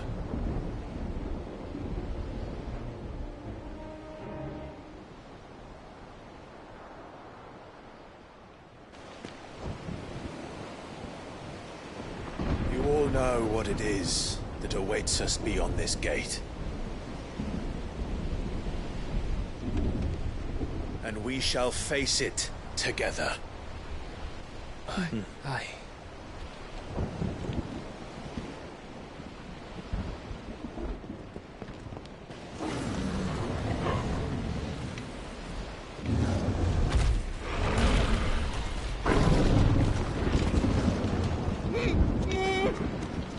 It seems our hosts would rather we remain.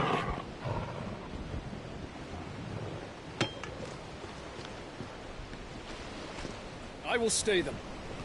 We will stay them. Go! Just don't keep us waiting. Thank you.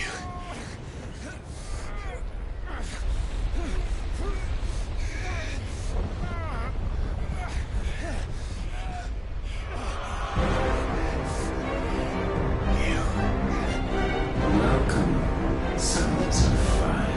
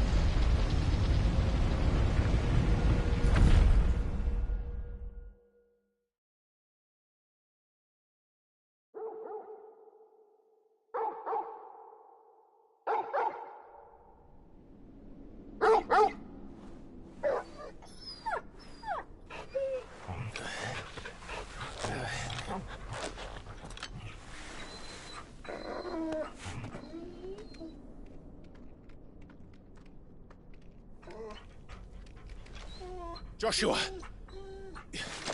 Joshua! Wake up! Clive, is that you?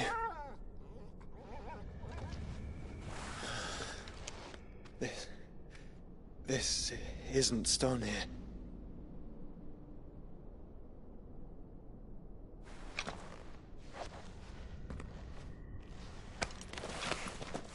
Welcome to our darkness.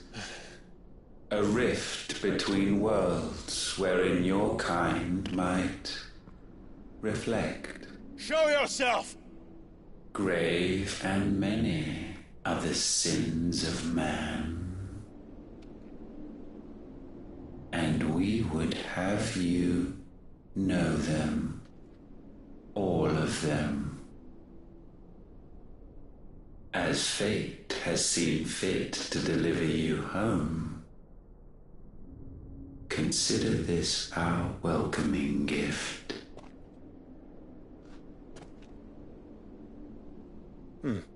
It would seem we are trapped. And the only way out is through Ultima. We find him, and we leave.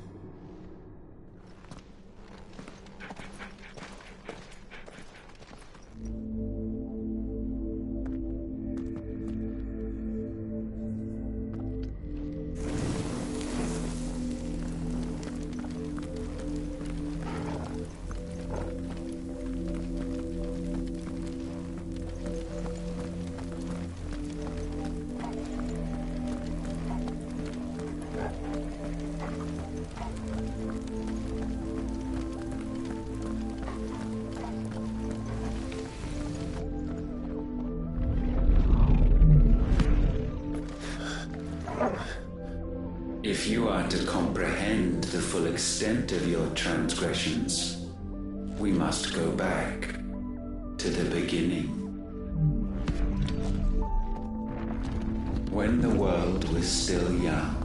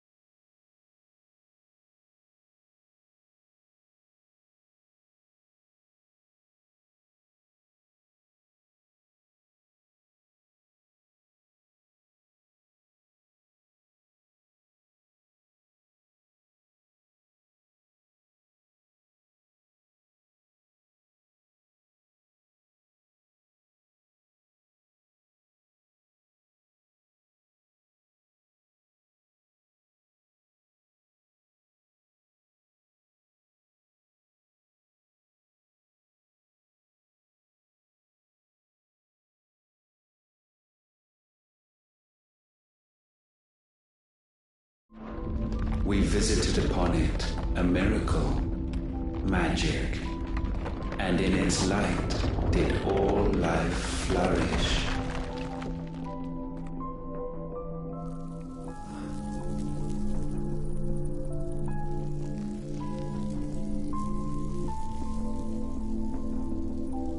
Yet the price for this boon would prove heavy. A pall descended upon the land, painting the horizon black as night.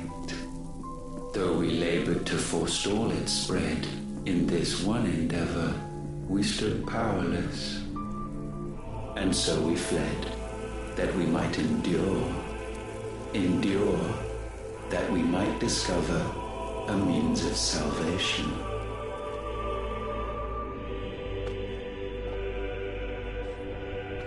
But if it was magic that caused the blight, what of the mother crystals?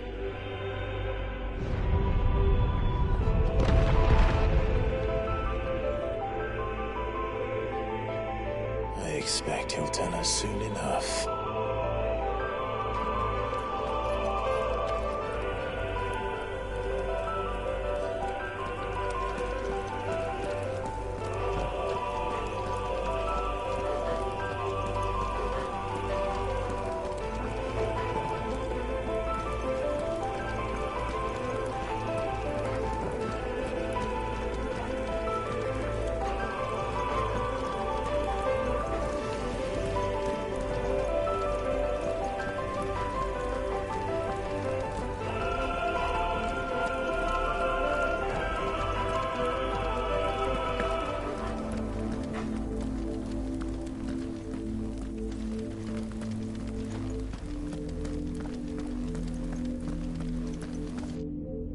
Salvation, alas, was not readily to be had. First, we would require a land unvisited by the stain of corruption. An unprecedented journey lay before us, one beyond the limits of our fleshly bodies, and so we cast them off. Thus, stripped to our very spirit, did we find our new paradise. A land as pure as driven snow, Valisthea. There would the true work begin, for the black crept yet behind us. And soon did we arrive at a solution, the illness having spread to every organ. There was but one escape from this fate, to start afresh.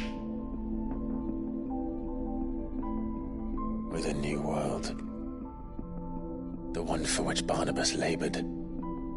A paradise free from the blight where his God awaits. And where, if we only forfeit our wills and abandon everything we hold dear, humanity can join him. So, Ultima would have us follow in the footsteps of the king. And follow we shall. For now.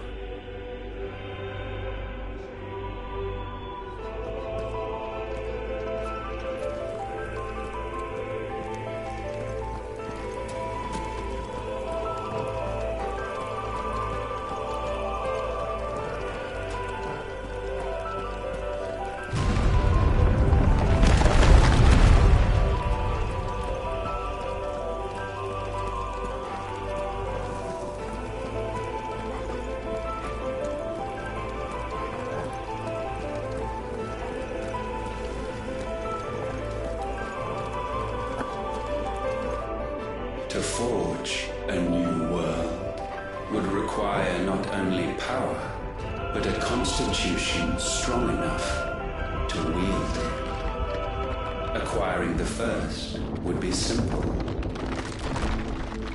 Untouched by the blight, Valisthea was replete with ether, and we had only to place jewels in her crown to claim it.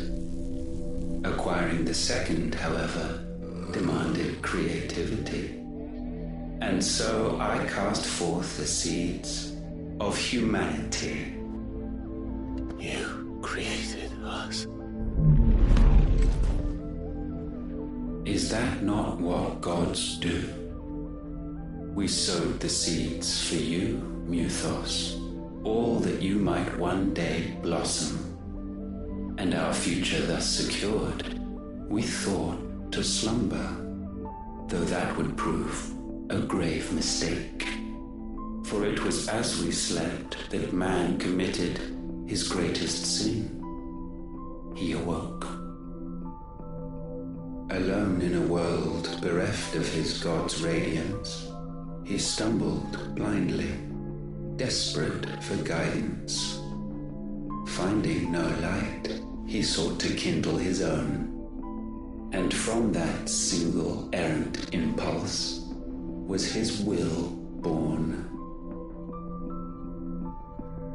Having discovered himself at last, man turned his eyes inward and found he desired evermore that which only magic might afford.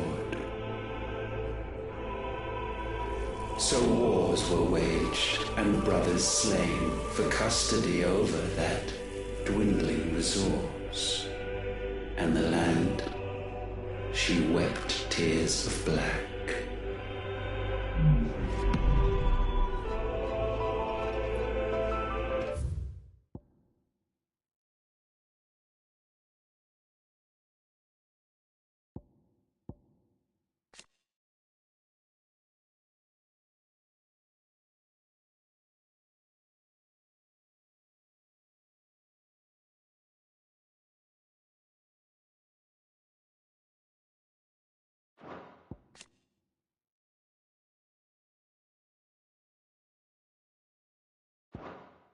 He would condemn us for this. Surely he cannot be so blind to his own hypocrisy. Not blind, just unwilling to admit the truth. Though we are one and the same.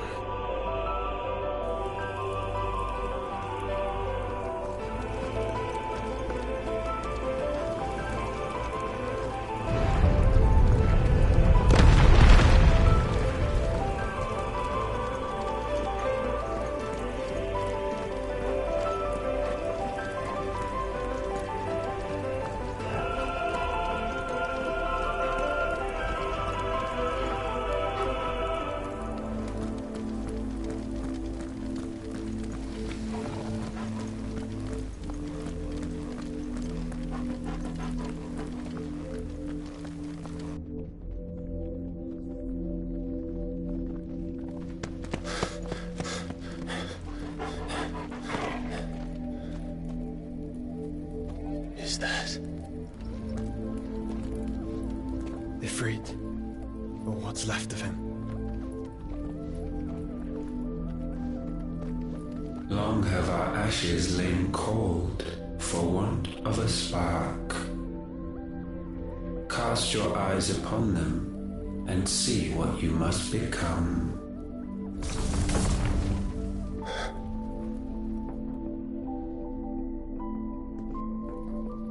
Valisthea cannot endure a second claim upon her being.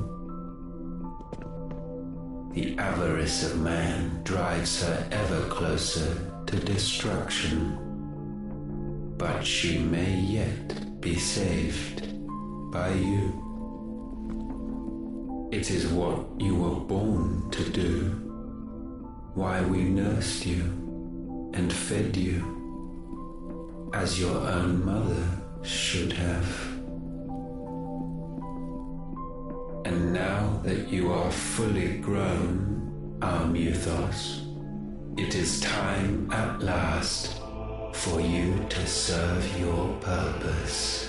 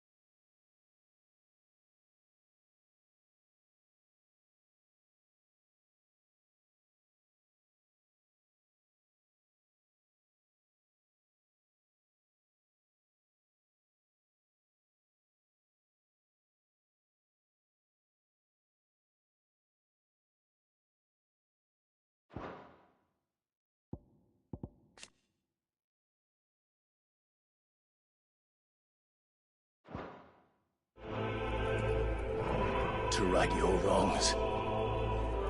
If our sin is wanting to survive, then you are as marked by it as we are. The fault is yours. Our wills were born because you abandoned us. And now, you would have us forfeit them. All for a place in your new paradise. Do you imagine yourselves worthy of one? Mankind has no place in our world. Is this truly so difficult to comprehend? We only ever require you, Mythos, when the time comes to bid this wretched realm farewell. None shall follow, none shall remain. What do you mean, none? This is our world. Once the land's rebirth is complete, humanity will have served its purpose. Why would we continue to suffer that which has caused us so?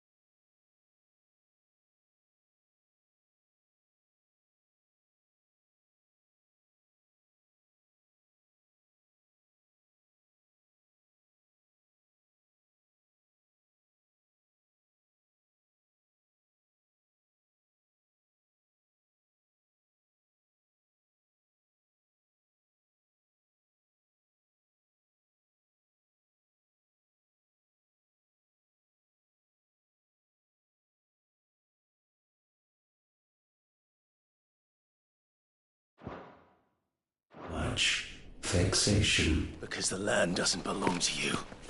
It belongs to us all!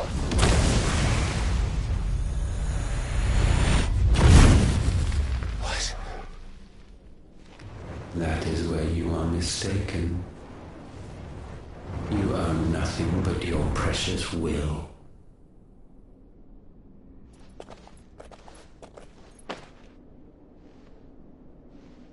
Brother.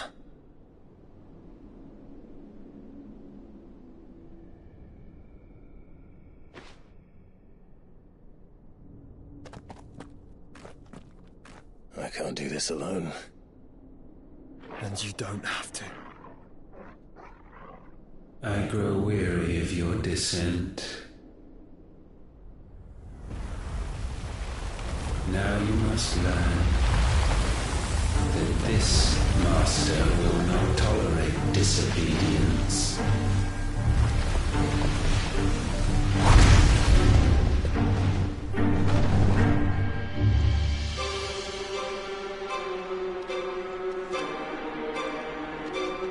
My friends, my family. We have all suffered, all fought to survive. This world may be flawed. It may be broken. But it's all we have. And if we can't share it, I see only one other choice. You have to go. You may have created us, Ultima. But it's time we lived on our own terms. This isn't your world anymore.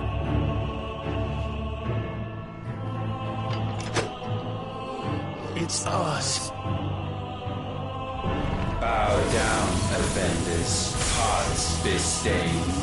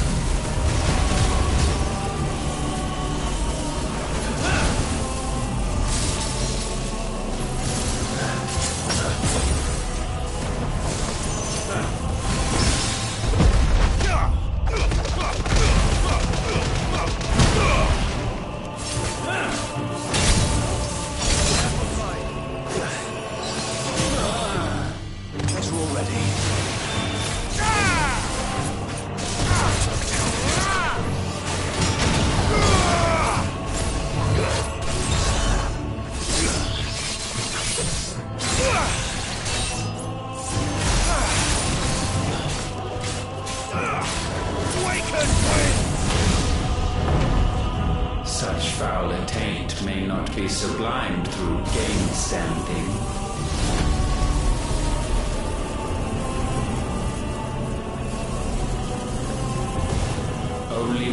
spirits hung low is penance paid.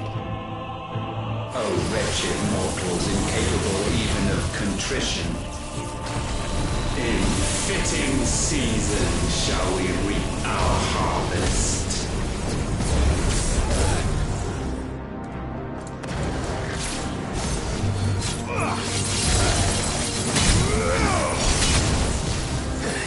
Thanks, boy.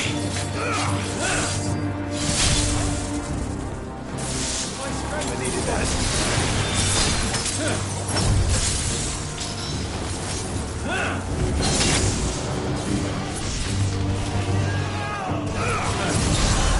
We will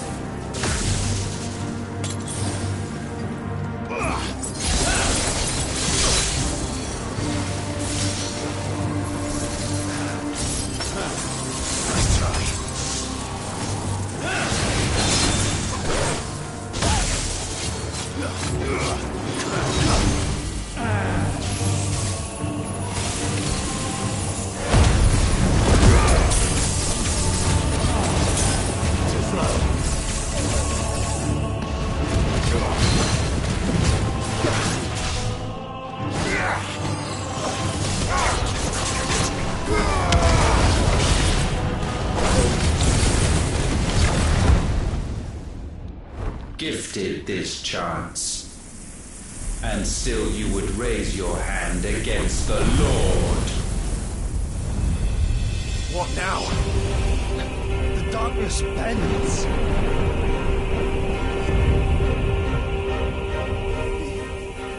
He means to end us. It wouldn't be the first time.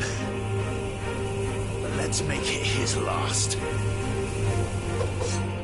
Your fate is inexorable.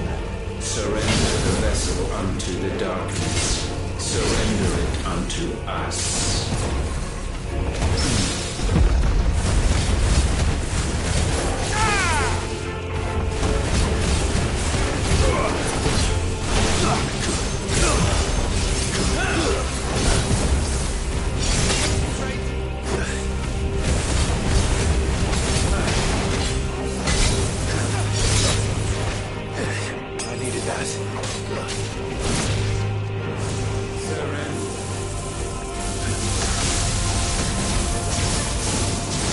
Prostrate yourselves.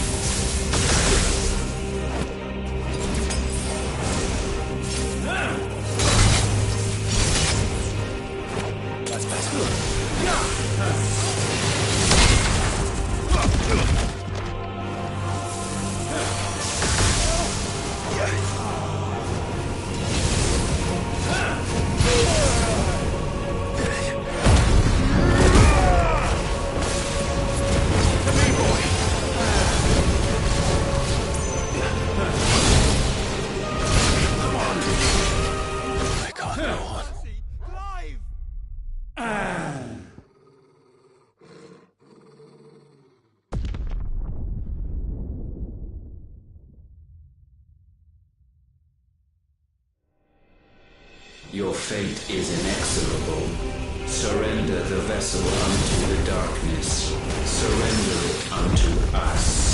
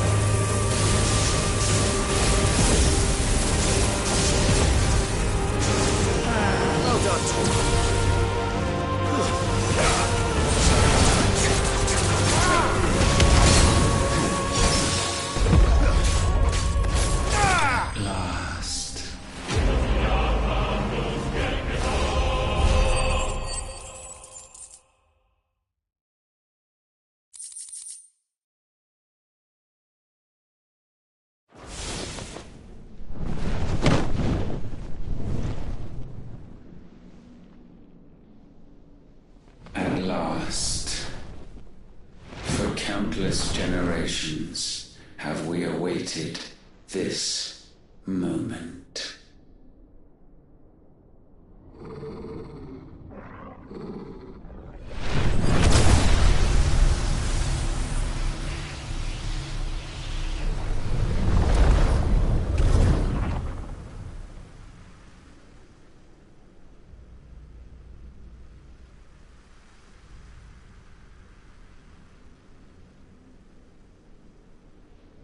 Your struggles have made you strong, yet your soul remains heavy with sin.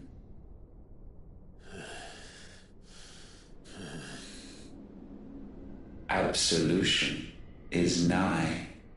Repent, and all shall be forgiven.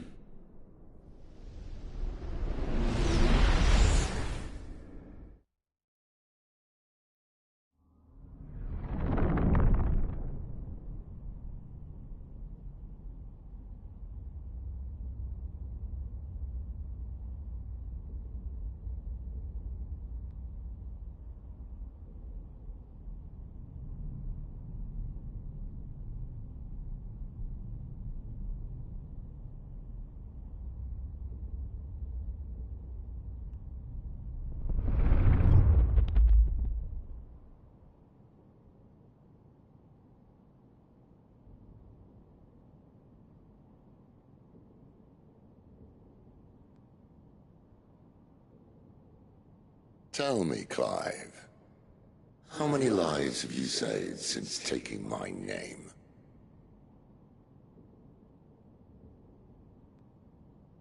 Fewer than we have ruined. Wherever we go, we leave a sea of tears in our wake. These are the wages of your will, son. What good are our choices when all they ever bring, all they will ever bring, is death? There's no atoning, Clive. No matter how hard you try. So why not leave it all behind? Leave it all behind.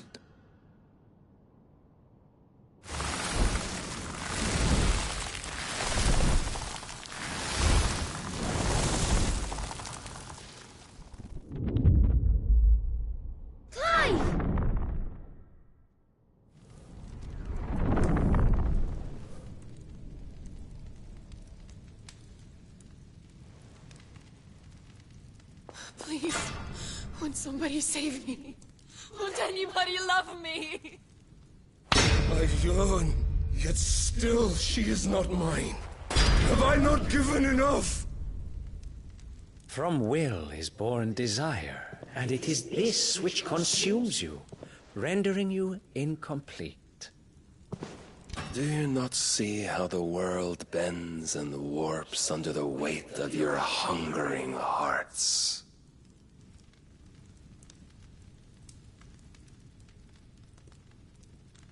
What if it could all just go away?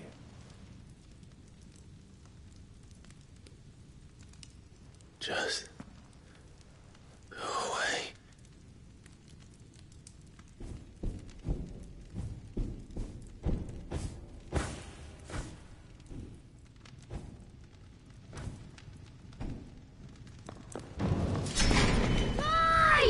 Clive!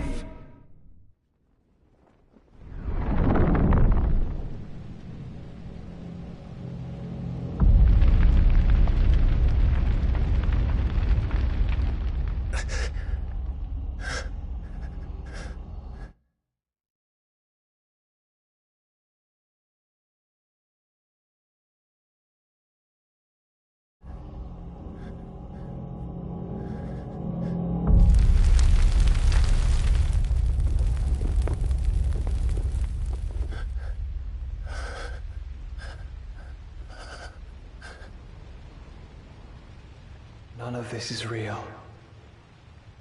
Wake up. It's time to go home, Clive.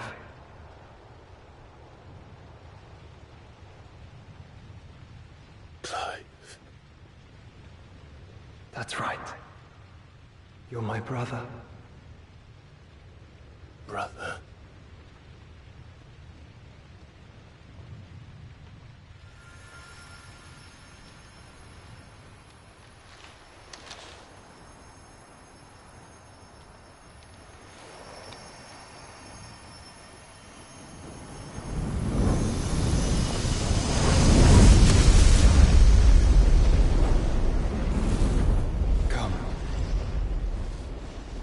Remember who you are.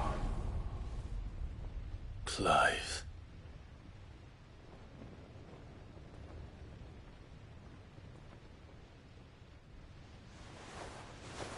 Once more, lest you forget.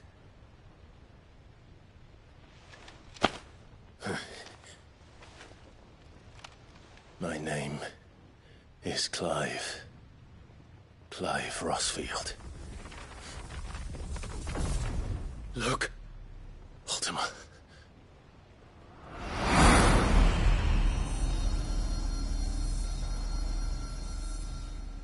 Even here, the light of the vessel's will cannot be quenched. And the Phoenix, his trespass should not have been possible. Not possible unless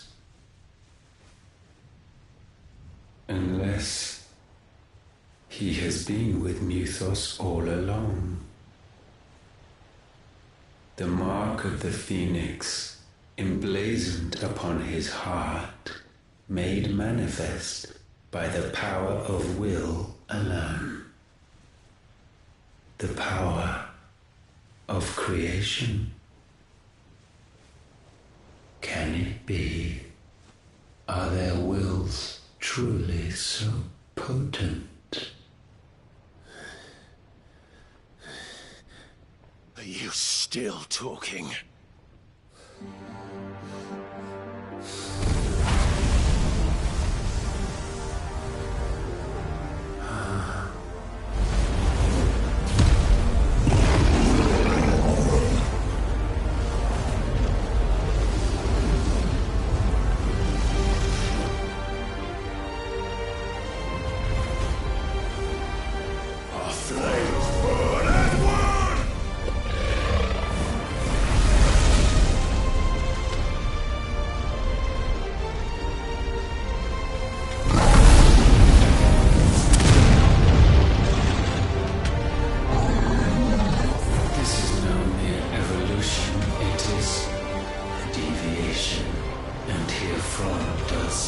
Logos rise.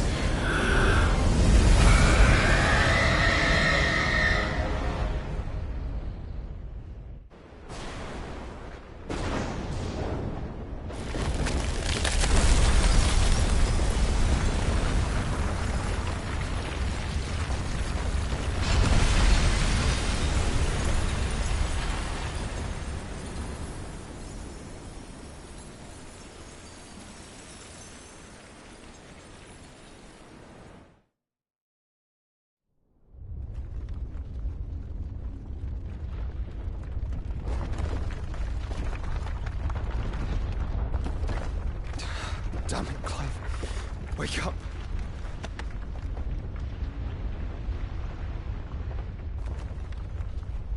That. Sorry to wake you, but I think it may be time to leave. This place.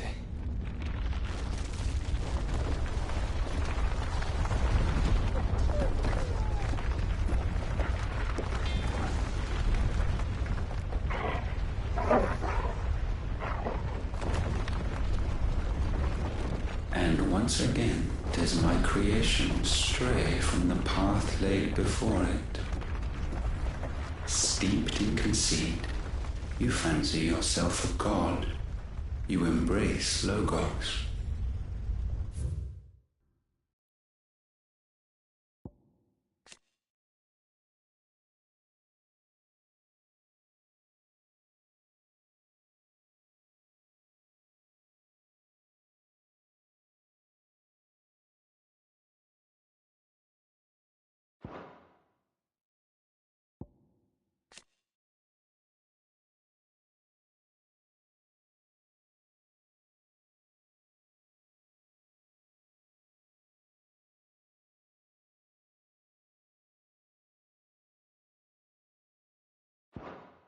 But we will put an end to this hubris. What are you talking about? In the halls of origin does our true power quicken. And there shall you be made complete. Soon, Mythos, soon you will discover how little you know of suffering.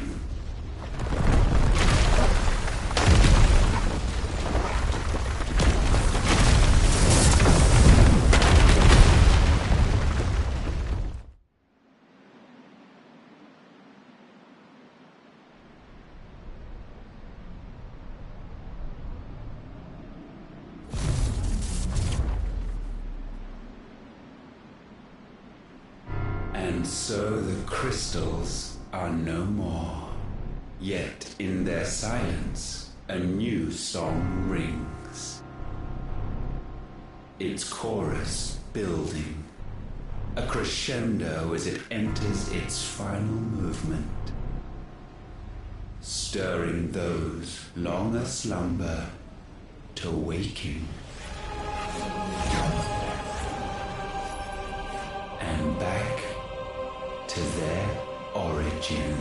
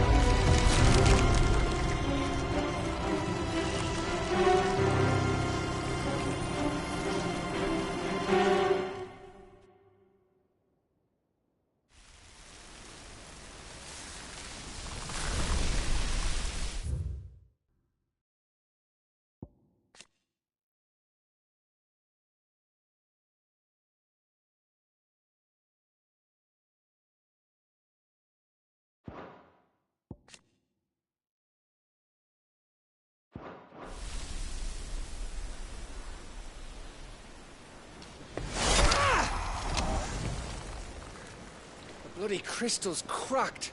So where the hell are they?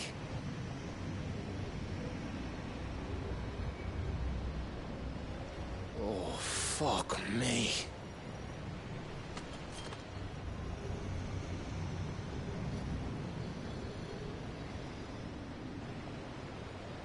Is that ether?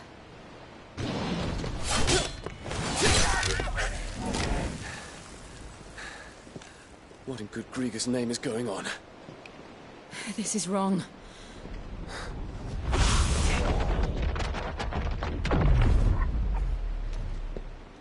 Are we back?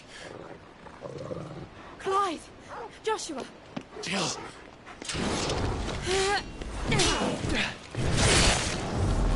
Is everyone all right? We're fine. What happened? Too much to explain here. Mate! We're leaving! Now! Everyone, fall back to the ship!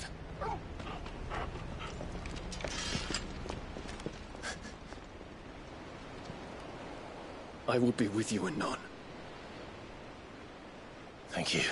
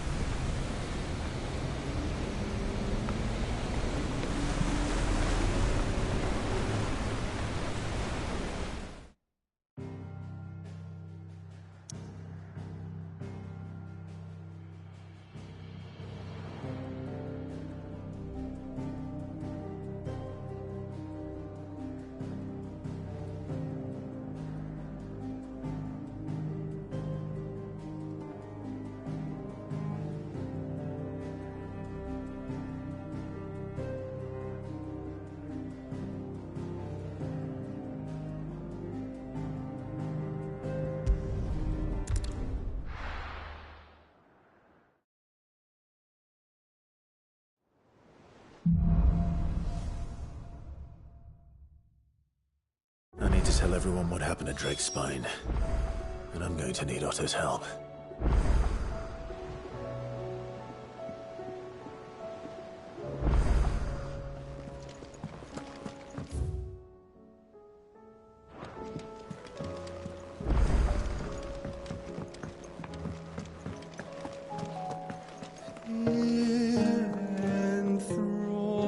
Enthroned in sable skies, chaos in war.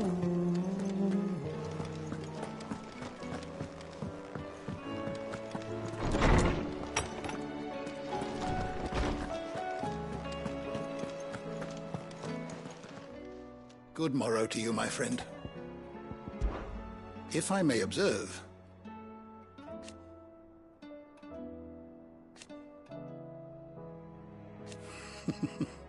history can wait. I have compiled some new entries, if you would like to see them.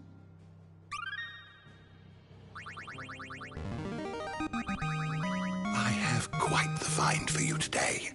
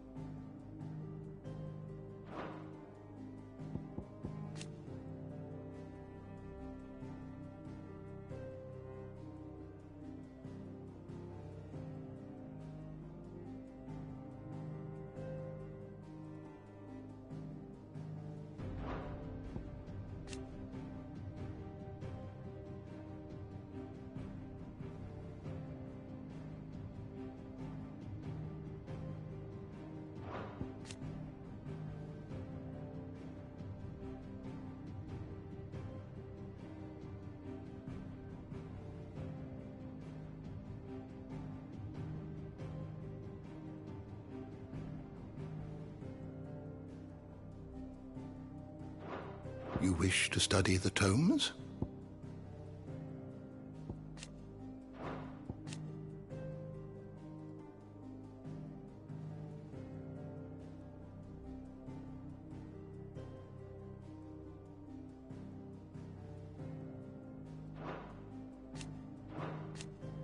The door to the shelves shall ever be open.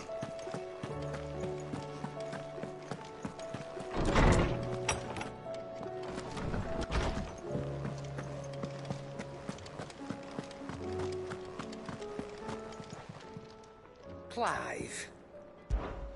Go on, then. You'll not find a better price than that. Is that all?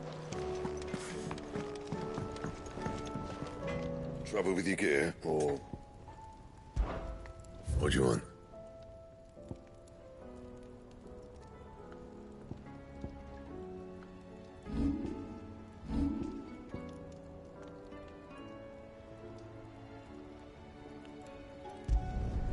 No scratches, all right?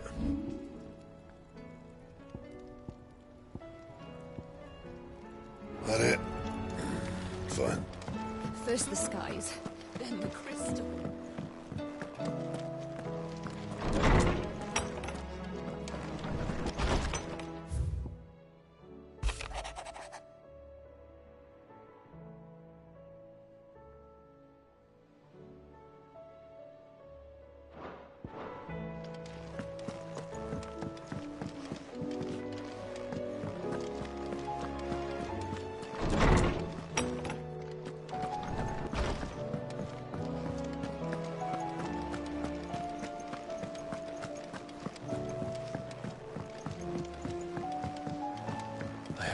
So many. Ruined thousands of lives. I did not deserve to be saved. But save me, you and your brother did. Your uncle, too, forgave me my sins. Offered me a chance at redemption. Yours is a fine family, Ifrit. Cherish it. There's something about it.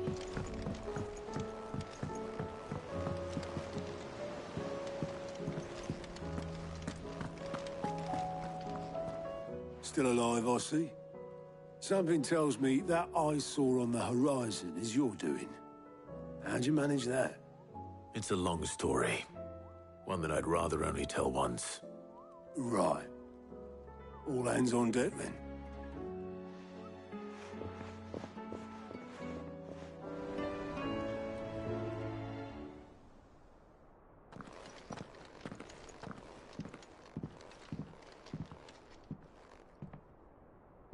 Is this everyone?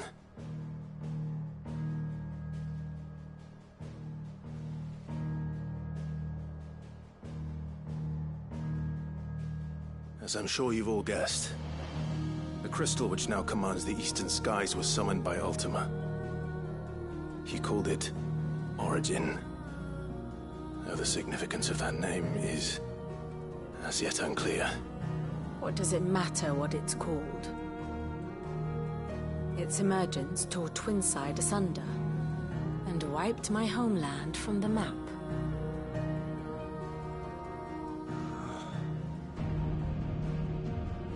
Mention of the Dominion spires can be found in the oldest of Valisthian records. But to the best of my knowledge, none provide any hint as to their true nature. That they would prove the horns of some slumbering demon. Well... The Dominion's demise was at least quick. Elsewhere, the Republican army cannot hope to contain the chaos engulfing Randalar. Canberra is in flames, and the Empire. Our allies are crying out for answers. I've sent the Cursebreakers to give them what assurances we can, but right now that amounts to fuck all. They wouldn't be able to stop what the skies have started in any case.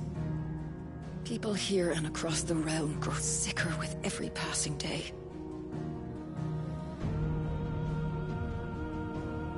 Could it be that this new Mother Crystal is like the others? That it draws upon the land's ether? It certainly looked that way from stone here. If that were true, it would explain the hastening spread of the Blight since the crystal's appearance. Would it not? And as the land's ether slowly rises to the surface, it pools, corrupting all who cannot channel its energies. Archay above, ether floods below, and in the middle, here we languish, hopelessly entrapped.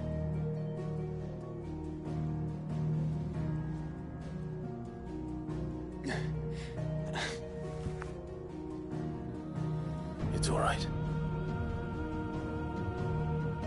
When we faced him at Stonehere, Ultima told us his true power quickens in the halls of Origin.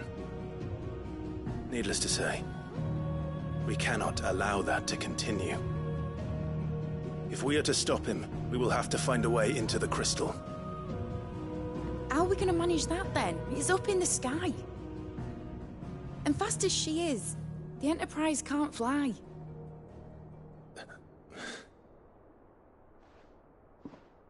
It's a lot to take in, and I reckon we'd all benefit from some time to clear our heads. The answer will come to us. Don't you worry. Ain't that right, Clive? Right. That's right. Well, go on then. Bugger off.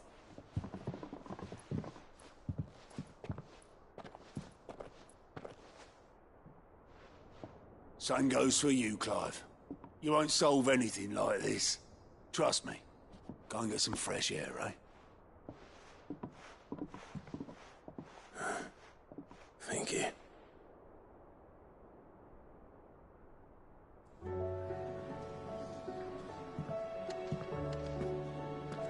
Joshua seemed upset.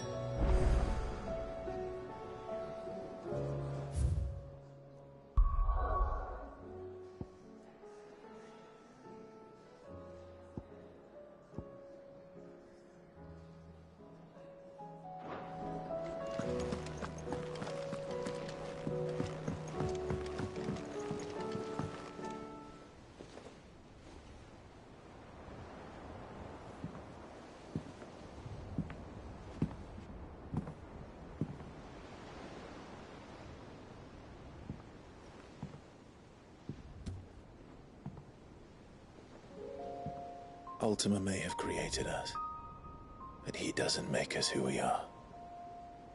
Only we can do that. And if he would have us fight for our survival, so be it. It's what we've been doing all along.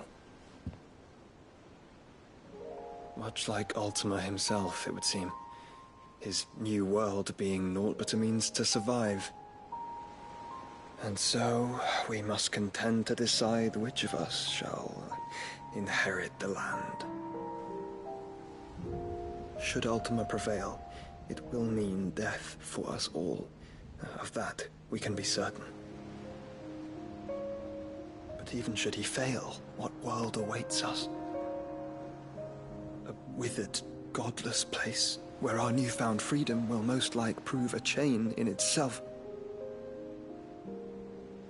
Well, that may be. But a chain can always be broken. As long as one has the will to break it. It won't be easy. It may take generations.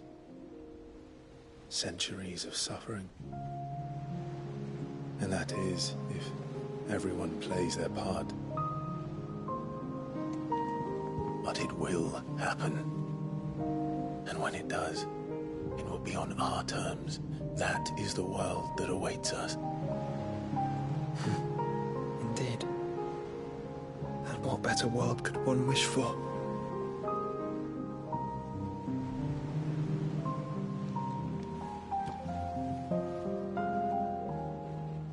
But first, we have to reach that crystal. Then it's a good thing I have wings. You can barely stand, let alone fly. And only the Founder knows what horrors await in those skies. You certain about this? Am I certain? I am the Phoenix. I will do what I must. This is our fight. Remember?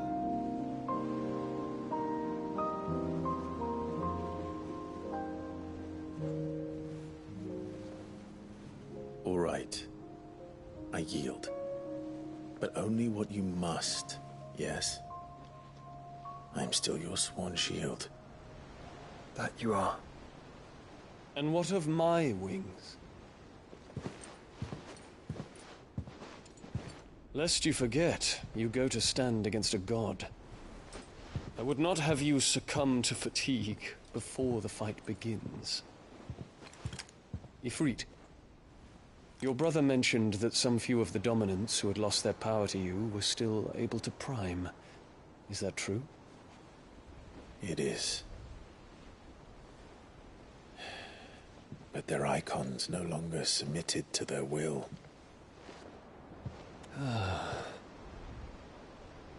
Then mine will have to be stronger. That you both might save your strength for the battle to come. You don't have to do this. If you do, there's a chance you might lose all you have left. And what have I but regret? My life ended in the Dominion. I fear death no more. Besides, I would have words with Ultima. He has much to answer for.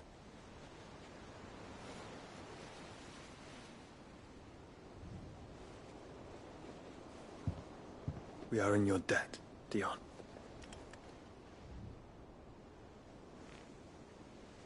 We can speak of debts when this is over.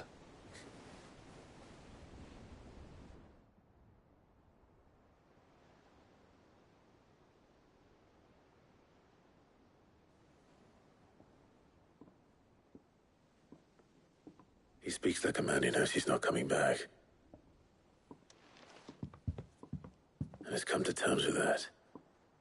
That doesn't mean that we have to, does it, Clive? Time to talk to Jill. I only hope she understands.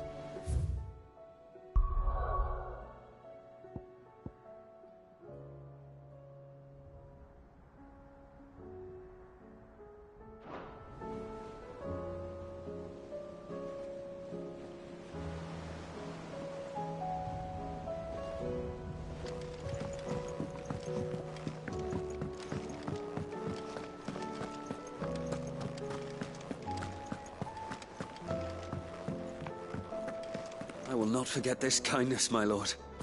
I shall go to Eastport, but as soon as the rebuilding work is complete.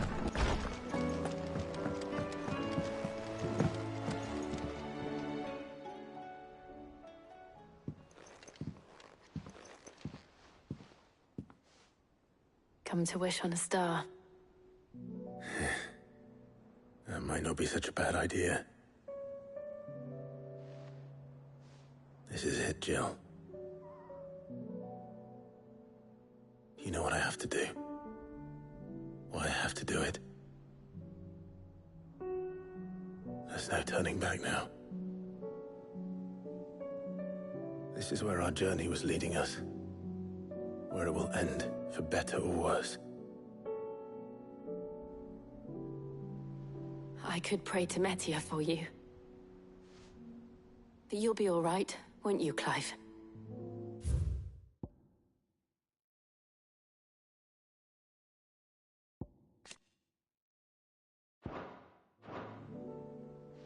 You always are.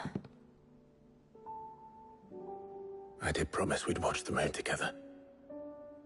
I'll be waiting.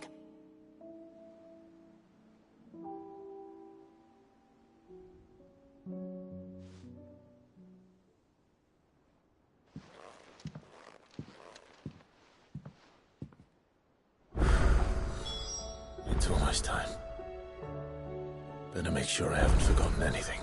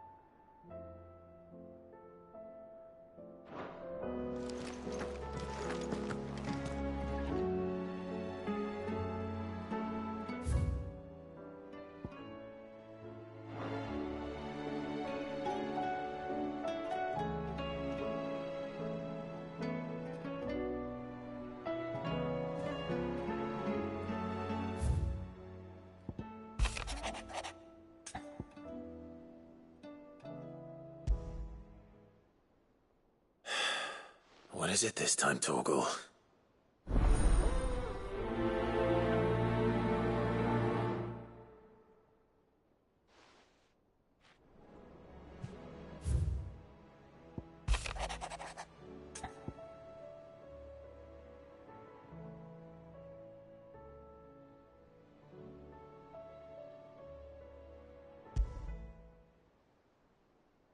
Something tells me this is no mere adventure story.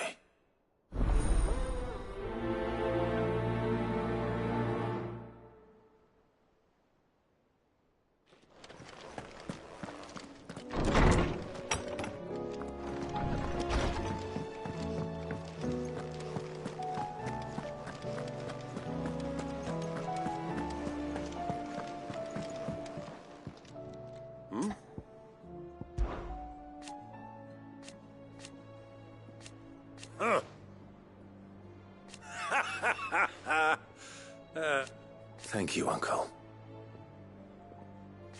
As for down here...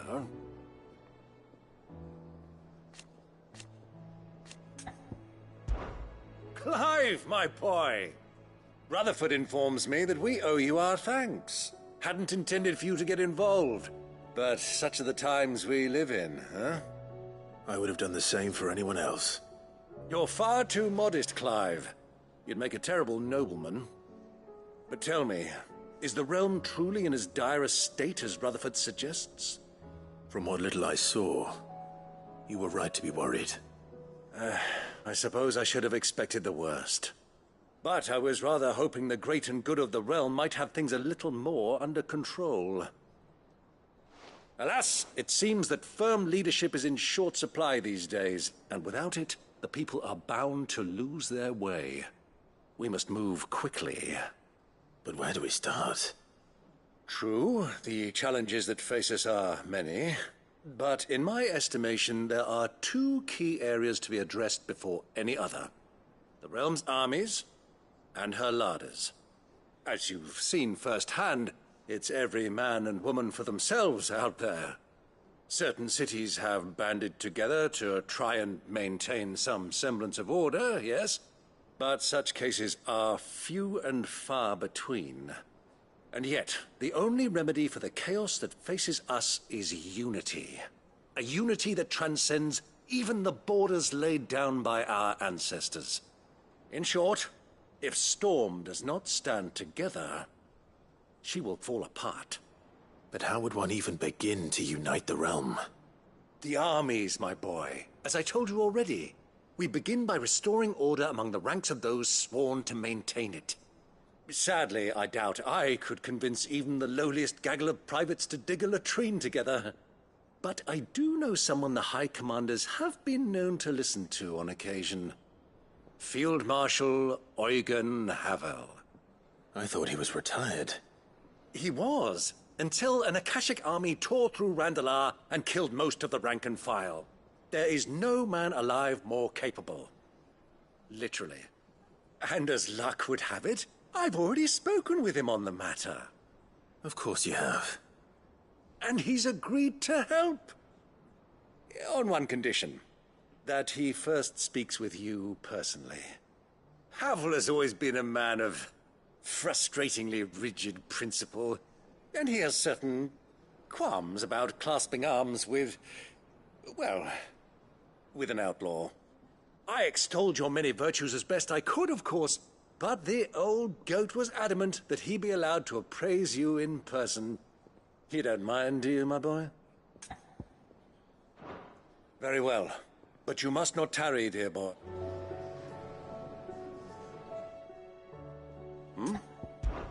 Clive! You're from... But he... Of course not. As long as chaos reigns, we will never build a better world. I'll do whatever it takes. And if the Field Marshal wishes to speak with me in person, then so be it. That's the spirit. I'll leave for Randalar at once. Would you send a Stolas? Of course. Rutherford is already in the Dhalmekian capital. I'll have him tell Havel to expect you forthwith. Excellent. Thank you, Uncle. No. Thank you, Clive.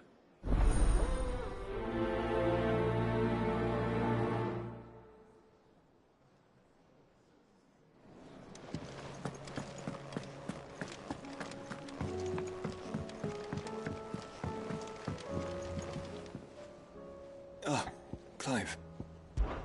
This is it then, brother. Indeed.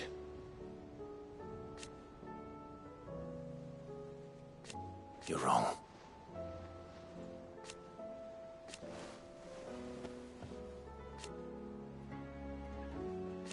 Of course. Joshua, what's wrong?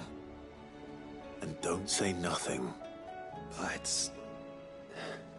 not nothing. I've received word from Cyril. The Undying have found Father's will, or something akin to it. His will? How?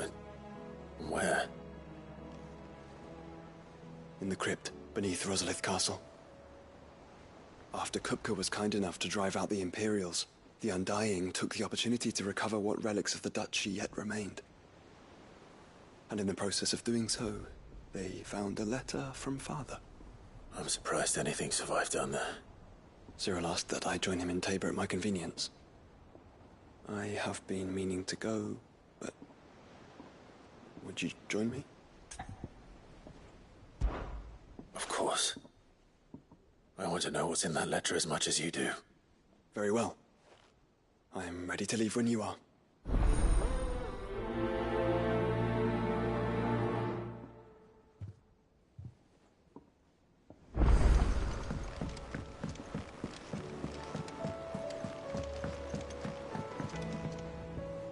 Cid, do you have a moment?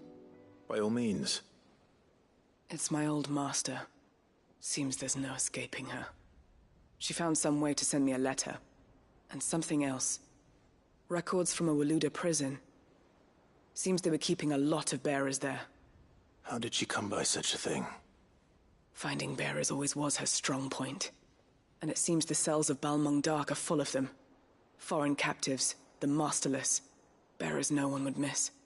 And even better for her, bearers with no one to look after them. When Ether started lapping at the walls, the jailers fled. Leaving the bearers to be liberated by whoever happened to come along next. Cid, I'd like to believe that I've earned your trust by now.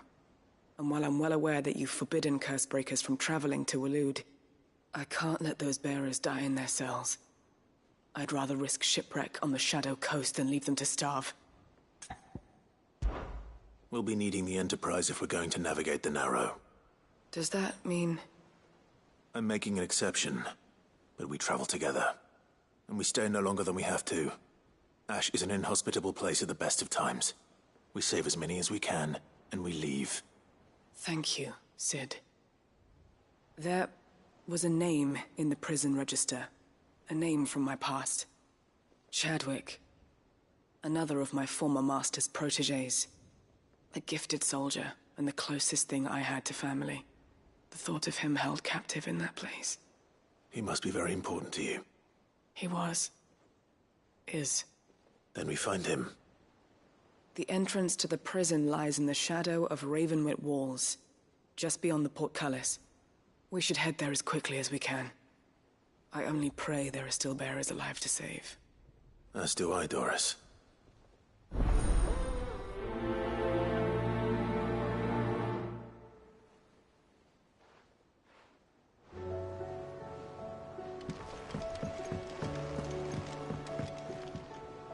Cid, I was wondering if you could help me. It depends what with. A bearer, but recently freed from his bonds, is keen to join the Cursebreakers.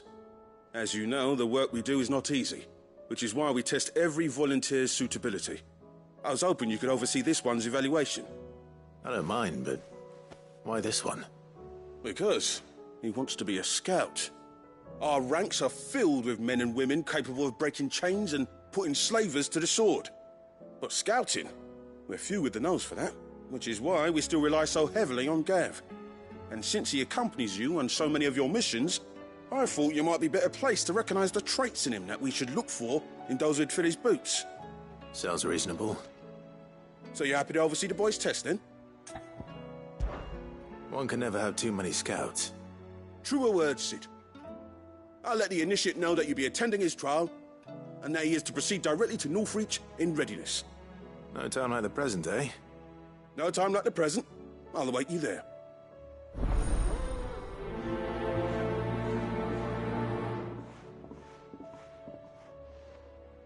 Northreach. I don't suppose they could have chosen somewhere closer.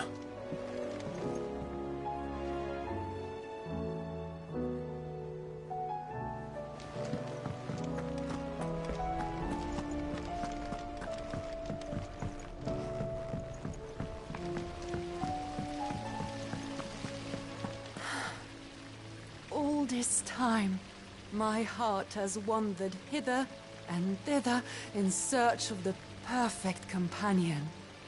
When all along he was here, standing right beside me. All this time, my heart...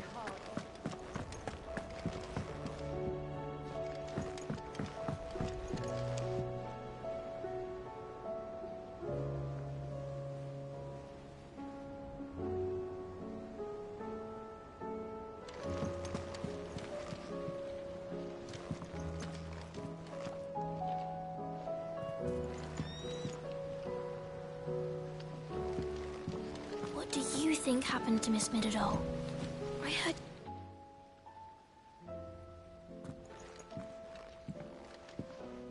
Cid! You have to help us! With what? You didn't take apart another of Mid's contraptions, did you? No? Well, yes.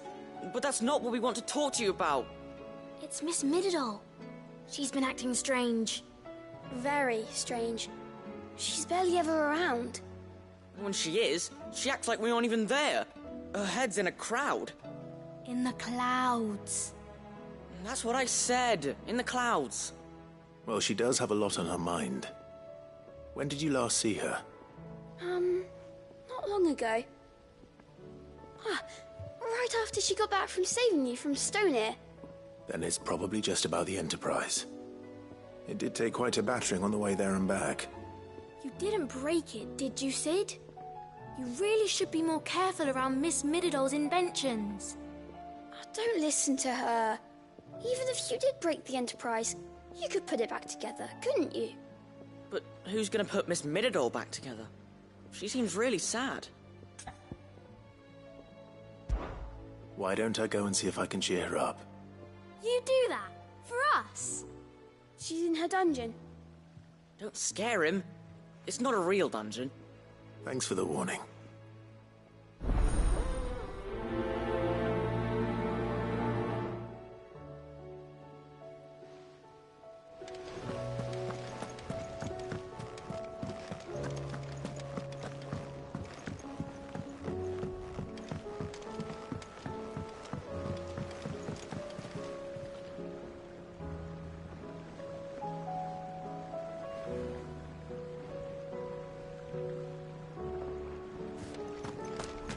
I will not let them be fooled.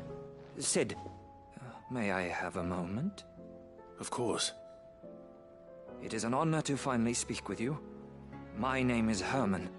I've been with the Cursebreakers for some time now, and I wish to be deployed to Ash.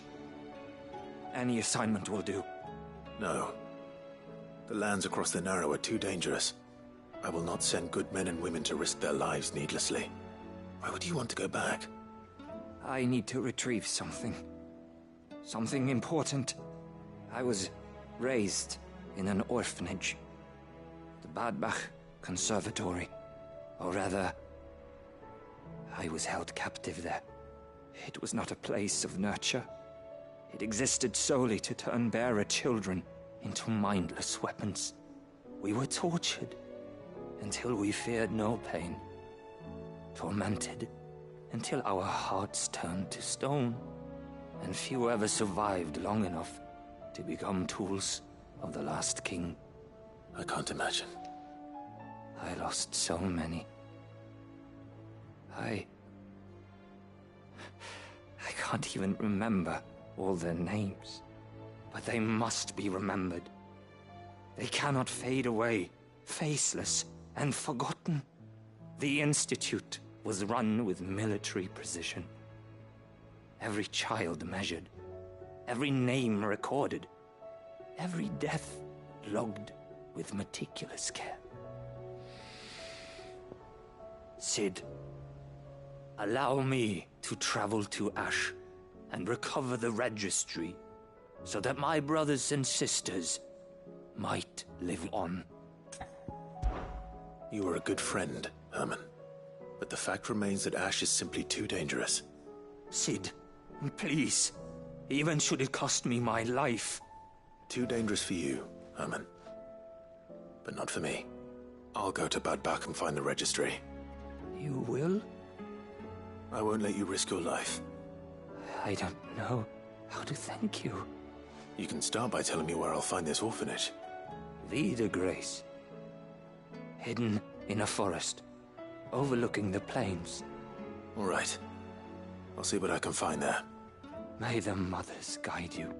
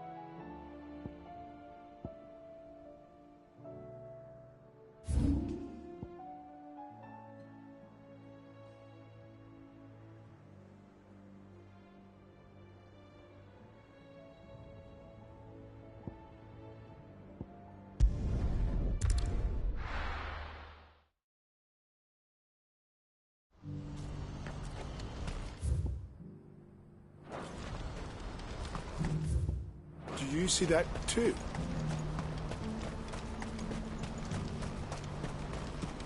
There are many variations of the Zemeckis legend, but almost all agree that man was punished for presuming to set foot in the sanctum of the gods. Some describe it as holy, others heavenly, which is to say, of the heavens. Could it be that the baleful mass that now glowers over us is this very sanctum? Have the gods returned to pass judgment upon us once more?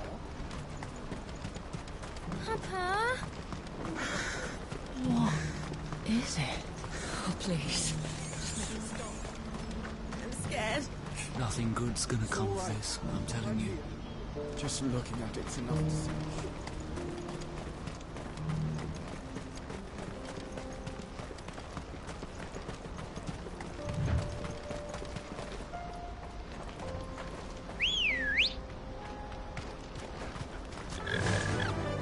Faster!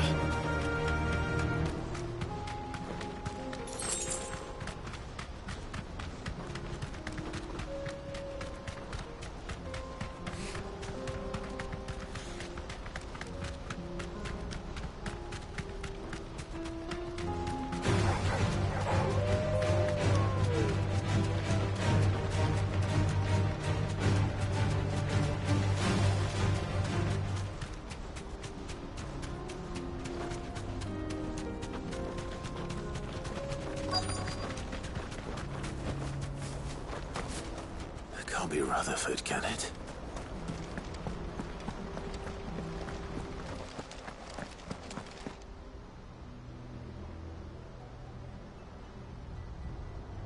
Turncoats and cowards, the lot of you! If it's a fight you want, it's a fight you shall have! Allow me. I don't need your... Please, Field Marshal, oblige him. This won't take long. You're right. It won't. Men, finish him.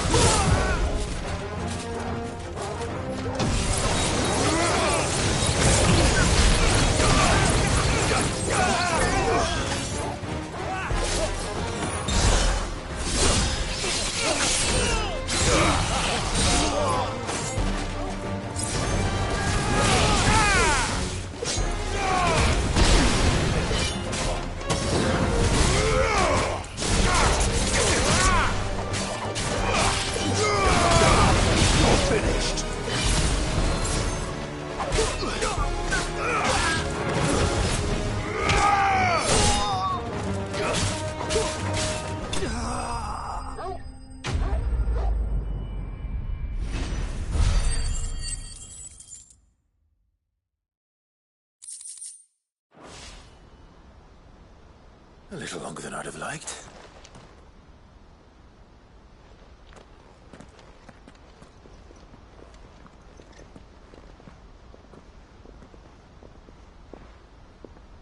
Field Marshal Havel, I presume. Are either of you injured? No, my lord. You arrived just as our escort turned on us. Fucking traitors. I'd heard reports of soldiers in the outlying regions abandoning the oaths they swore. But I hadn't thought the corruption had reached so close to the heart of the Republic. It's a fucking disgrace. Your interfering old bastard of an uncle tried to warn me, of course. My lord Marquis. Or is Sid the Outlaw more to your liking? Call me what you want. It doesn't change who I am, or the urgency of the message I bring. My uncle has a plan to right the realm, and he needs your help to see it through. Before I agree to anything, I'd have you answer one question. What do you stand to gain from all this? I won't deny that I might benefit from further chaos. But I seek a new beginning for all of us. And while the choices I've made may not always have been the right ones, I know I made them for the right reasons.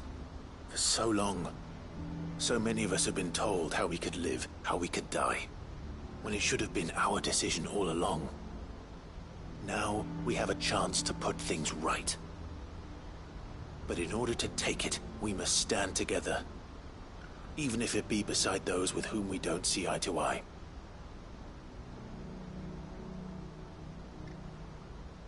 Certainly not the words I expected from an outlaw. But perhaps your uncle was right. You are no ordinary outlaw. I'll never hear the end of this. All right. I'll start by ordering my most trusted guard to bring the Dhalmekian fringes under control. Next, I'll make contact with my counterparts in the Imperial Army and see if I can't convince them to try and restore order in their own territory. Thank you, Field Marshal. But they are not the only ones we will need to convince. What do you mean?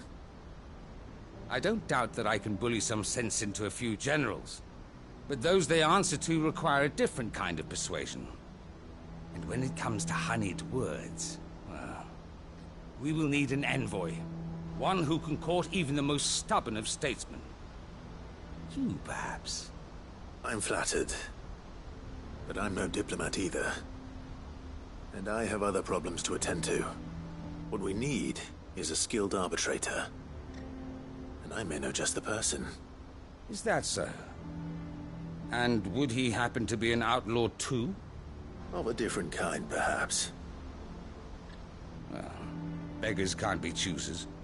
I suppose we'll all have to find a little of the outlaw in ourselves if we're to make it through this. Very well. Send your man to me right away. I shall.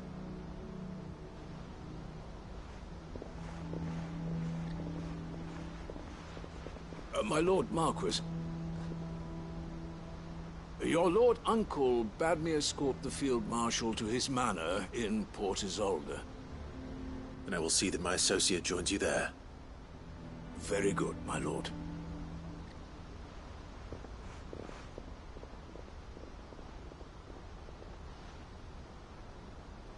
Huh. An envoy. I'm not sure I'm the man to talk anyone round. I can barely convince my brother to take his medicine. No. This is a job for someone with experience. Someone like Quinton. I hope I can convince him at least.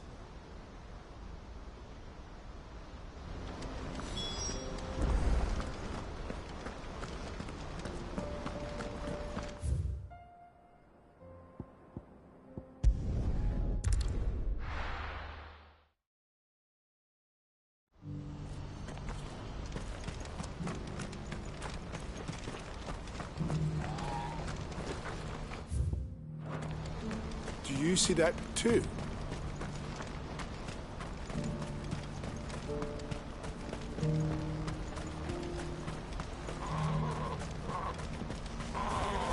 It's not real. It can't be. I'm seeing things.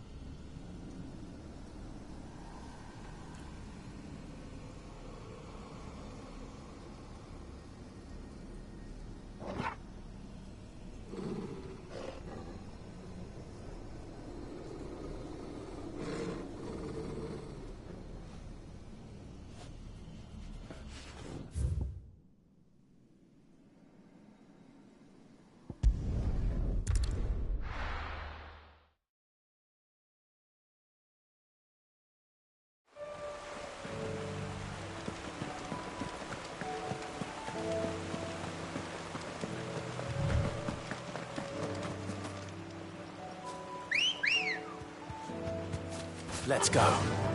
Faster!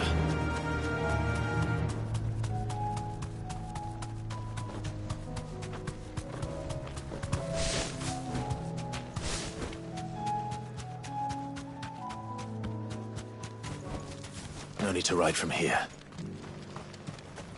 I'd have followed Quentin to that manor if I could have done, and I'll keep following him now.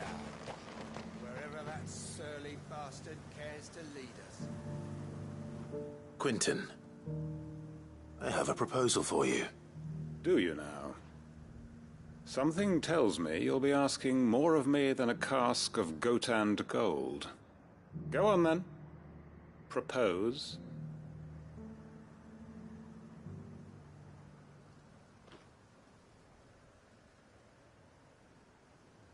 You'd have me convince the chiefs and chamberlains of the realm that they should simply swallow their pride and do the one thing that has proved impossible for thousands of years. Was there anything else? Perhaps I can fetch you a meat pie as well. I know it's a lot to ask, but I can think of none better suited to the role. And you'd have me give up what little I have left to do it. I told you, Clive. The people of Lostwing are my family, and I cannot abandon them. You'll have to find someone else. I'm sorry to hear that. So am I. And why might that be? What he's asking. How's it any different to what you've done so far?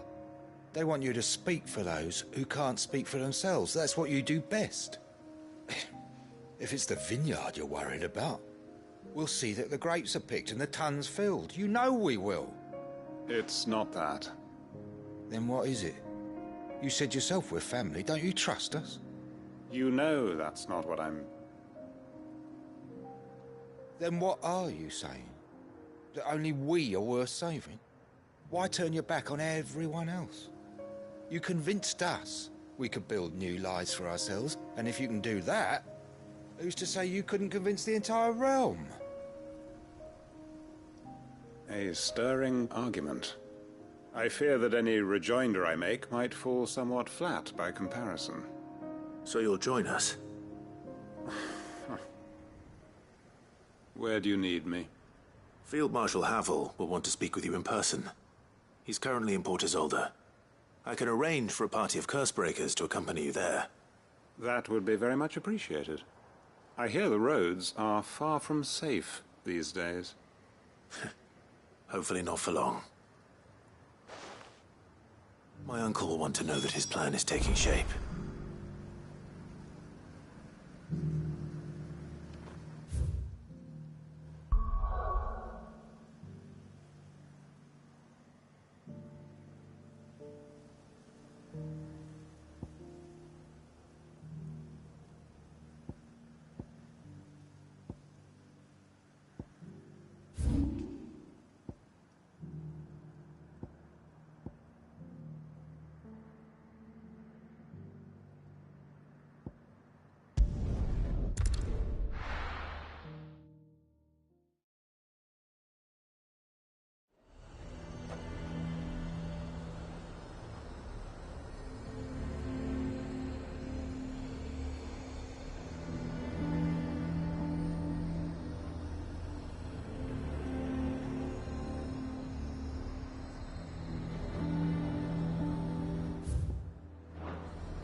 Nazaire might at least have mentioned where in Northreach he'd be testing this recruit. I'm nervous. Well met, Cid. This is the Initiate. Ember, present yourself. At your service, Master. Please, just Cid. There are no masters here. Your life is your own. Oh, of course.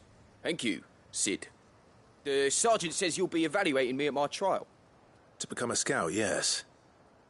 You are aware of the dangers inherent in that role. I am. But I swore I'd face them. Just like the man who saved my life. Who would that be? Gav.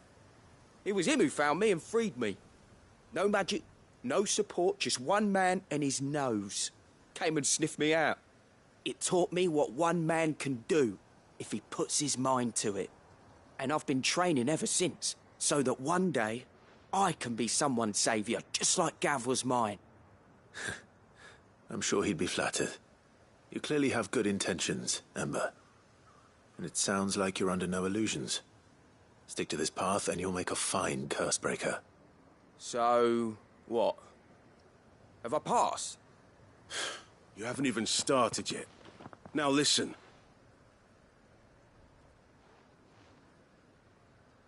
Not far from here is an Imperial lookout, Eastwatch. The guards there record all their sightings in a logbook. You are to find it and bring it here. And bring it here, right. Anything else? No. Sneaking into a heavily guarded Imperial outpost and stealing the logbook would be quite sufficient. You'll need to assess the situation, determine a point of entry, create a distraction and effect an escape, all without being discovered and thrown into an Imperial oubliette. Ember, Gav isn't our best scout because he can do everything. It's essential that you know your limits. Know my limits, right. I won't let you down.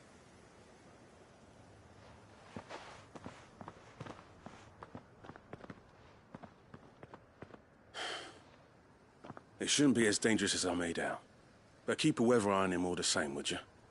On my way. All right, Ember. Impress me.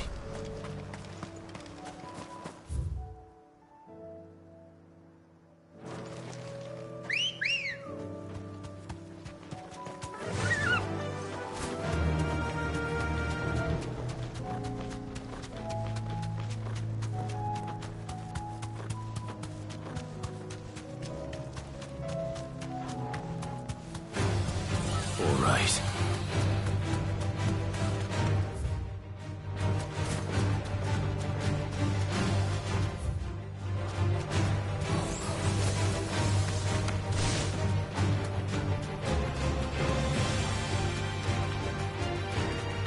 These are clean kills. Perhaps young Ember really is ready. Or maybe not.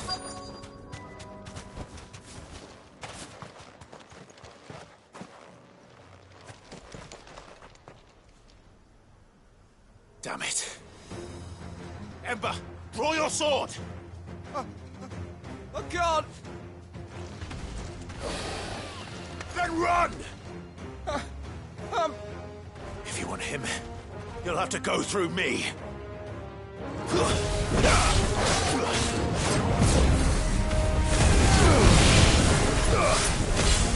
Nice try.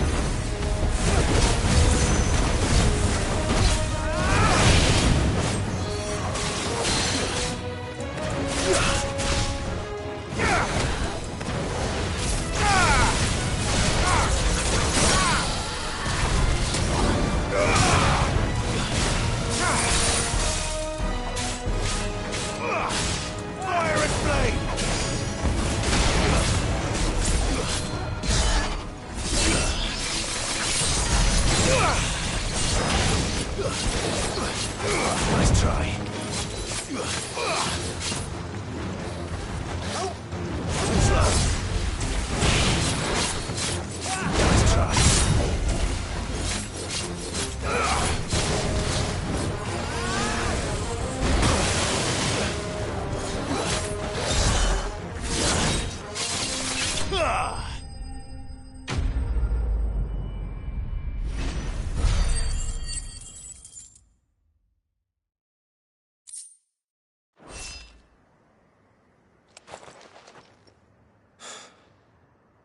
Ember, are you...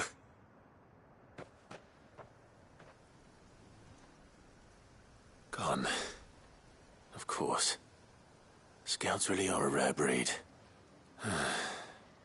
Back to Northreach it is then.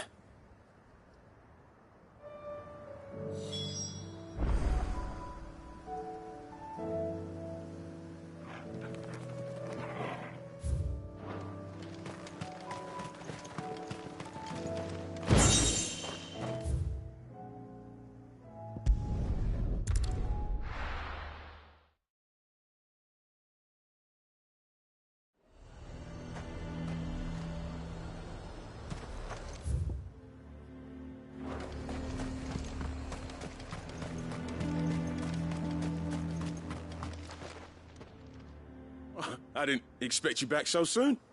Where is Ember? How did he fare? I thought I'd find him with you. He must have fled. I followed him to Eastwatch, where I found him being set upon by a wild Avis. He was just standing there. Didn't even draw his sword. I had to step in and take care of things. But by the time I had, he was nowhere to be seen. I assumed he'd set off in your direction, but apparently not. Oh, I'm sorry, Sid. I knew the boy had a nervous streak, but he seemed like... The right man for the job? I believe this is the logbook you tasked me with retrieving. Eh? How did you... Don't you tell me you breached the tower while Sid was busy saving your skin. What? Wasn't that what you asked me to do? To bring the thing back without getting caught? He has you there, Nazair. And he did it all on his own. But Sid, he did what he thought was best. And now I have to decide whether I agree. Of course. We'll await your evaluation back at the hideaway. Don't you leave my sight. Yes, Sergeant.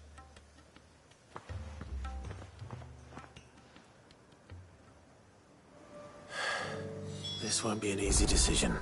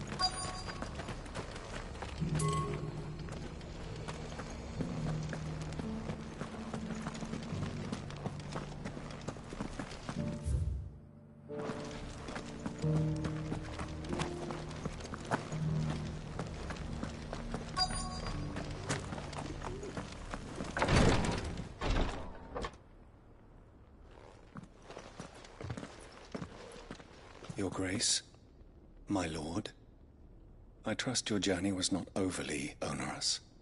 Cyril, you found a letter from Father? Yes, I have it here.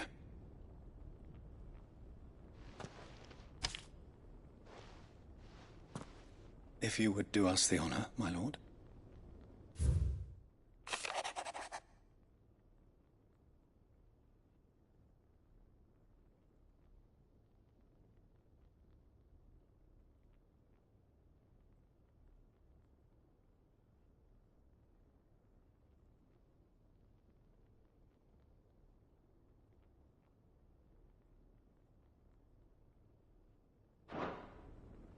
An inheritance.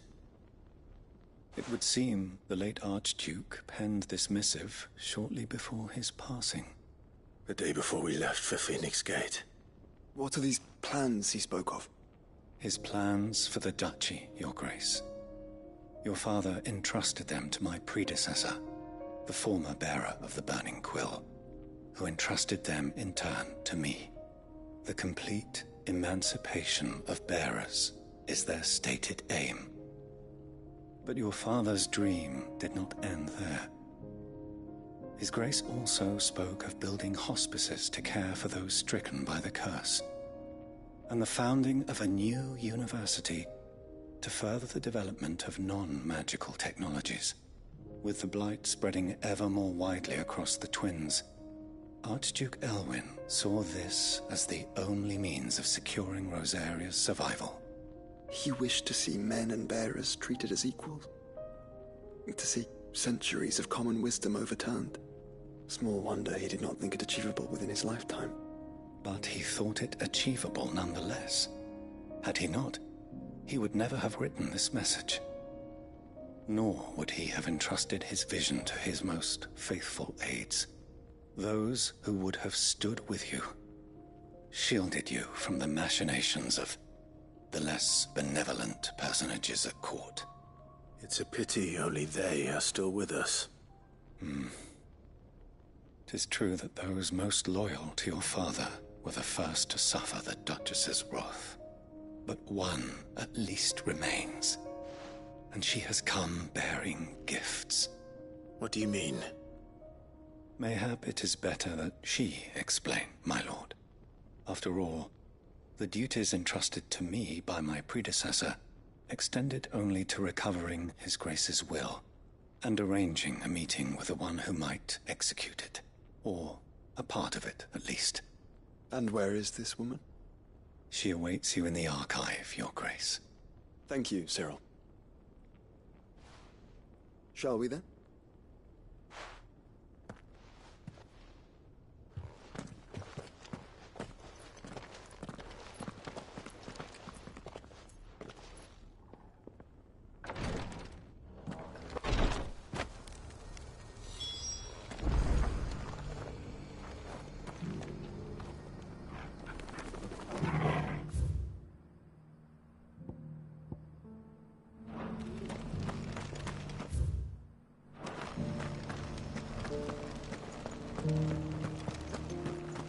This is the Required Tree, an archive where we of the Undying collect and collate our findings. Fragments of Ultima's true nature surely lie buried within these pages. We have only to unearth them.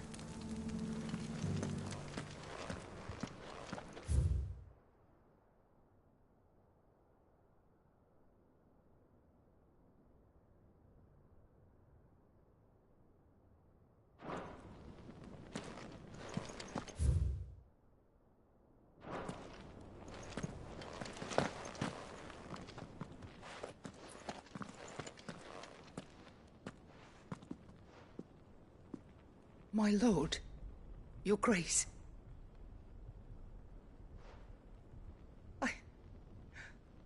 I hardly recognize you. I am Goditha, retainer of House Rosfield, loyal servant to the Phoenix and his shields. Your father, the Archduke Elwyn, entrusted me with the delivery of a gift. I only hope you can forgive my tardiness in bringing it to you. Lift up your head, Lady Goditha. You have our gratitude for your service to our house and to our father. I merely did my duty, as any proud Rosarian would. My lady, perhaps you could explain a little more? What exactly is the gift you bring? As I'm sure you know, it has long been the custom for the children of House Rosfield to be presented with certain keepsakes upon their coming of age. Indeed it has. Our father often spoke of the day when our turn would come. And had he lived to see it, he would have presented you with the treasures I bear. Matching armbands for you both. Alas, he did not live. Indeed, he was taken from us even before they could be completed. He had intended to claim the Heartstone with which each armband was to be finished himself, but it was not to be. And his gifts remain incomplete. I see. It saddens me to bring them before you, as they are. It was your father's wish that you be presented with the finished articles, not these works in progress. But with his grace long since gone, and the stone left unclaimed, I had little choice. You are grown men now, and his house is yours. And while I would not presume to insist upon your claiming the Heartstone in his stead, I know that nothing would have pleased him more than for you to do so. Thank you, Lady Goditha. What say you, Clive? What else? Of course, my lady. May our father's will be done. Oh, I am much obliged. Do you know where we might find this Heartstone, my lady? I do. Though it may be a matter of a good deal more than simply happening upon it. It is found in the bellies of elder griffins, you see. We do at least know where to find one. A certain specimen has made its nest in Titan's Wake, not far from here. A certain specimen? You are most perceptive, Your Grace. In answer to your unspoken question, yes. In fact, this is the very same beast your father meant to slay. I have been tracking its movements since you were but a boy. Were you to slay it in his stead, as men of House Rosfield, it would surely make your father proud. What say you, Joshua? What else?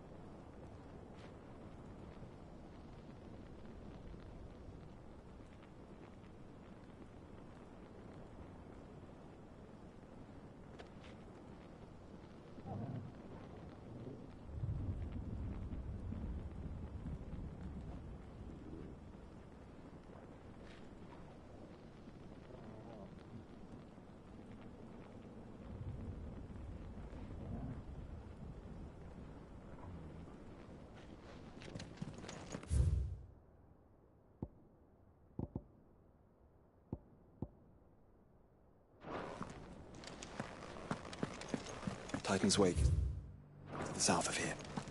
But we must not be hasty. The good lady has been disappointed once already.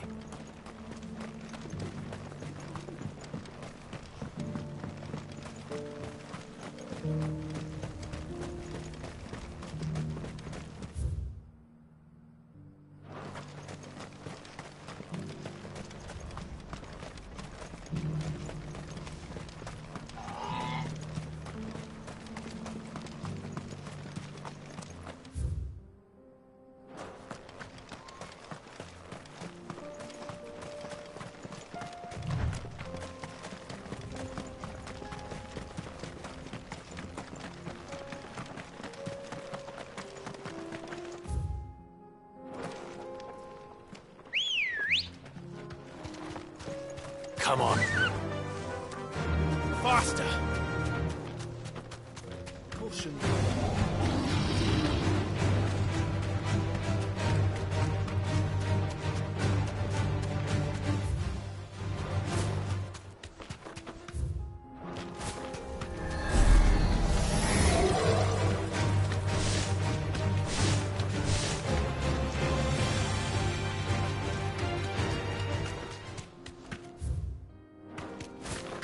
Eyes peeled, Joshua.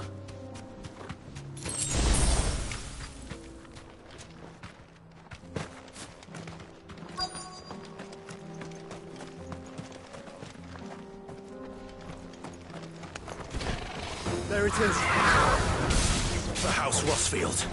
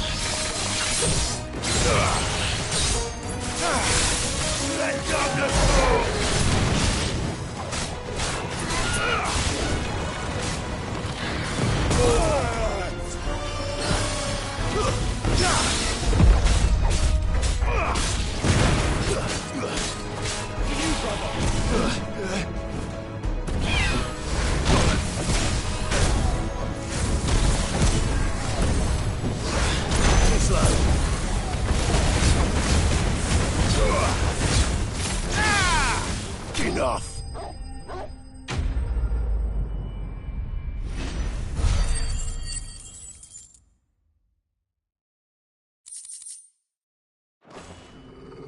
Is this the Heartstone?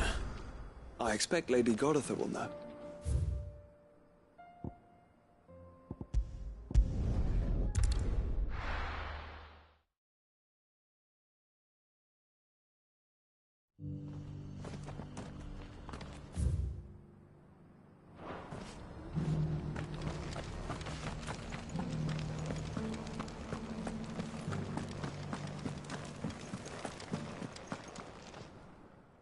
Thank the Founder you were safe. The Griffin is slain then? And the Heartstone claimed.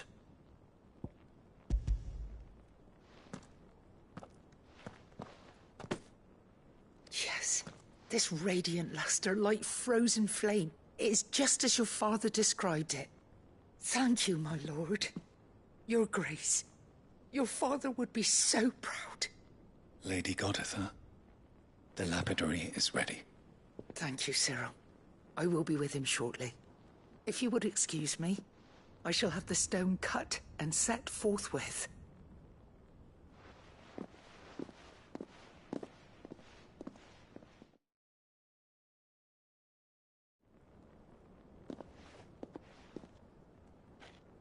The armbands are complete.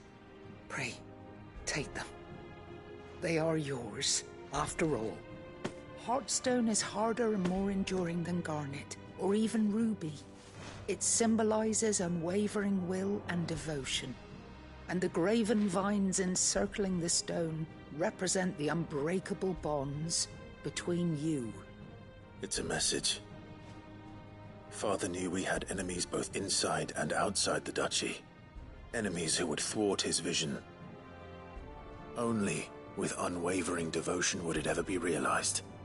And only if we stood together, as Phoenix and Shield, as brothers in arms, only then might those enemies be overcome. Indeed. His Grace knew the enormity of the task he would entrust to you, his heirs. But this was more than just a message. It was a promise.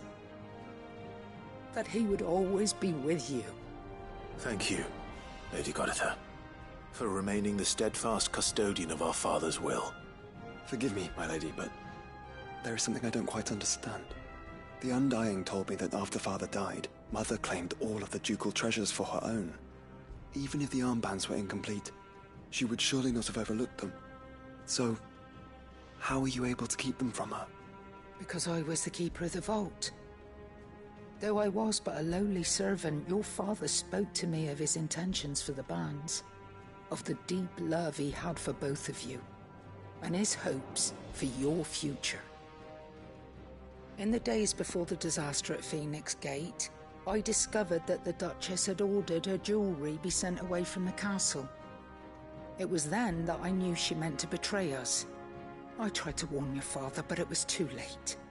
When word of the fire reached Rosalith, I knew my time was short. So I took up the armbands and I fled into the night. And thank the Founder you did. Yet my duty to your father was incomplete. Not knowing what else to do, I followed the Griffin, thinking I might claim the Heartstone on its passing. And so my pursuit continued, until Lord Cyril appeared before me. He informed me that His Grace's will had been recovered, and that his sons were alive and well. Lady Goditha, on behalf of my father and all the people of Rosaria, I thank you for your loyal service. As do I. Thank you, my lord. Your Grace, for coming back to us. For giving my service meaning.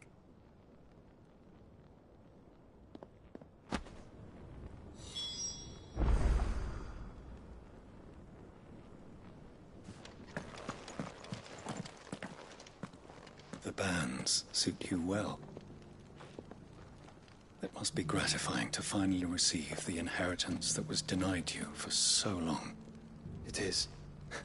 And we thank you for the part you played, Cyril.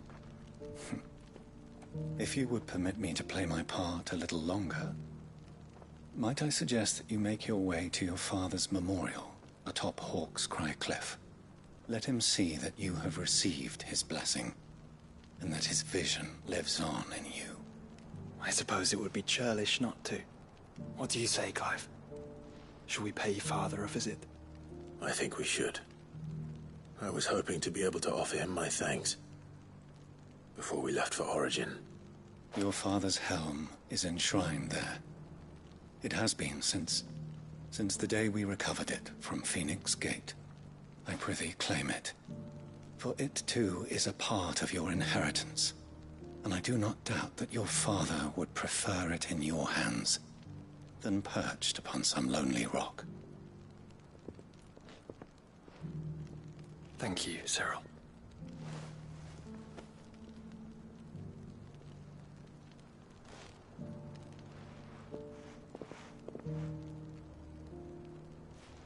Come on, Clive.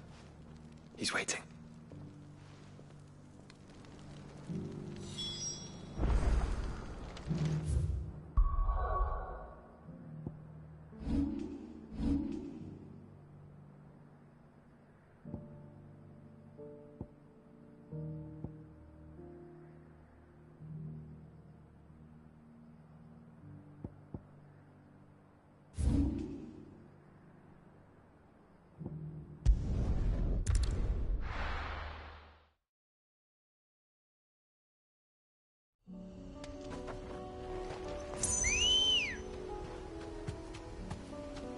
Come on.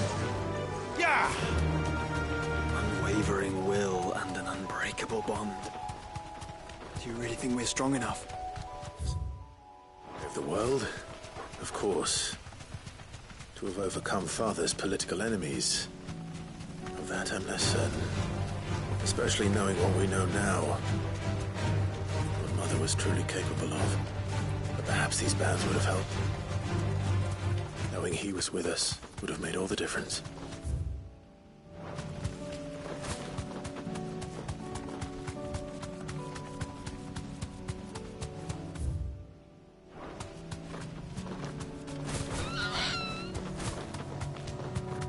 It's just back there.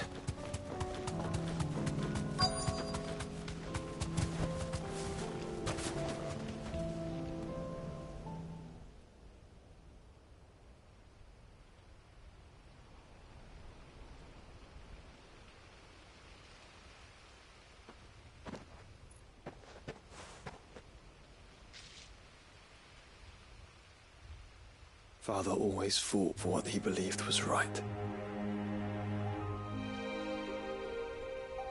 It wasn't until that night at Phoenix Gate that I realized I had never fought for anything. I always had someone else to do the fighting for me.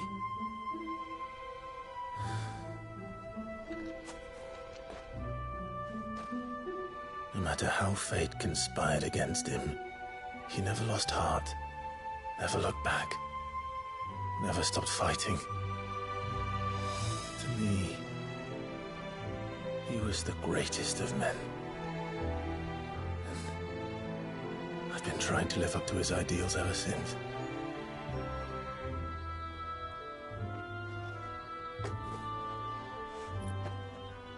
We all have, Clive. We all have. And we'll keep trying. Because that's what he would have wanted. What he would have done himself. Even if it meant standing against the very gods in the heavens. I shall be borrowing this, Father, if I may. That you might watch over us as we follow in your footsteps.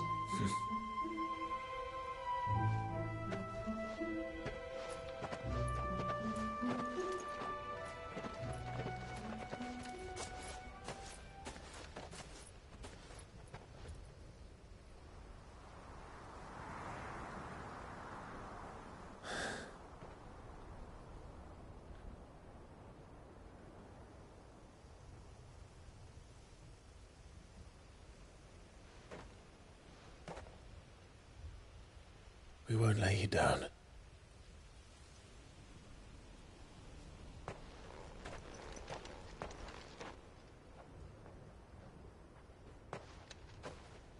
Onward then. Onward. To the end. And to a new beginning.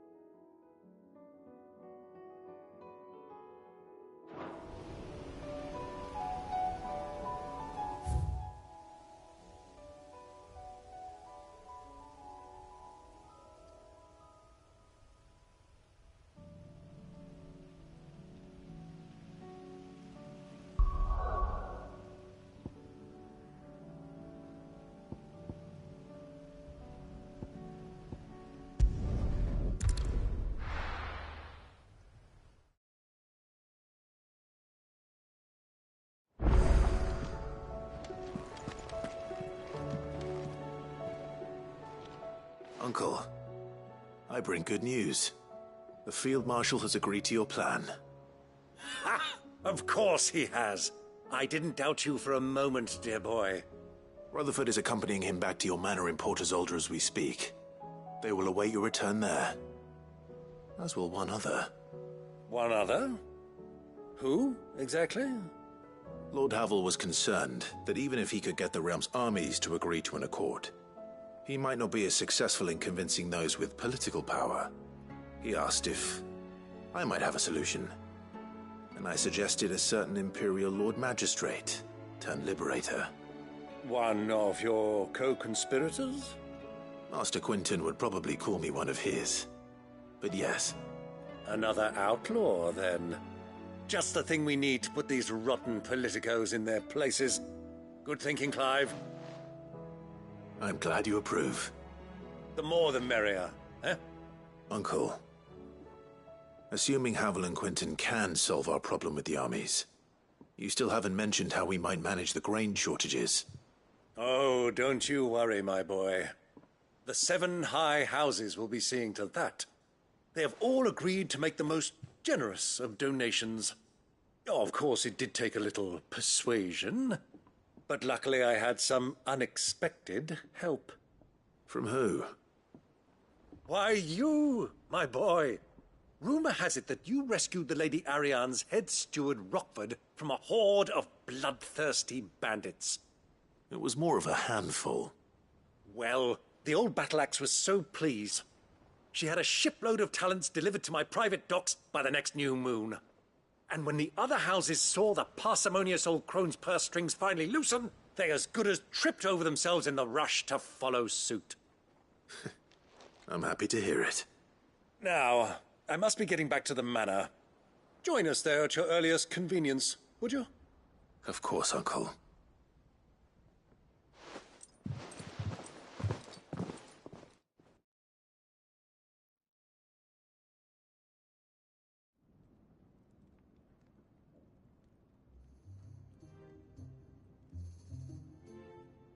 And how, pray tell, will we get that grain to the capital if the roads are still overrun with Akashic? You'll find another bloody road. I only have so many men, and I'm not about to send them headlong into an ether flood. That is, unless you'd have them turn as well. Well, I'd certainly eat less. Says the man with a belly bigger than a band of curls. My soldiers actually need their rations. Without any food to keep them going, they'll be dead even before you've sent them on your fool's errand. If I may, gentlemen, perhaps I might suggest an alternative approach. Though supply routes are indeed disrupted, there is no shortage of ships. Indeed, they bob away in every bay from here to Randalar, awaiting a safe haven. Allow them to make port and fill their bellies full of grain. And once those who crowd the cities are fed, ferry the displaced back to the countryside to work the fallow fields. But I'm sure that you wish to continue your discussion. Forgive the interruption. 2 such firm friends as yourselves need no help from the likes of me. Rutherford spoke fondly of the great bond between you. Us? Friends? I can't stand the man! Clive, I'm beginning to question the quality of the company you keep. And what kind of company were you expecting him to keep? The man's a criminal! Criminal? How dare you? You are not fit to breathe the same air as this fine, upstanding young gentleman. Upstanding? He calls himself Sid the Bloody Outlaw! Once more onto the breach.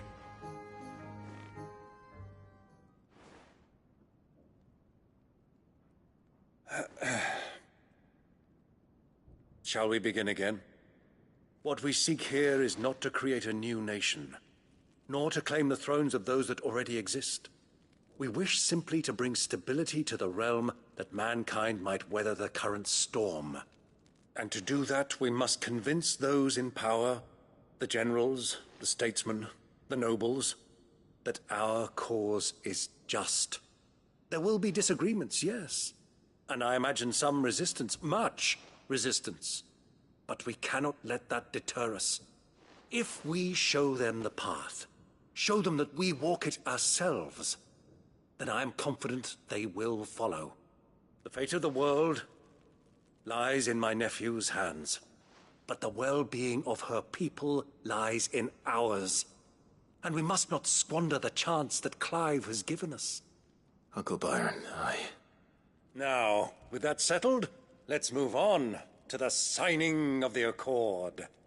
For what great moment in history hasn't been accompanied by a little ceremony?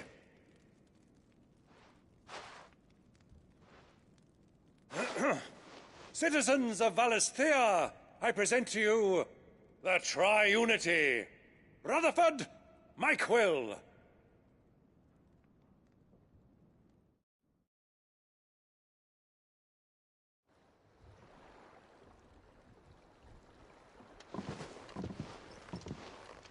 Well, my boy, the stage is set. That it is. This is the role you were born for. Now I ask only that you trust in the talents of your supporting cast. We shall play our parts to the best of our abilities, that you might have the opportunity to shine. The realm needs its Sir Crandall. And there is no better Crandall than you, Clive. I want you to keep this signed accord as proof of our faith in you. I will. Thank you, Uncle.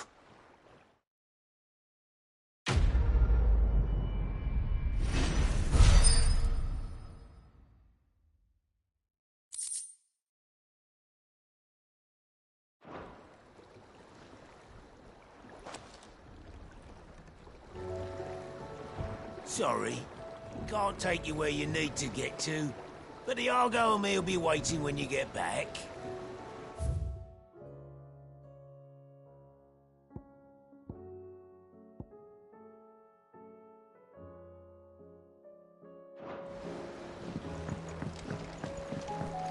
What do you think that thing is? And how the hell is Sid gonna deal with that?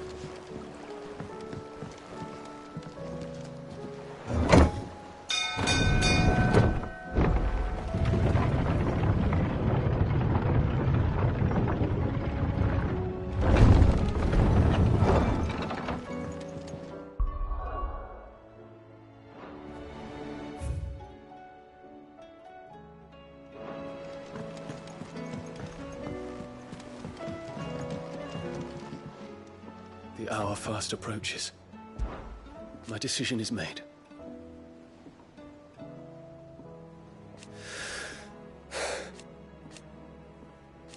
You said it yourself.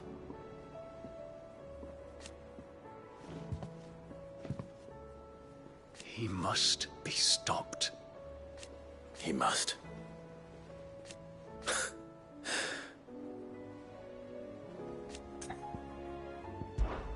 The time is nigh, Ifrit.